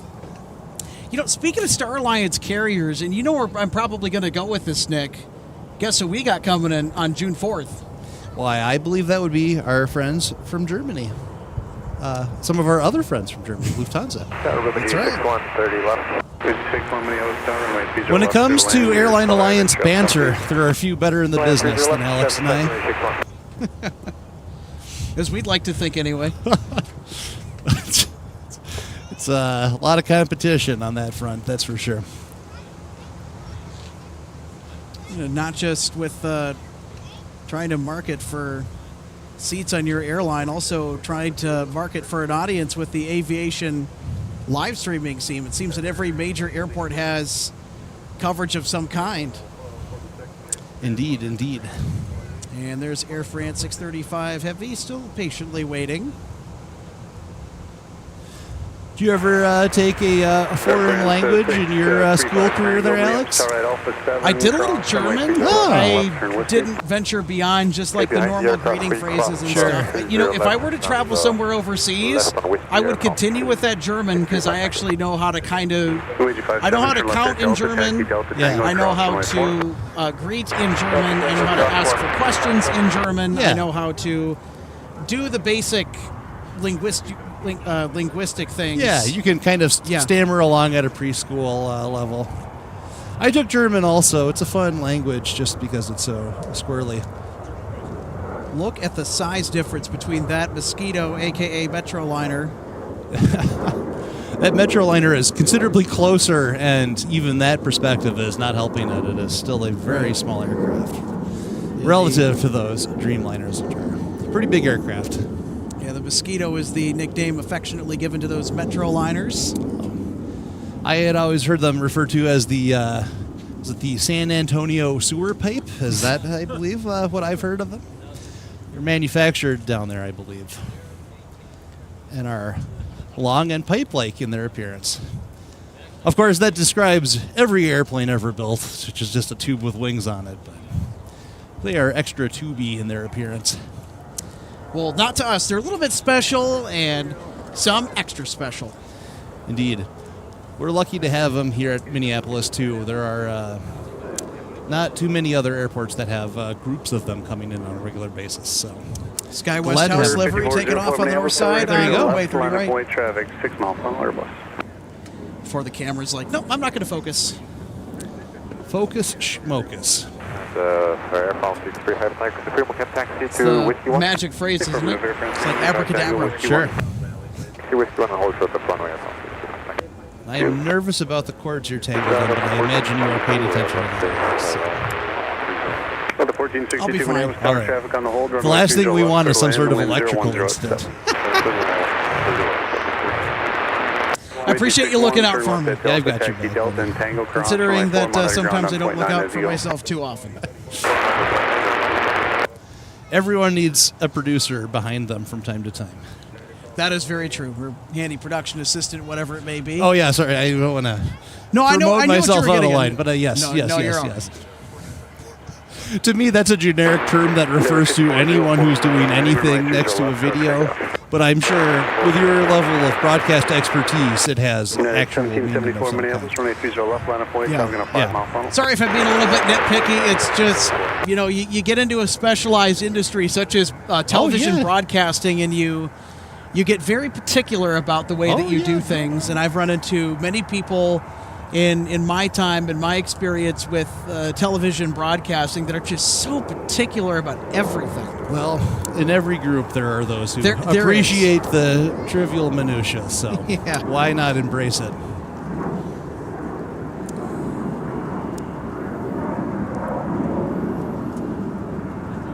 At 1774, flying around heading. Also taking a little bit of a break here off the ladder just to get my hand up.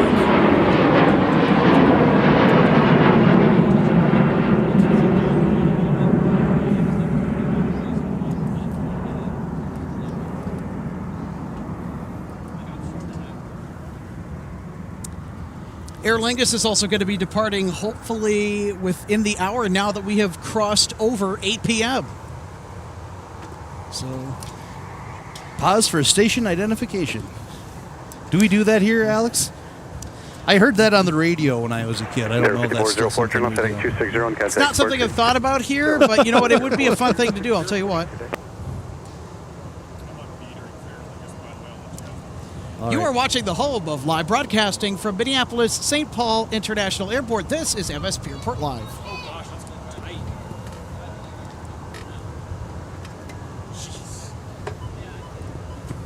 A little tight. All right, we have Air France getting ready to go. You ready? Sorry, I'm not. Forget that I'm on a microphone here, making sure that Kid 1 and Kid 2 are ready.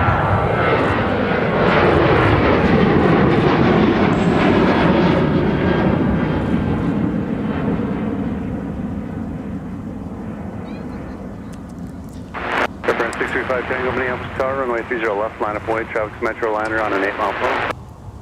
I'm going to get a shot of that beautiful 737-700 in the Evo Blue livery first.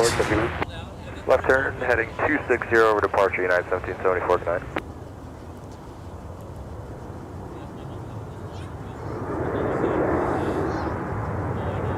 It looks to me like Air France says, yep, I can see him over there. Off in the distance, I can see the Air France tail getting ready to depart here.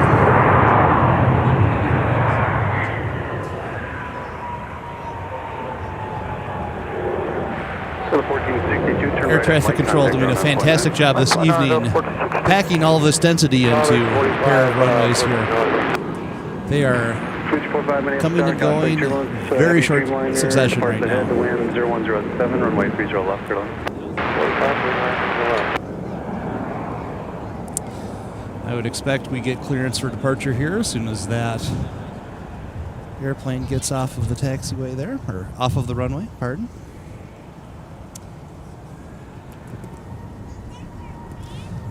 You can see the distinctive long duration LED beacon on the Air France Dreamliner now down there. Photographers enjoy getting a beacon, or bacon shot as we might call it from time to time, getting that strobe lit as we take a picture. On some of the older aircraft, that's a matter of considerable luck as they only illuminate for a brief moment. Air France clear for takeoff, Nick. Here we go. Fantastic. Dreamliners have a longer duration strobe that makes it much easier to catch.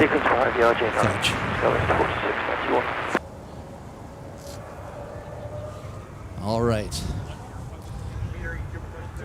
The jet tip observation platform, I just checked in. They're ready and standing by with their cameras. All right, we have the We've got a action bevy, camera in view. We have a bevy of enthusiasts up on their step ladders and on the roofs of cars here. And we will listen and enjoy this beautiful Dreamliner as it departs for CDG.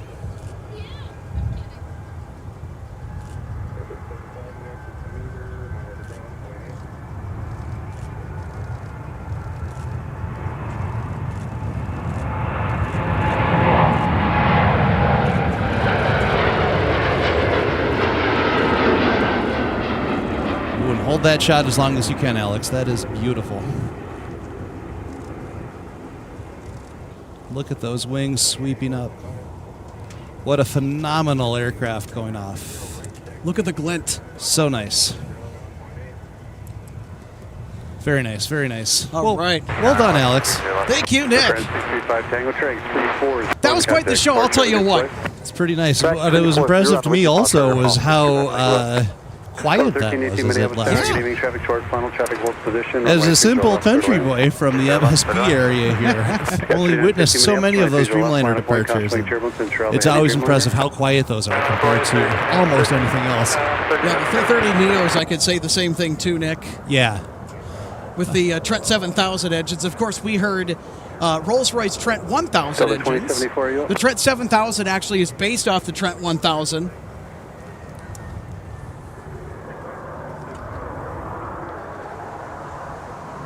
I was just a little distracted for a second. What do you want? I'm going to do a little on-camera cameo here if you want to. Sure, that works for me. All right, say hi, Nick. Hi, everybody. Good to see you. I can see that my hair looks completely ridiculous. My wife was making fun of me before we stepped out, and I now realize I've made a mistake by agreeing to this. So I hope you are all enjoying the majesty of that. That's very good.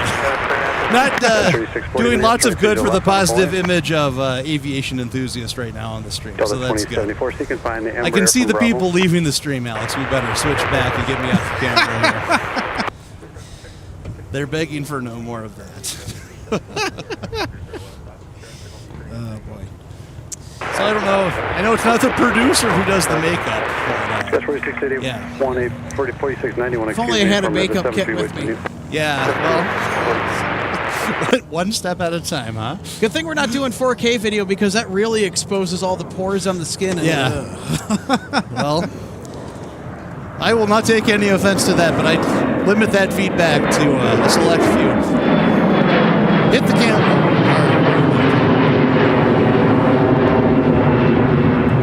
There we go. Had some trouble getting the focus. Boy, those look good going up into the glint there. And that's going to clear our pole. That was... I have to look that way into the sun, so I would not be surprised if I have a couple dark spots in my eyes when I wake up tomorrow. Yeah, well, it's all worth it. Oh, you've got a little twofer happening across the field if we can get the focus lined up there, but we'll see. I don't think it's going to work anymore.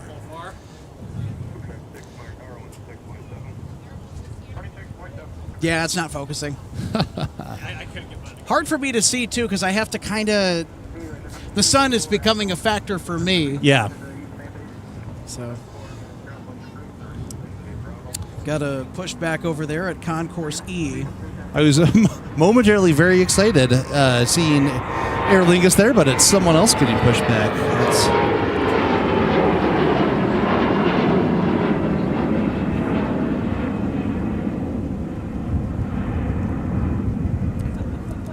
Another CRJ 900. Scott 36, 40, turn left heading 260 on contact. Departure, we'll see you.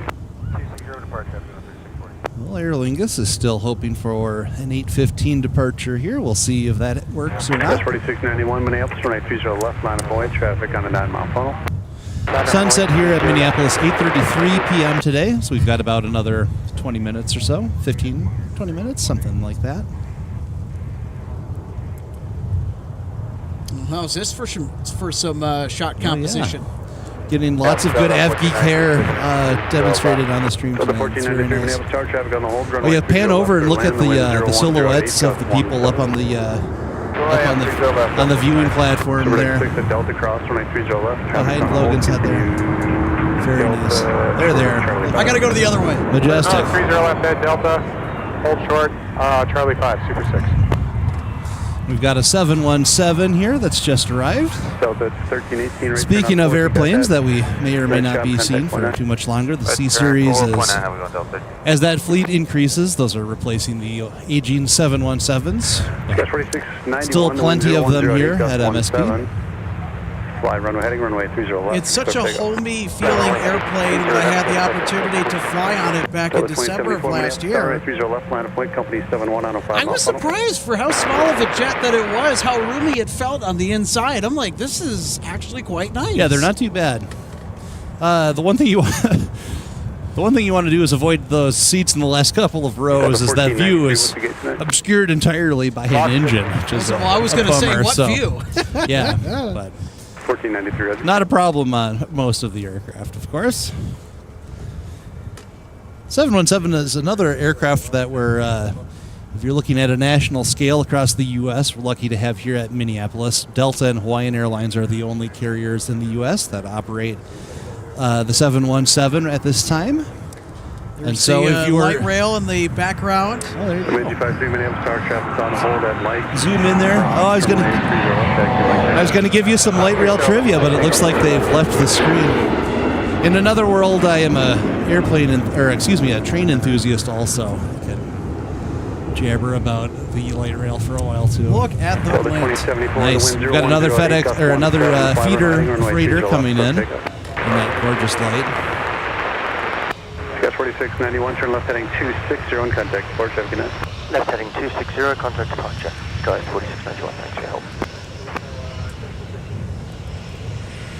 But anyway, the 717s are fairly unique.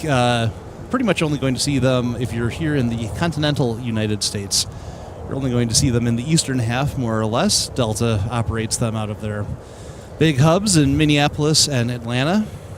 And I believe those are their, I suppose probably New York probably gets a few of them too, but I'm not certain on that. But anyway, lucky to have them here. Nice to be able to get a little variety as the fleets become more and more homogeneous and the older types retire.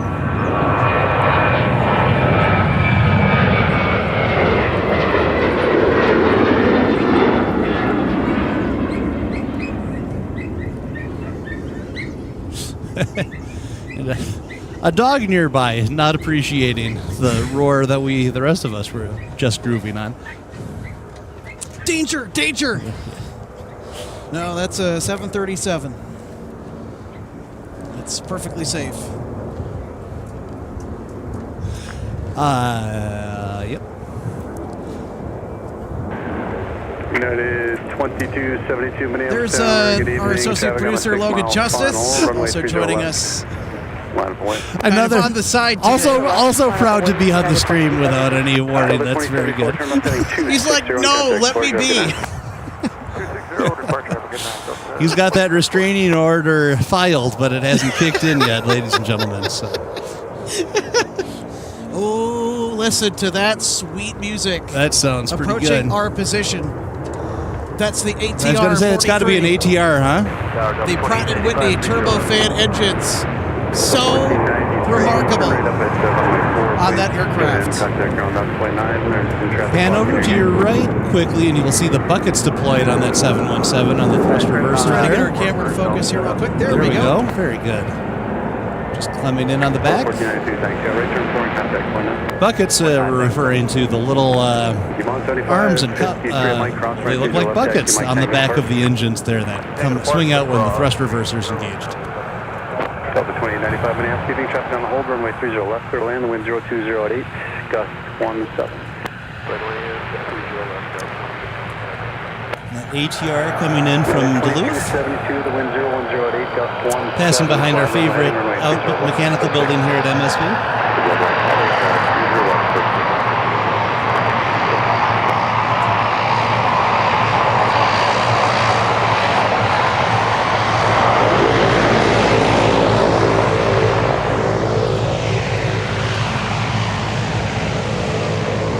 What a fantastic little airplane those are. I'm going to try and swing around here and capture the aircrafts going away from us. There we go.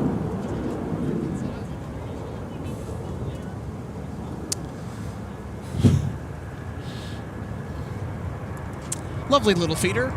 We are going to cross our fingers that Aer Lingus gets moving here.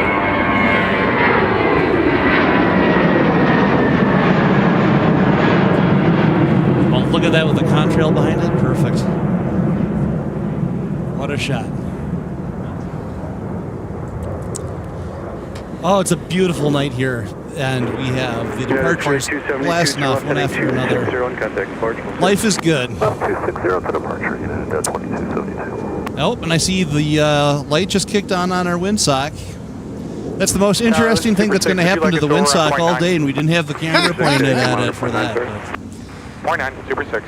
Sunset is coming in, and I see we just got a beacon turn on an Aer Lingus. They're working on pushing back. And we may get a departure for them before sunset, but boy, is it going to be close. Sunset 8:33. We're at 18 after the hour right now. We're getting close. That we are. So let's cross our fingers that they've been cleared to depart on this side of the field, and that they will get down to the other end quickly. It's going to be a tight squeeze.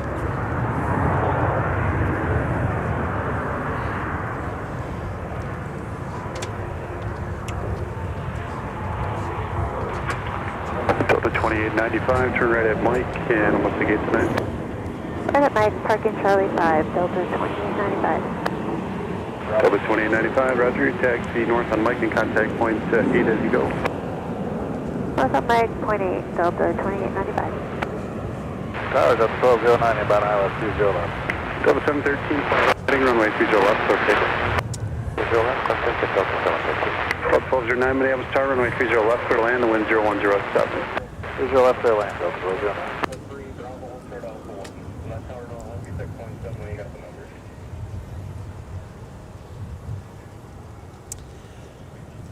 How are we looking, Nick? How's the stream looking? Oh, we're looking pretty good as far as I can tell.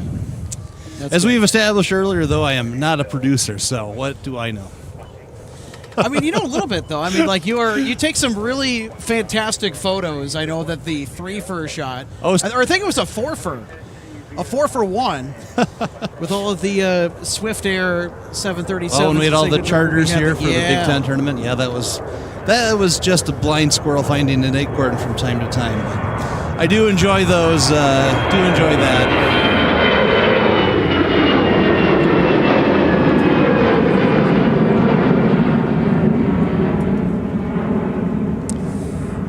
Yep, when we're doing still photography, it's nice to have more than one airplane in the frame. Or have some context on the ground so you know what you're looking at and where you were when you took that picture.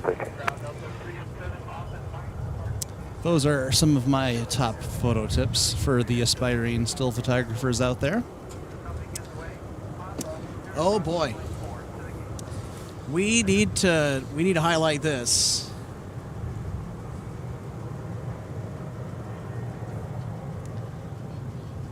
Lyle C., thank you so much for the $10 super chat. Hey guys, great stream this evening, says Lyle. Thanks, Lyle. Yeah. As a trained aviation enthusiast myself, what impact do you think the new Amtrak Borealis will have on flights to and from Chicago? That's actually a pretty interesting question, because I know that the Borealis service for Amtrak to and from Chicago out of the Twin Cities, they're running some really good rates right now. You can get really affordable tickets on that service. Are you thinking about doing it? But first, let's just answer that question.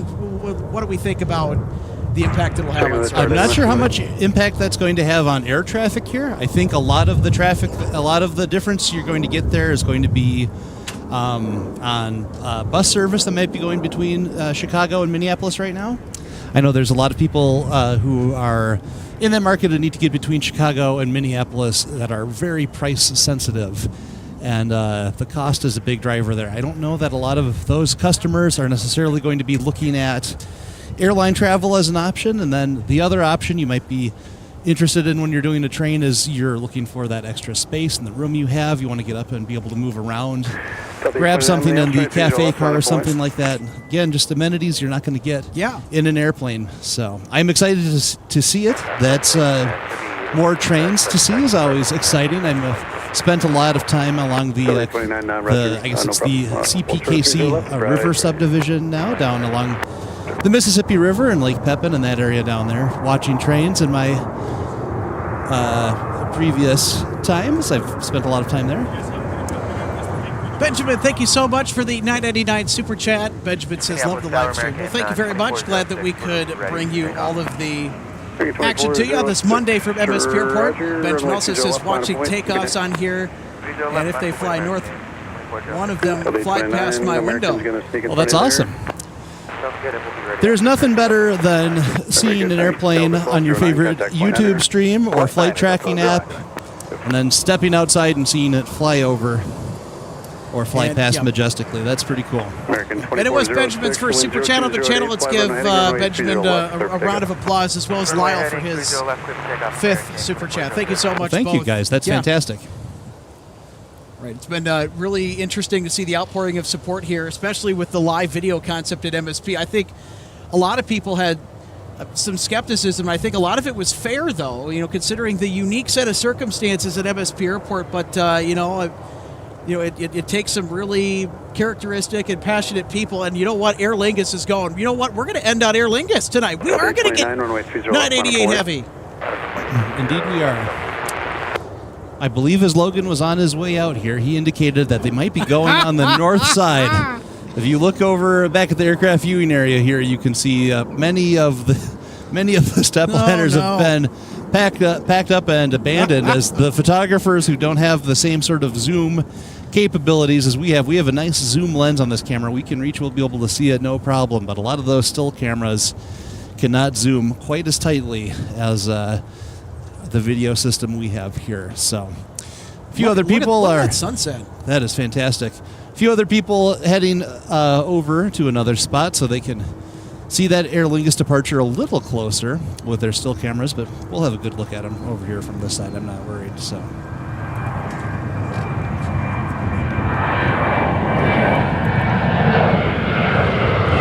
soaking up the last few rays of sunlight. 29, fly runway heading runway 30 left, start takeoff. And that's a motorcycle leaving, in case that wasn't obvious. We don't have a jet backfire. Minneapolis, runway 30 left, clear to land, and wind 020 at 7. Alright, clear to land 30 left, Delta 1123. American 2406, turn left heading 260. There's a look down Cargo Road. Left turn 260 departure, we will see American. All traffic laws are being followed, I'm sure. Yeah, they look like they're going 30. Yeah, absolutely. I'm not being sarcastic. I'm not joking. Yeah, no, they're doing pretty good. Once in a while, you see some knuckleheads. Those guys didn't look like knuckleheads. So apologies to those guys if they're watching the stream again. So. Oh, my gosh. So what's our plan here, Alex? We're going to continue here until Aer Lingus goes on the other side there, and we're going to sign off? Yep, that's what we're going to do. So, folks, we're gonna be on the air until Aer Lingus leaves, and then when Shamrock is out of here, so are we.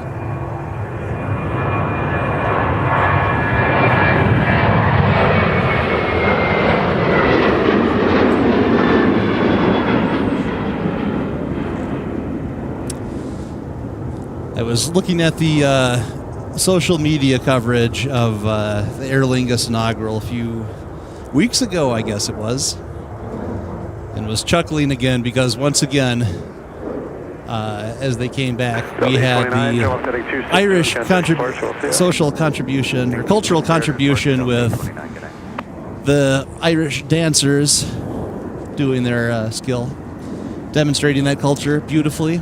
Yeah, the Irish jig. And then the American contribution to culture was the SpongeBob SquarePants mascot. Just had to shake my head a little bit.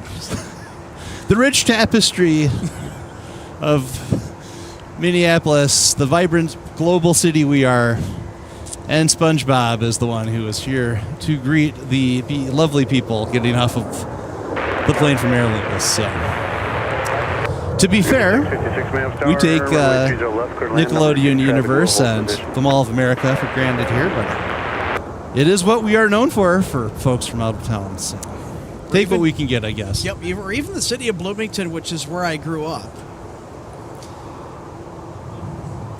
We got a north side arrival with a Delta A321 just touching the pavement of Taxiway Bike, making a left-hand turn. I had some lovely meteorological equipment there. That might be navigation equipment, I guess. I'm not sure if that's a temperature probe or not. You know what? That is a good question. What is that? If somebody actually knows, drop a comment. Let us know in the comments there. We might have to zoom in again on that, Alex, so people know what we're talking about.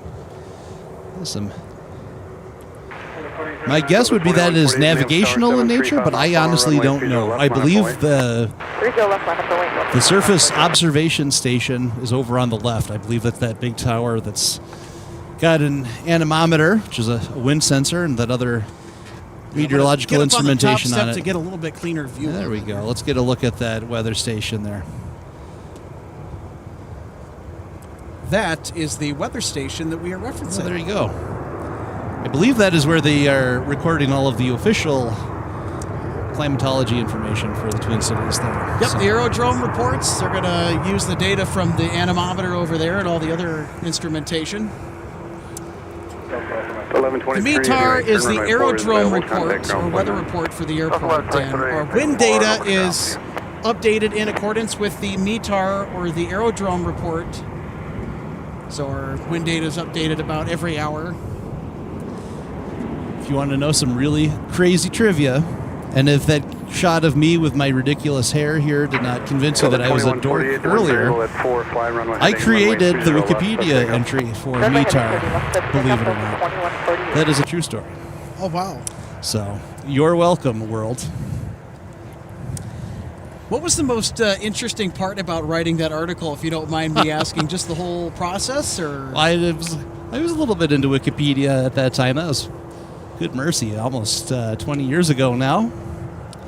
It was a little more obscure than it is now, but it's been rewritten many times by other people who are very studious. But a few of those words were penned by yours truly, so a contribution to the greater good.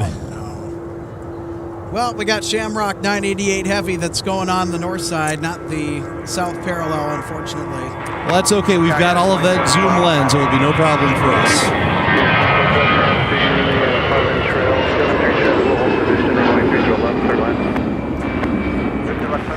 Have you ever had a Shamrock Shake, Alex? I have, but it's been eons since I had a Shamrock Shake. If I had a time machine, I'd hop in there right now and go get us a couple of those, since I believe those are a St. Patrick's Day treat. Who even drinks a Shamrock Shake anymore? Well, I've been known to enjoy a Shamrock Shake from time to time.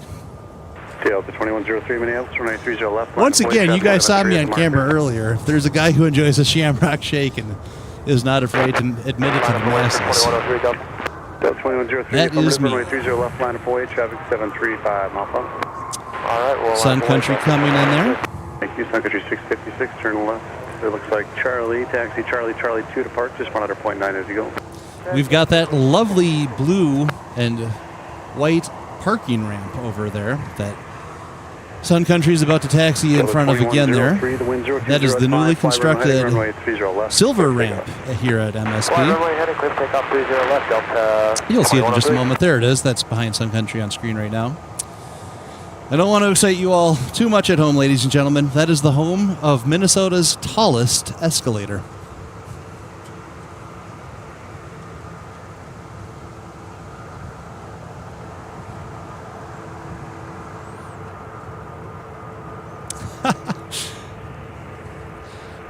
We have a super chat to feature here on screen. Oh, nice. And I would tap on it if I knew what I was doing. We may have to acknowledge it twice. Do you mind if I read it now, Alex, since I can see it? Yeah, we got a Frontier A320neo that's taxiing right, on Mike. We'll get this taxi here first, and then we will. All right, that sounds great. Pull up the fabulous super chat while we continue waiting. It's complimenting my hair, so I'll take what I can get.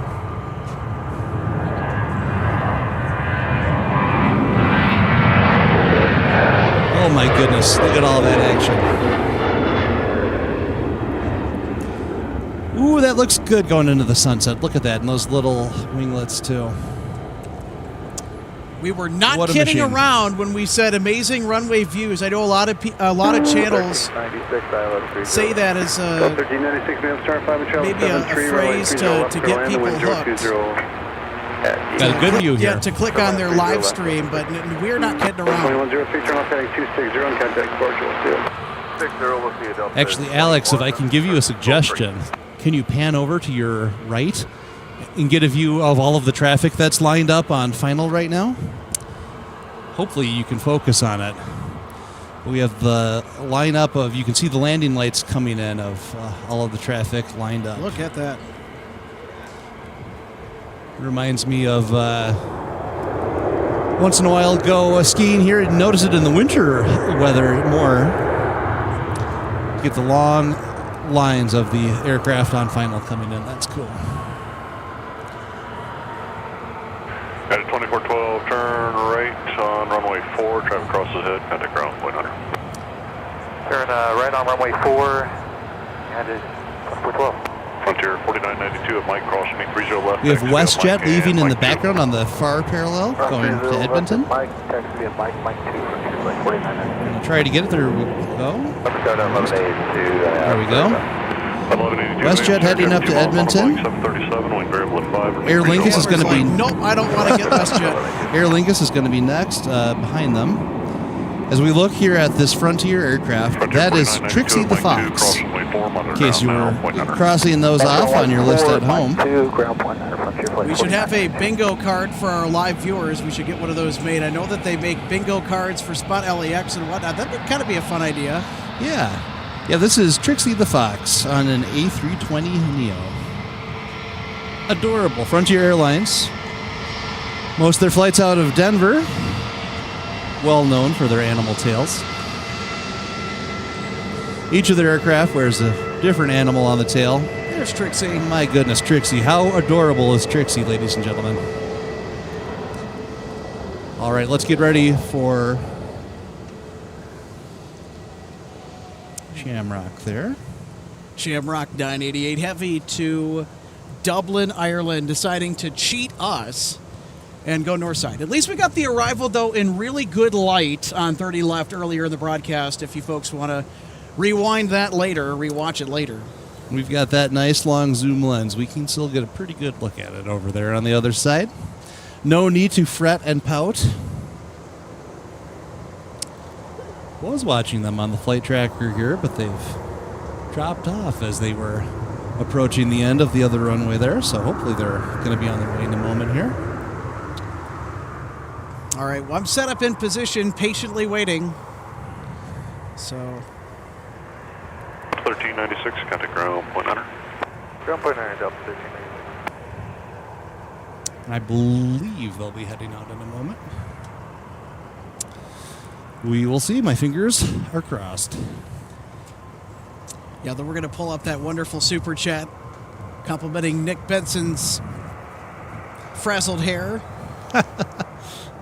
It's unkept and professional. I didn't say it looked nice bad, though. Oh no, they thought it looked great. So I'll take the compliment, like I said. Yeah, you're letting it hang loose.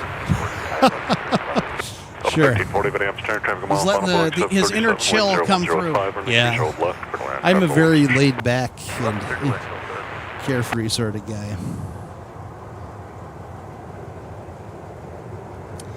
So we're still seeing Shamrock hanging out waiting. They have not gotten on the runway yet. It looks like, looking at the trail of lights that we have coming in, I bet they're going to have a little break that they're going to hop onto the runway here in just a second, and they'll be heading out momentarily.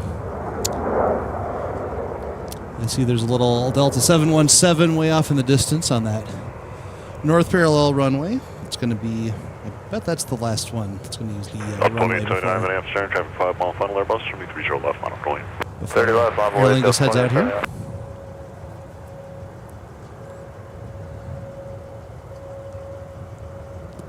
Yep, Aer Lingus is now on the runway on the north parallel. All right, should be departing momentarily.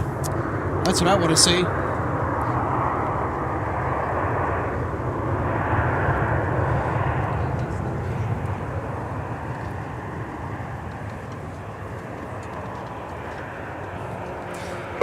Turn right, Charlie. Contact ground point 9. Turn Charlie, ground point 9, Delta 1182. You can let them know. Boys, they're about to go on the north runway. They're moving. All right. Aer Lingus is moving. 2879, fly runway. Had to kill the mic for a second, so I could. There they go. There goes Aer Lingus.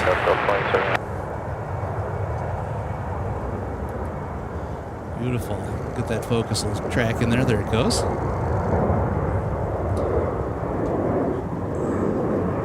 That is a beautiful airplane.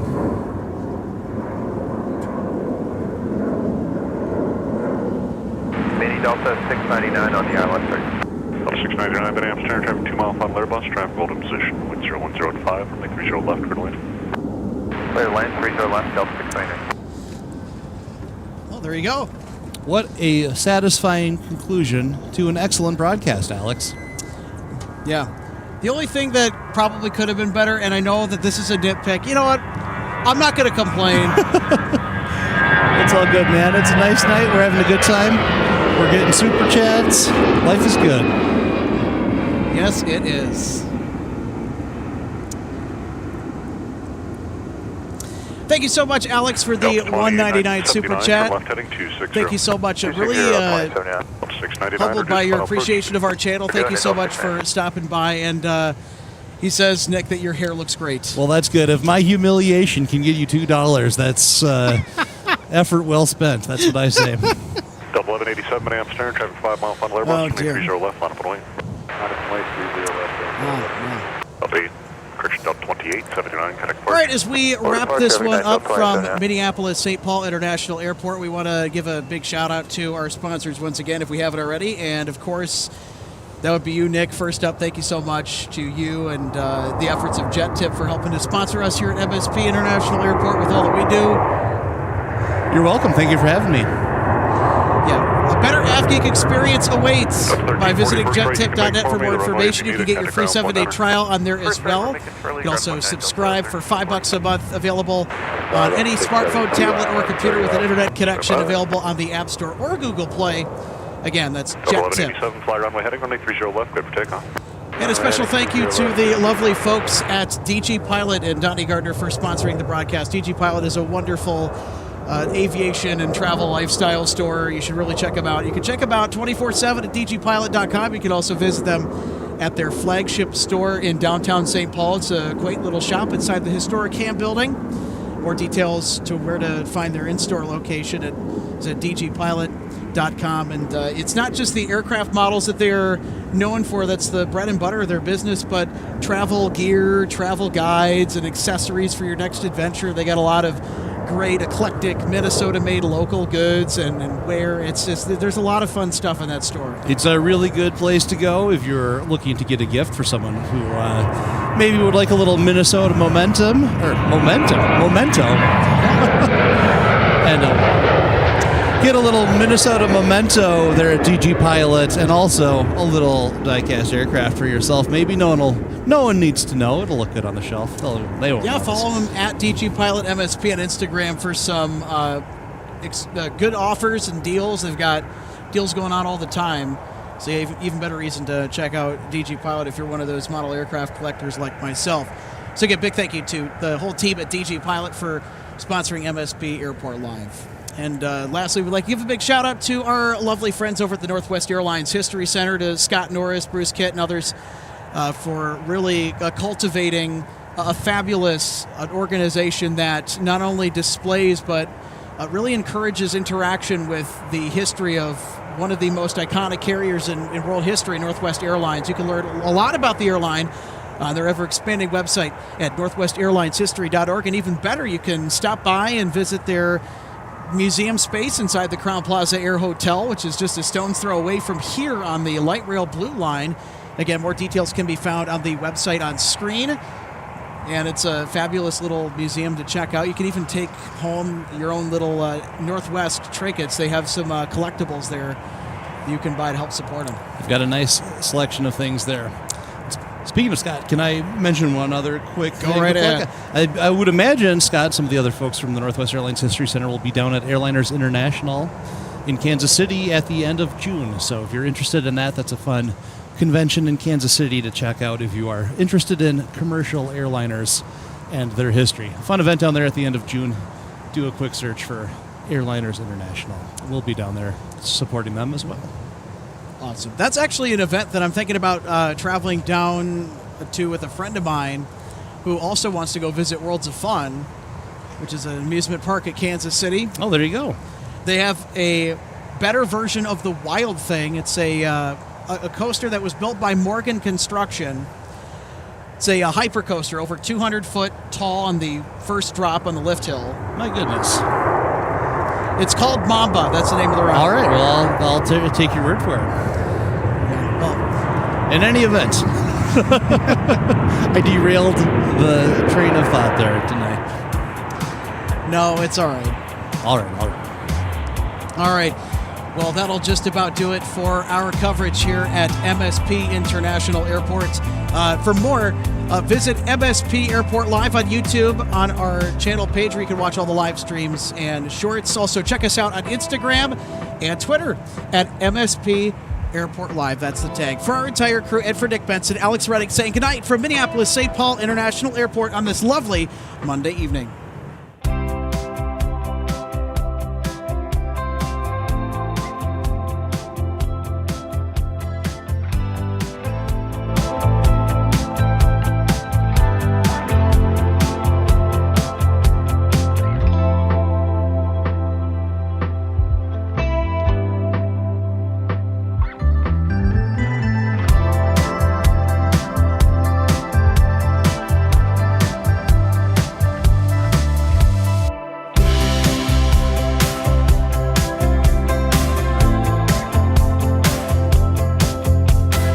JetTip offers automatic AvGeek flight alerts and filterable arrival departure boards. JetTip monitors every trackable flight in and out of an airport to see if it's unusual there. If the airline, aircraft type, or livery is unusual at that airport, we'll send you a text or an email. We track special liveries, diversions, test beds, and more. In other words, we keep track of the cool stuff so you don't have to. JetTip alerts are flexible and easy to set up. 2 tiers of alerts are issued, depending on the number of aircraft visits in the last 30 days. High priority for the first 2, low for the next 3. You can subscribe to text or email alerts for high priority, low priority, or both at up to 5 airports.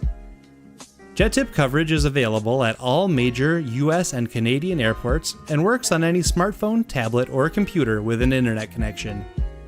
Improve your AvGeek experience. Sign up at jettip.net for your free 7-day trial.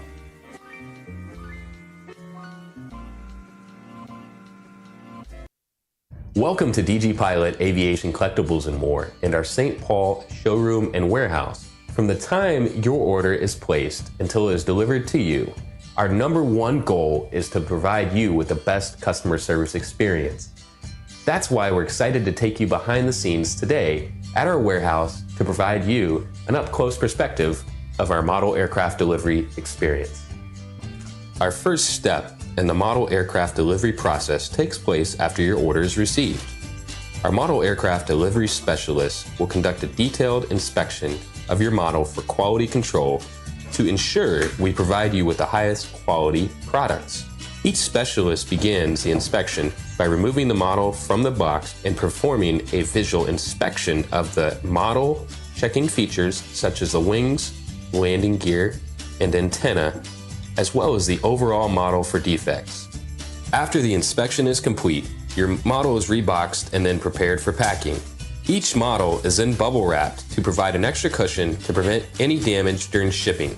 After the bubble wrap process is complete, the model is then boxed for shipping. Our specialist then reconfirms your model is ready for shipping, attaches a shipping label, and then your model is sent out for delivery. We hope that you'll consider DG Pilot Aviation Collectibles for your model aircraft collecting needs. You can order products online at dgpilot.com or visit our St. Paul showroom where we have hundreds of model aircraft to choose from. From all of us at DG Pilot, thank you for your continued business, loyalty, and support, and happy collecting.